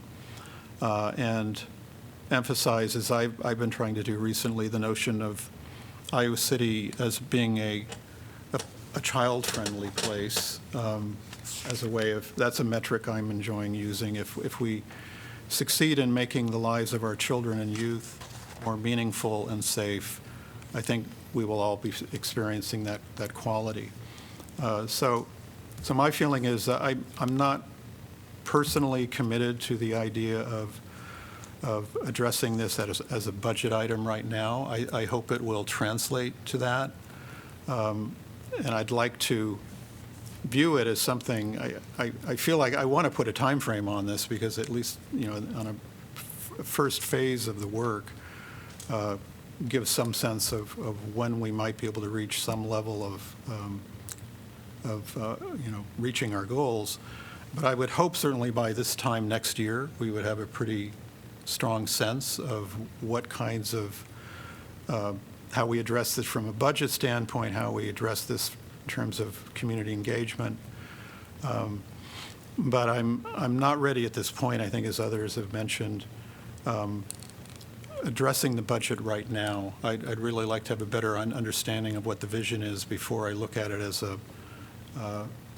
assigning a number to our budget. But I would certainly hope that the outcome of this would be a reduction in the funds necessary for us to be a safe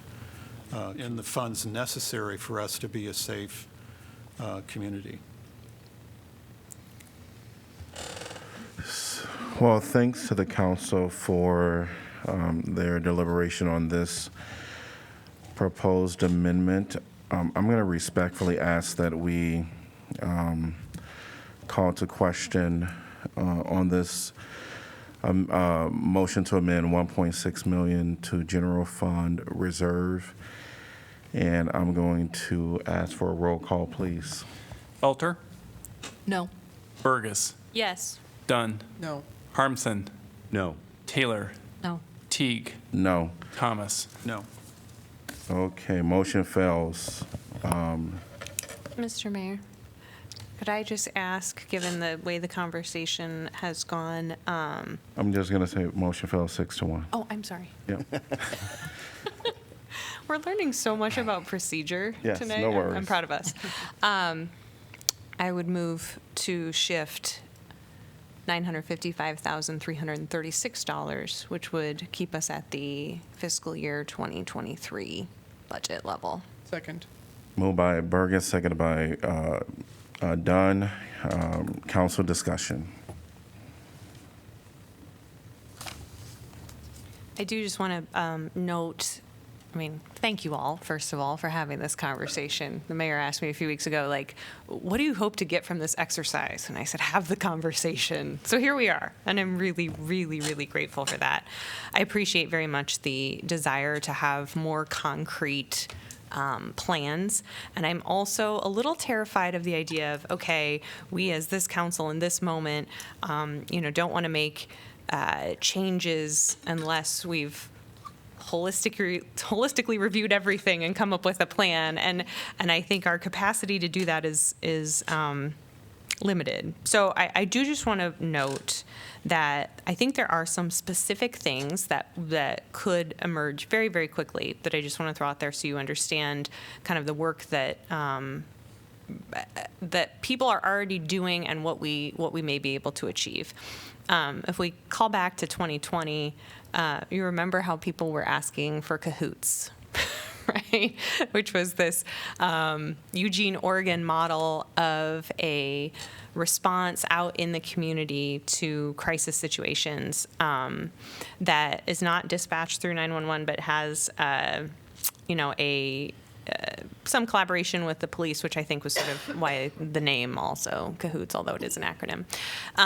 And what we have right now with mobile crisis response, which has ramped up just over these last few years, already provides response times much better than cahoots, which according to a report last year still often had response times of 60 minutes. And mobile crisis response here is saying for Iowa City it's about 15 minutes. And we're doing that 911 integration. So we're going to be direct dispatching plainclothes mental health workers when people call 911 or 988. And that training is happening right now.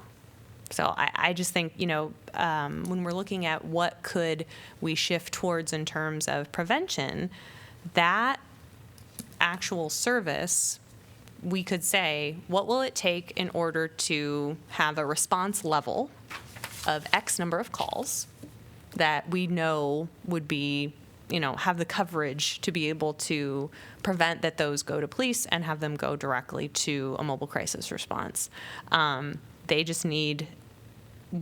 could handle a whole lot more calls if they co-respond with paramedics, if they have paramedics who go with them, which could happen through our Johns County Ambulance Service and their community paramedic program, which they have now certified staff in, or it could be that Community Crisis Services starts hiring paramedics. That would be fully within our reach with this smaller amendment. Another program that we've talked specifically about with the downtown district is having mobile crisis responders who are proactive and who are stationed downtown on weekend nights to be able to respond immediately to issues that arise in the normal sort of downtown weekend nights that don't rise to the level of needing police. And that is within our reach with this smaller amendment. So I think there are readily available, very specific things that could prevent calls for service and relieve that pressure, as Councilor Dunn was talking about, that we could accomplish with this. I appreciate you sharing that piece. And believe it or not, I'm excited about this reviving of this conversation to both the council and to the general public. Because we have some opportunities, as you mentioned.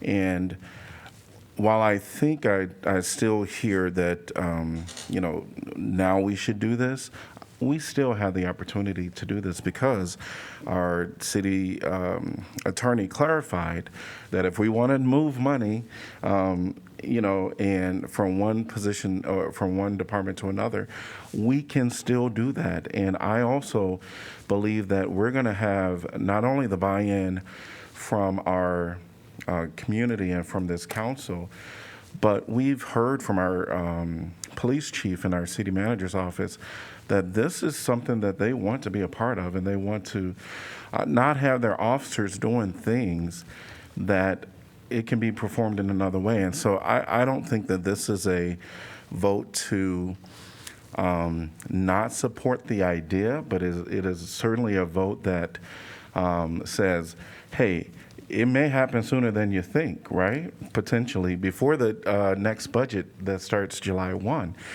And so, although I won't be supporting this, I do support the idea that we have those conversations for that systemic and that holistic approach, which I hear that this council wants to have. May I interject for just a moment, Ms. Mayor? I want to clarify the motion, if I may. It's my understanding that this motion tracks the original motion to the extent that it removes funds from public safety or the police department specifically and puts it in general fund reserves. No. No, I'm sorry. No. So this motion would read.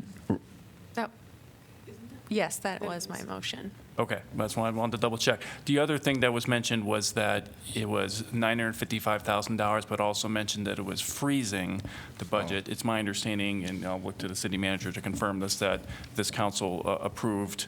That was the original budget approved at this time last year, but this council approved a motion to amend the police budget to increase it. So if we were to remove $955,000 from the proposed budget for fiscal year '24, that would actually be less money than they have now. But I'll look to Jeff to make sure that I have that correct.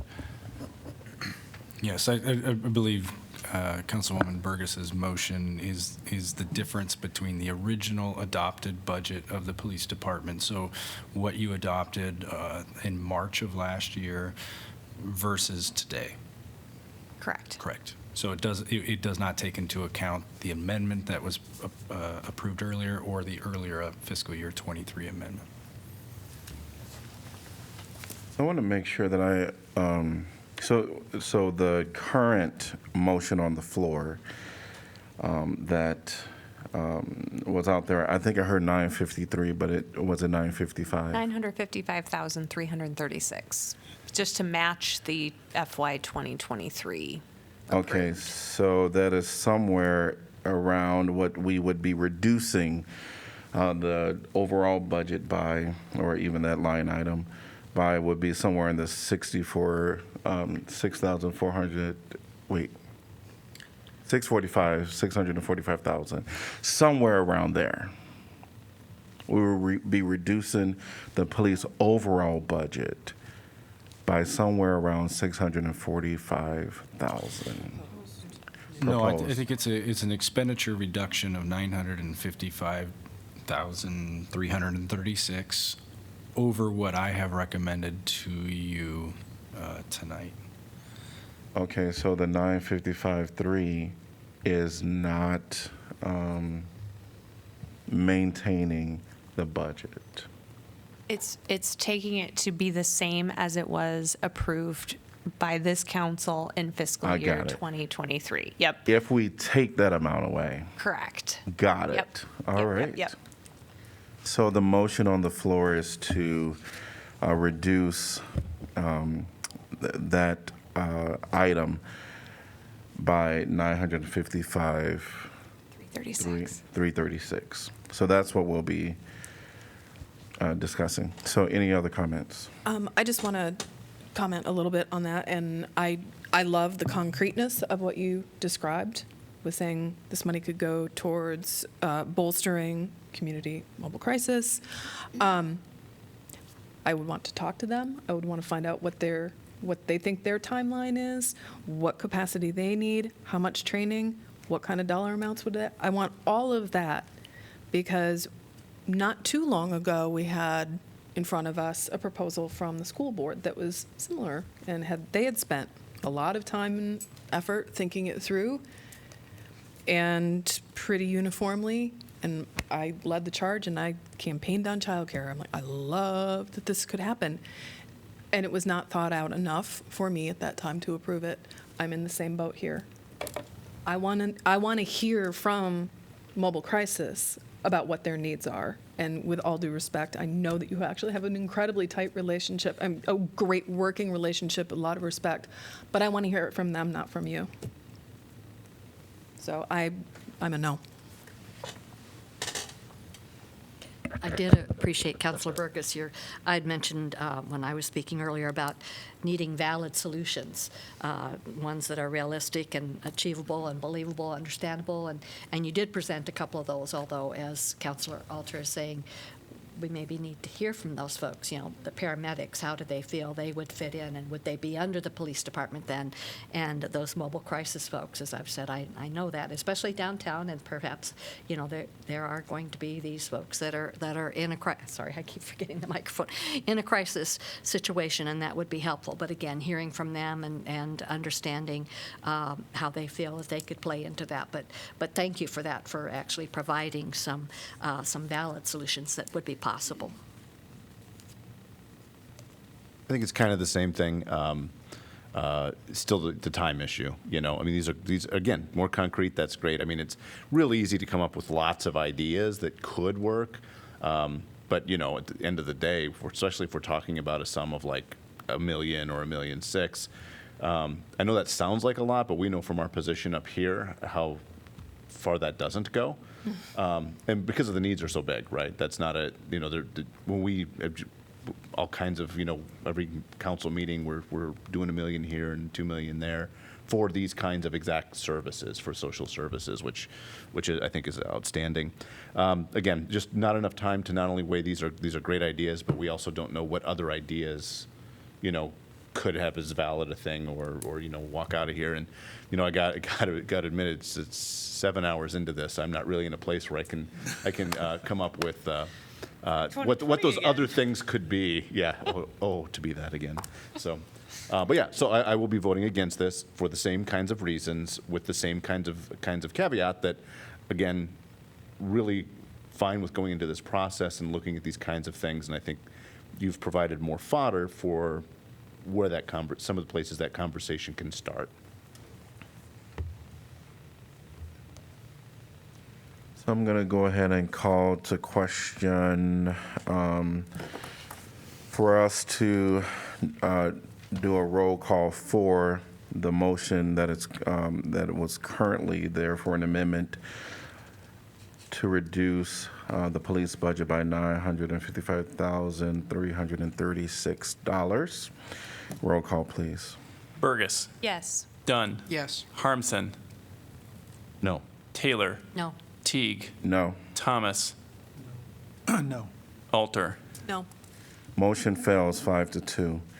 Our current motion on the floor, we go back to the original motion on the floor, and that is to approve the fiscal year 2024 budget as proposed with no changes. And so I do want to open up the floor to council to make some comments, and I'm going to ask that you make your comments based on the current budget, if we can. I think it was mentioned earlier, thanking each of the departments. I think that they really deserve a lot of thanks, and the financial department too, for a very well prepared and thought out document. And so I would like to thank them for that, and I appreciate the document. I agree with that, even though I will not be supporting this budget for all the reasons that we fleshed out over the last 7 hours. But I really am grateful to our staff for being willing to have so many, to put in so much time and energy to try to come up with a budget that would meet the values that we've articulated, and also to be willing to engage in all of the really hard work and conversations that kind of led up to the other discussion we had tonight. Really, thank you, staff. I want to say thanks to the staff as well. There's a lot of hours and thoughts that go into doing the budget, and certainly we started that process on a early Saturday morning, and here we are today, just continuing that process. One thing I, of course, wanted to note is, when we think about our budget, we have our triple bond rating, which I think that helps us a lot. We save tens or hundreds of thousands of dollars because of that triple A bond rating. And so that is something that I really do appreciate this staff being very intentional on trying to make sure that we maximize our budget where possible. Of course, it's not, it goes without saying that we will be having some challenging years in the future, and that's yet to be seen based on what happens in Des Moines. It was mentioned that for the past 11 consecutive years, our property tax levy rate continued to be reduced, and just this year, that levy rate, we had to virtually keep it at the same level. And so there will be hard decisions to make in the future, but I know that this council and this community will work hard to do what is best, live out our values through how we present our budget. And I'm looking forward to more discussions and on how we'll survive as a community and really trying to do it in unity. I just have a very brief echo to thank staff for being such excellent stewards of our values and of our community's dollars, and to give an extra shout out to the fact that you've been responsible for so many of the more innovative programs that we've come up with that actually have helped the community. I'm thinking of the South District Home Ownership Program, of many of the climate action initiatives. Those have all been staff generated, and I know that as I sit here feeling like my brain is falling out of my head, it's really tough to be creative, thoughtful, deliberate when you're stretched thin and you're doing a lot of hard work, and you do that every day, and it shows in a remarkable way. So thank you to staff for doing that, and it shows in this budget. Just a quick thank you as well. I won't go too much longer because I don't even think we're done with our agenda yet after this item. I did want to say this, I say this now, but meant to say this earlier. Thanks to all the people that emailed and called in and participated on all the different budget issues, because they weren't all about the police issue. And so thank you to that. I did try and get back to as many of you as I could before the meeting started today. I can guarantee you I won't be replying to any more emails tonight. But I will try and get back to you if you have questions. So.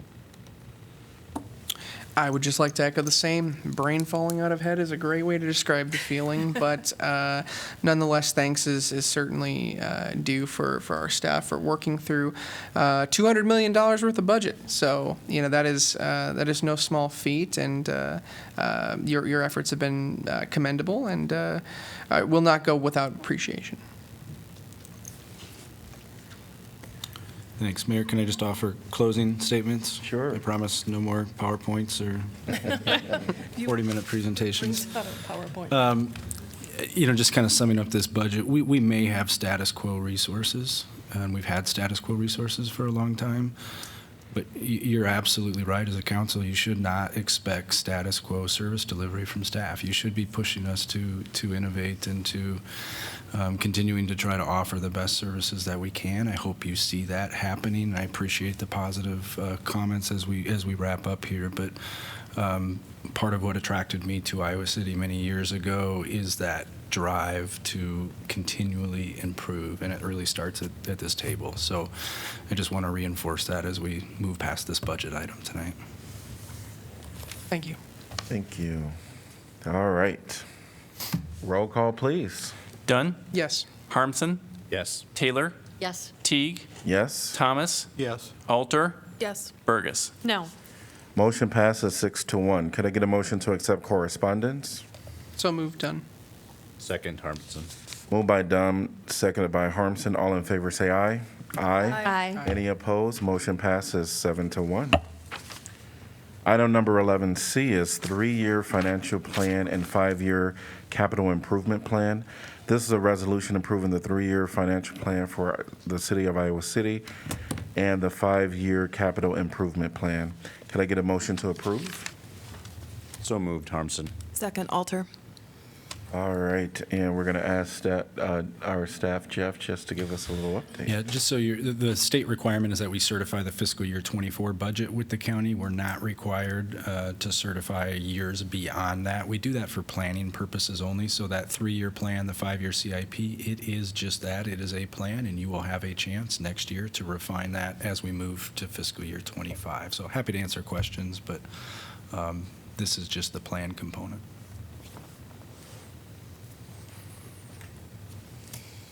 Hearing no questions from council to staff, I'm going to ask if anyone from the public like to address this topic.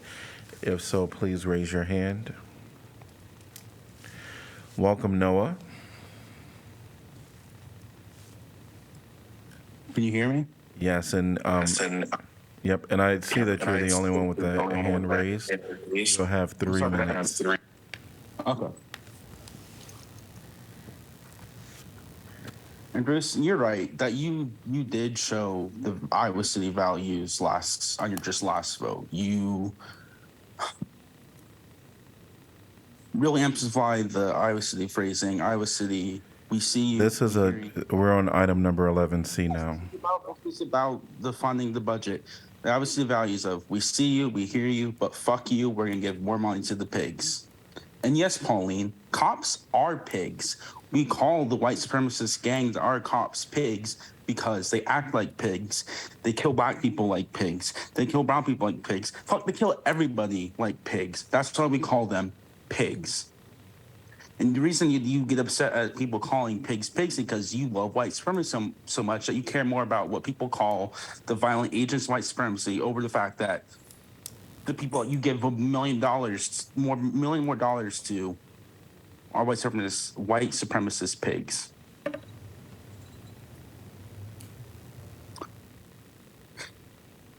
Also, abolish Jeff Froome.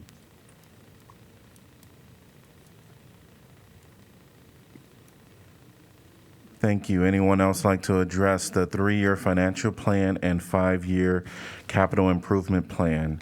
So it must remain on this topic. Seeing no one with their hands raised, I'm going to close the public discussion, council discussion.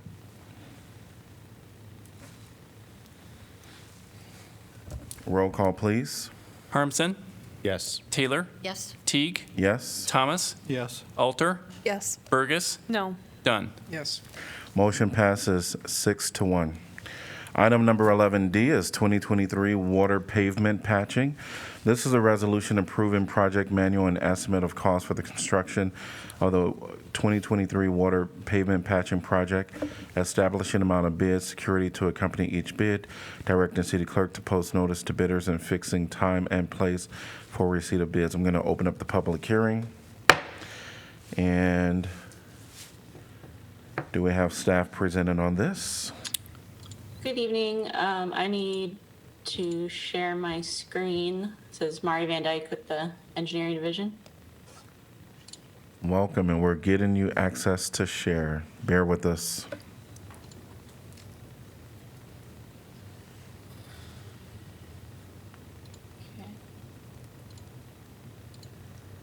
And I'll just again say thanks to all the community members that are on Zoom and also in other social media outlets. And we really appreciate your patience while we're navigating a system that's not working so easily tonight. Okay, can you see my presentation? Yes, we can. Okay. So this is an annual project where we repair water pavement that was damaged by water main breaks. So when there is a water main break, the water division will go out and repair the water main. And when they're done, they'll put back rock or temporary asphalt. And then with this project, we hire a contractor to go back and install permanent pavement at each location. And then the contract lasts until the end of the year so that as we have new water main breaks, those can get added to the project as well. So these are the starting locations we have for this year. So these all had a water main break between the end of last November and the beginning of this March. We already have a few more locations that we'll need to add once we have a contractor on board. I would estimate that by the end of the year, we'll probably have about 30 locations total. So the estimated construction cost is $215,000, and that's just for the 14 locations that were on the previous slide. For schedule, we would open bids April 25th, award the contract May 2nd, and then construction would be from May to November this year. So, are there any questions? Not hearing any here. All right, anyone from the public want to address this topic? If so, please raise your hand and I'll call upon you. And this is for the 2023 water pavement patching. Seeing no one with their hands raised, I'm going to close the public hearing. Can I get a motion to approve, please? So moved, Burgess. Second, Taylor. Council discussion? Roll call, please. Taylor, Yes. Teague, Yes? Thomas, Yes. Alter, Yes. Burgess, Yes. Dunn, Yes. Harmson. Yes. Motion passes 7-0. Item number 11E is Riverside Drive pedestrian improvements. Resolution approving project manual and estimate of cost for the construction of the Riverside Drive pedestrian improvement project, establishing amount of bids, security to accompany each bid, directing city clerk to post notice to bidders, and fixing time and place for receipt of bids. I'm going to open up the public hearing. Good evening, Mayor and Council. Good evening. Welcome. I have a brief presentation for you. This is Scott Silvers, Assistant City Engineer. Kelly, can you allow me to share my screen?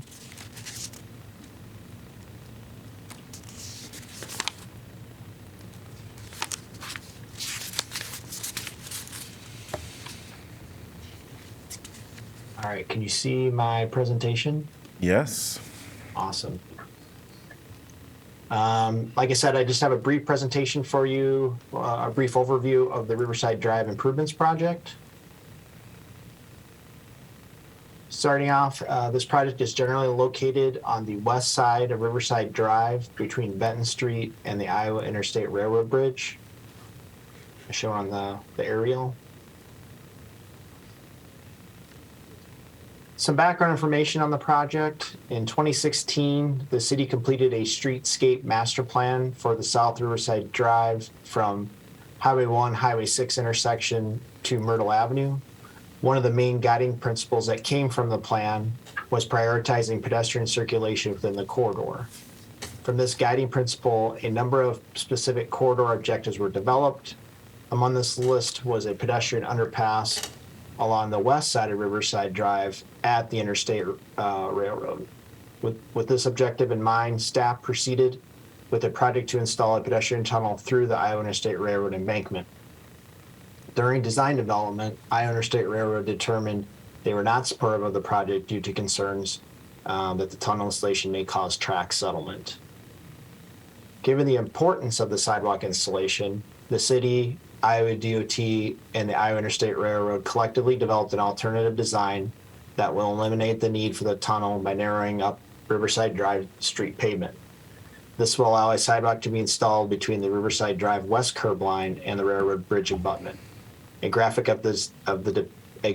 depiction of this design is shown on the right.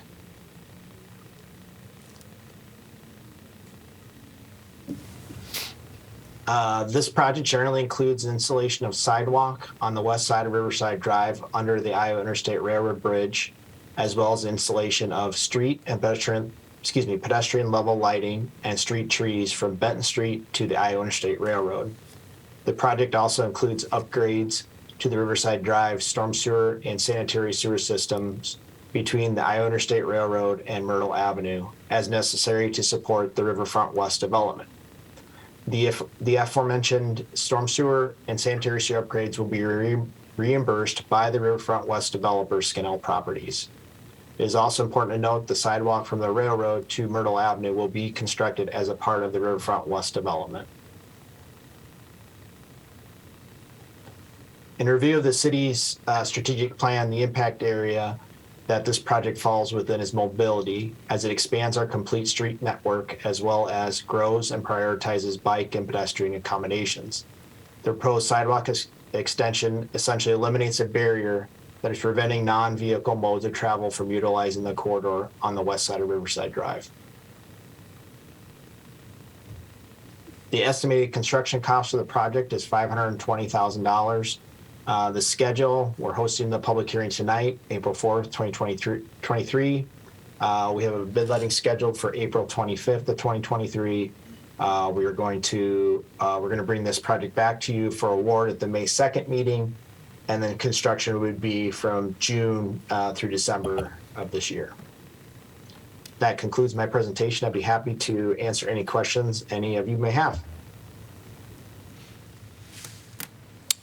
Scott, this is John Thomas. Do you have the cost differential between this solution of providing that pedestrian connection at the railroad trestle and the having the original approach, which was boring through the support?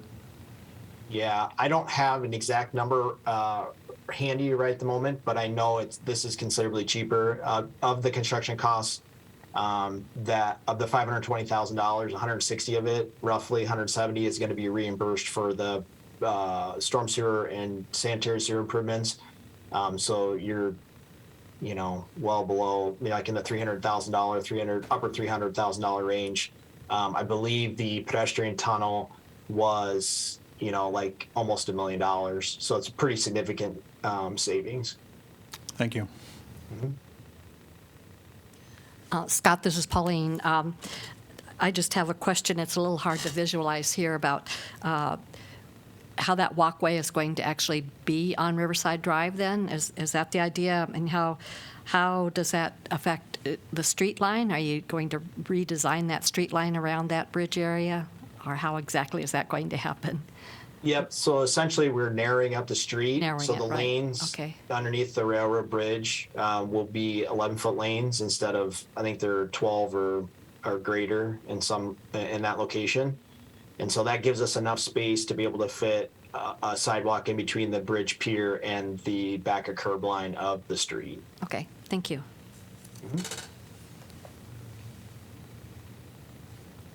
Good questions. Any other questions for me? Hearing none. Thank you, Scott. Yeah, thank you. Anyone from the public like to address this topic? Please, if so, please raise your hand. And if you're on the phone, please dial *9 if you want to raise your hand.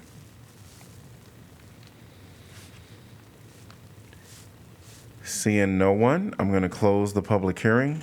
Could I get a motion to approve, please? So moved, Taylor. Second, Alter. Council discussion. I asked that question about the streetscape because we've been talking about this for a couple of years, and it's been in the budget. And this, of course, I don't believe is the ideal from a safety standpoint, but it's necessary because, especially with the increase in the number of student apartments in that area, people are trying to walk on that west side of Riverside Drive. And I don't fault the railroad company. As we've heard in the news recently, there have been some derailments. So there is a concern, not in Iowa, but across the country. And as we talked about earlier, stability of soil, that is a concern and a question. It's a very valid concern. So I'm fine with this and will be voting for it. Well, fortunately, we had a little bit of travel lane that we could play with, and it provided what we needed. Would have been nice to have maybe a couple more feet, but right. Sufficient. Roll call, please. Teague? Yes. Thomas? Yes. Alter? Yes. Burgess? Yes. Dunn? Yes. Harmson? Yes. Taylor? Yes. Motion passes 7-0.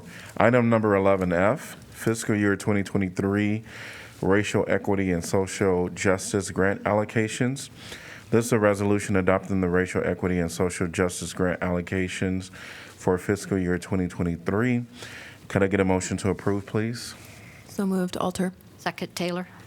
All right, and I believe we have Human Rights Commissioner Chair Roger Lucella on. Yes, welcome. Good evening, Council and Mr. Mayor and staff. Yes, I'm Roger Lucella. I'm the current chair of the Human Rights Commission. I'm here tonight to present to you the recommendation from the Human Rights Commission for the Racial Equity and Social Justice Grant for the 2023. This is a grant opportunity for it's available to Iowa City-based organization for both nonprofit and for-profit with the purpose of encouraging, empowering, and engaging racial equity and social justice initiative through program, activity, or services that help eliminate inequities in Iowa City community. A program that addresses one or more of the 6 priority services area will receive preference, such as building community, criminal justice, education, employment, health, and housing. Grant requirements are as follows. The organization must be physically located in Iowa City. The proposal should seek to eliminate inequity in the community based on individuals, institutional, or structural. The proposal must be new, or there is some exception that it can be a same proposal from a same organization coming in for a second year. Government, public school, and college or university cannot be a primary resident, but it can be a secondary applicant. Applicant can request no more than $25,000. And this year, thank you to the City Council, you approved us for $100,000. I will take this chance to always ask you for more because these grants go a long way in our community. This year, we had 20 organizations apply for funding, which amounted just a little over $330,000.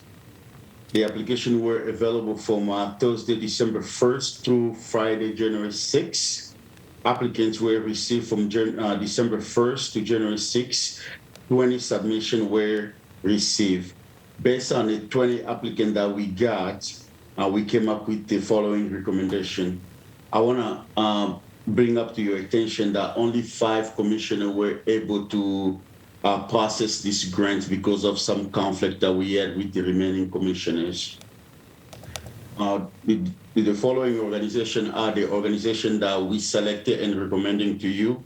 Great Plain Action Society, which puts in a truth-giving event, a night of truth-telling, music, and laughter, celebrating indigenous culture and history of uplifting the good in Thanksgiving, which is about family being thankful and celebrating the harvest season.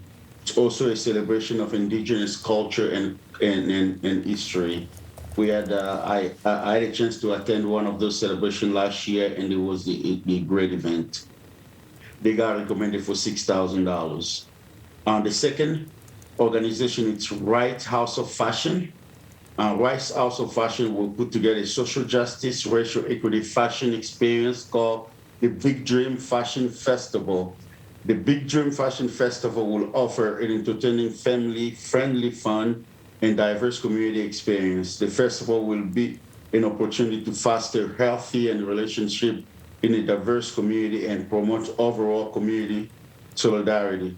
The festival will highlight BIPOC and LGBTQIA+ youth as future leaders in our community.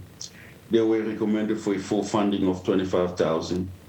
The third organization is the Neighborhood Center of Johnson County. The Neighborhood Center of Johnson County will launch a community university at the Pheasant Ridge Neighborhood Center, where 6 5-week cohorts learning experience that utilize elements of truth, racial healing, transformation, framework for participants to heal from wounds of the past, to build a mutually respectful relationship across racial and ethnic lines that honors and value each person's humanity, and to build trusting intergenerational and diverse community relationship that better reflects common humanity. The fourth organization, Neighborhood Center, were recommended for $15,500. The fourth organization was Community Service Center, recommended for $14,500. The Community Crisis Center will purchase culturally appropriate food such as mass, dry rice, dry beans, fresh fruits and vegetables, which can help sustain health by maintaining a more familiar traditional diet, and also help immigrants and descendants of immigrants maintain their cultural identities. Community Crisis Center will partner with some local grocery store. One of them is Acapulco Mexican Bakery and Grocery Store, and the second one is Medina African Markets to acquire the food. Number 5, it's natural talent music will uncover and nurture artistic talent and expression within the South District area in Iowa City, especially focusing on people of color and international origin. This project strives to expand the diversity of performers, style of music, and venues in which entertainment is presented in Iowa City. They were recommended for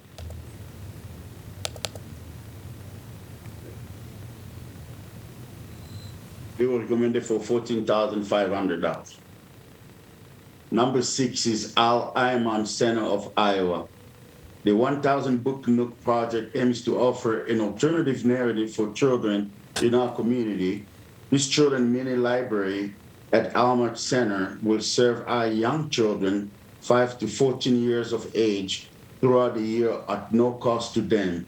Fiction, nonfiction, and bilingual books will be carefully selected to provide our children with the opportunity to read and learn about characters and stories that are similar to themselves. They were recommended for $7,500. Center for Worker Justice of Eastern Iowa, they were recommended for $7,000. This is the third year CWJ is getting this funding because it is the same project that is going over the year. As part of the Community Technology and Education Improvement Initiative, CWJ will purchase a smart board for the newly built computer lab and hire instructor to host free educational workshop for Iowa City community members. The smart board will play an essential role in many of the CWJ's educational initiatives. CWJ will use the smart board in English as a second language, workshop, tutoring program, and most workshop including entrepreneurship and computer literacy workshop. The final organization, Houses to Home, its Youth Volunteer Academy. The vision of the Youth Volunteer Academy is to foster social justice center leaders, and the academy will end with the students writing their personal mission, vision statement. The curriculum also visits important topics connected to social justice, starting with trust building and an examination of identity. Other topics are stereotype, prejudice, ACEs, historical system of oppression, the power of language, cycle of poverty, eviction, domestic violence, privileges, equity, inequity, microaggression, and implicit bias. This is all the organization that we are recommending for you guys. I want to state that the 5 commissioners that voted and processed the grant were Commissioner Paul Schenk, Commissioner Kolosh, Commissioner Jones, Commissioner Shannon, and myself, Commissioner Lusalo. And we received $329,000 in requested fund, and we were able to award on the $100,000. So we ask for your recommendation for approval.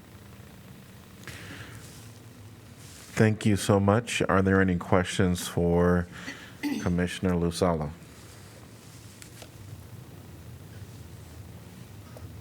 Here are no questions. Thank you. We're going to ask that if anyone wants to address this topic, that they raise their hand at this time. And if you're on if you're calling in by phone, press *6. Mr. Mayor. *9. Sorry. If I can interject while you're waiting to see if there's public comment, I just want to reflect or allow the record to reflect that Councilor Dunn is continuing to recuse himself from any matters in which the Center for Worker Justice is an applicant, and that's why he has stepped out at the beginning of this item. I appreciate that. Anyone want to talk on this topic, please raise your hand. Seeing no one in the public, council discussion. Quick thank you to Roger and his commission for doing this work. It's arduous and not to go through many good applications and make judgment calls. So thank you to them. It's incredibly invigorating to see, first of all, the number of applications that came through and then the range of projects that were awarded. again, great work by the commission, but also just kudos to the community groups that are doing this work, because I know often, even if you're not funded, you're finding a way to get through. So thank you for all of your efforts, and congratulations to those who were chosen. Yeah, I do appreciate all of the applicants, the 20 applicants that reached out and went through this process of filling out applications, getting it in for it to be considered. And while we know that there is more need in our community and work to be done, I also want to just give some gratitude for the ones that were awarded. I know that you're going to do some great work with those funds. Roll call, please. Thomas? Yes. Alter? Yes. Burgess? Yes. Harmson? Yes. Taylor? Yes. Teague? Yes, motion passes 6-1 with one recusal by Councilor Dunn. 6-0, right? Yeah. 6-0. Yeah. Yeah. Yes.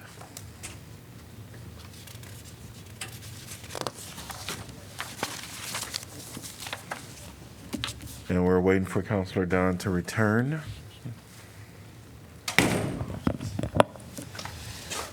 We're on to item number 11G, nuisance property 320 North Governor Street. This is a resolution authorizing the acquisition of property locally known as 320 North Governor Street, which is a public nuisance for the purpose of abating the nuisance. Could I get a motion to approve, please? So moved, Burgess. Second, done. All right, and we're going to ask for staff on this. I'm not sure who's going to present. Good evening, Council and Mayor. Stan Lauberman, Senior Housing Inspector. You have brought before you a property on Governor Street that has been on our radar since 2018. In the last 5 years, we've issued 25 different notices for nuisance violations and then took the property owner to court 4 different times. The issue is the property owner is not very responsive, and the property continues to fall into decay. And while we've had many conversations with him, we have not come up with a way to have him address the issues that are very evident on the property. This process of condemnation is not something that we go to often. I believe the last property that the city condemned because of these reasons was a little over 15 years ago. So again, this isn't a tool that we use often, but based on the property owner's inaction, we feel this is the appropriate step to take. Any questions for? Yeah. This is just for, this is Megan Alter. Just for clarification, it's in our comments, but can you describe why it is that we can acquire it through condemnation, but that what steps we must abide by once we've acquired it? Can you answer that? Right. The city can't gain from the condemnation, so the city will be required to sell the property for the cost that we have invested in the property, and we can't take ownership of it. So I feel that we'll have to make a determination if the property is salvageable. There may be some additional expenses related to removing debris from the property, or even the demolition of the property if we discover it's unsafe. And at that point, that we'll dispose of the property to someone outside of the city, not outside of the city, but outside of our control. Thank you. Would anyone from the public like to address this topic? If so, please raise your hand. If you're on phone, please dial *9.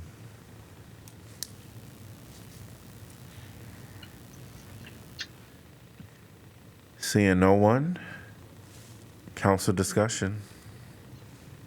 Just thanks to staff for the presentation and also for the memo in our packet. This is a pretty extreme, action for us to take, so it's helpful to see the 5 years of trying to get this mitigated before we're here. Roll call, please. Alter, Yes. Burgess, Yes. Dunn, Yes. Harmson, Yes. Taylor, Yes. Teague, Yes. Thomas. Yes. Motion passes 7-0. Item 11H is nuisance property 3351 Wintergreen Drive. Resolution authorizing the acquisition of property locally known as 3351 Wintergreen Drive, which is a public nuisance for the purpose of abating the nuisance. Could I get a motion to approve, please? So moved, Harmson. Second, Alter. All right, and I think Stan is still standing by. Welcome. Still here, yep. So yes, similar in that we're condemning the property, but for different reasons. It is a nuisance property. It hasn't been a nuisance for that long. The property owner is deceased, died sometime in August of 2022, and the house has been vacant. Her family has indicated they have no interest in the property. It would not set up an estate to take control of the property.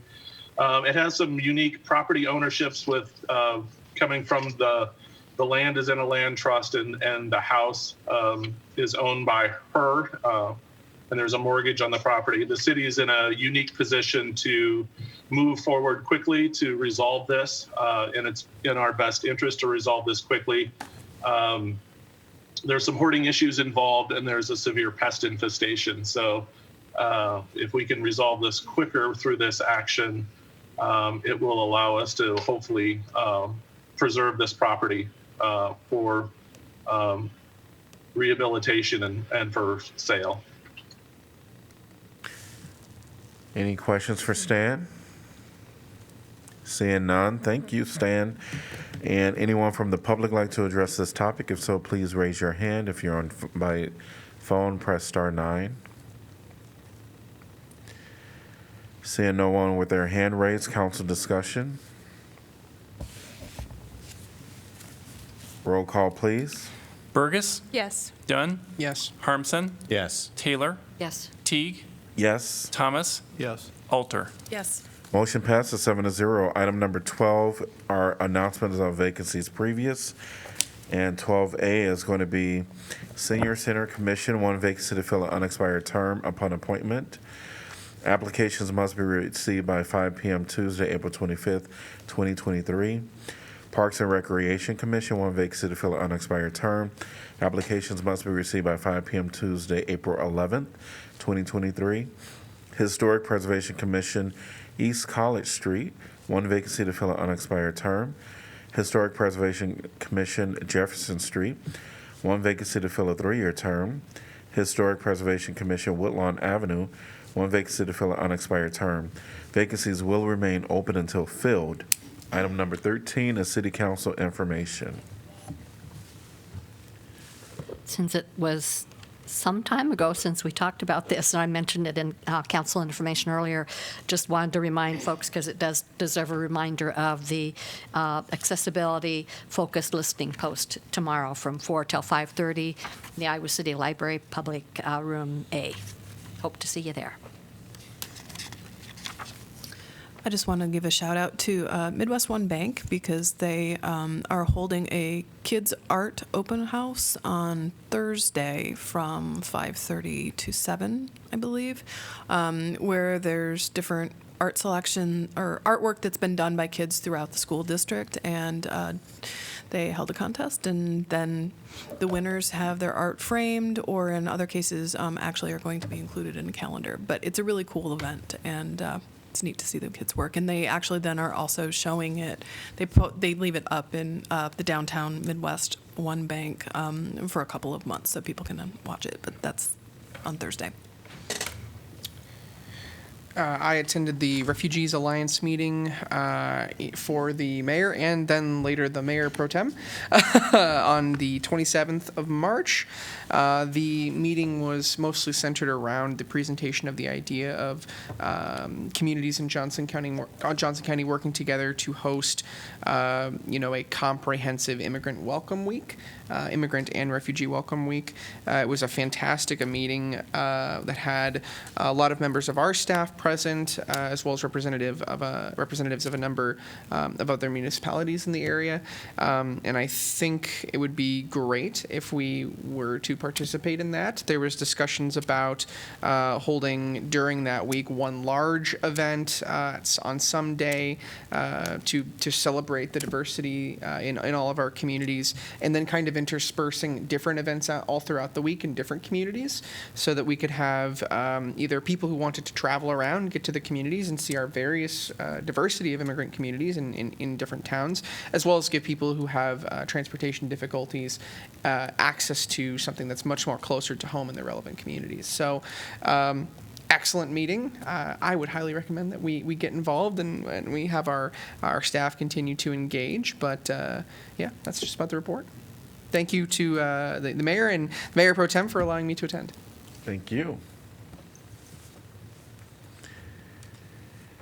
All right, hearing no other comments, we're going to go to item number 14, report on items from our city staff, our city manager's office, city attorney's office. Nothing else, thank you. And our city clerk office, nothing at all. So we're at item number 15. And again, I want to say thanks to everyone that attended the meeting tonight. And we did a virtual option just for safety because of the weather that was pending.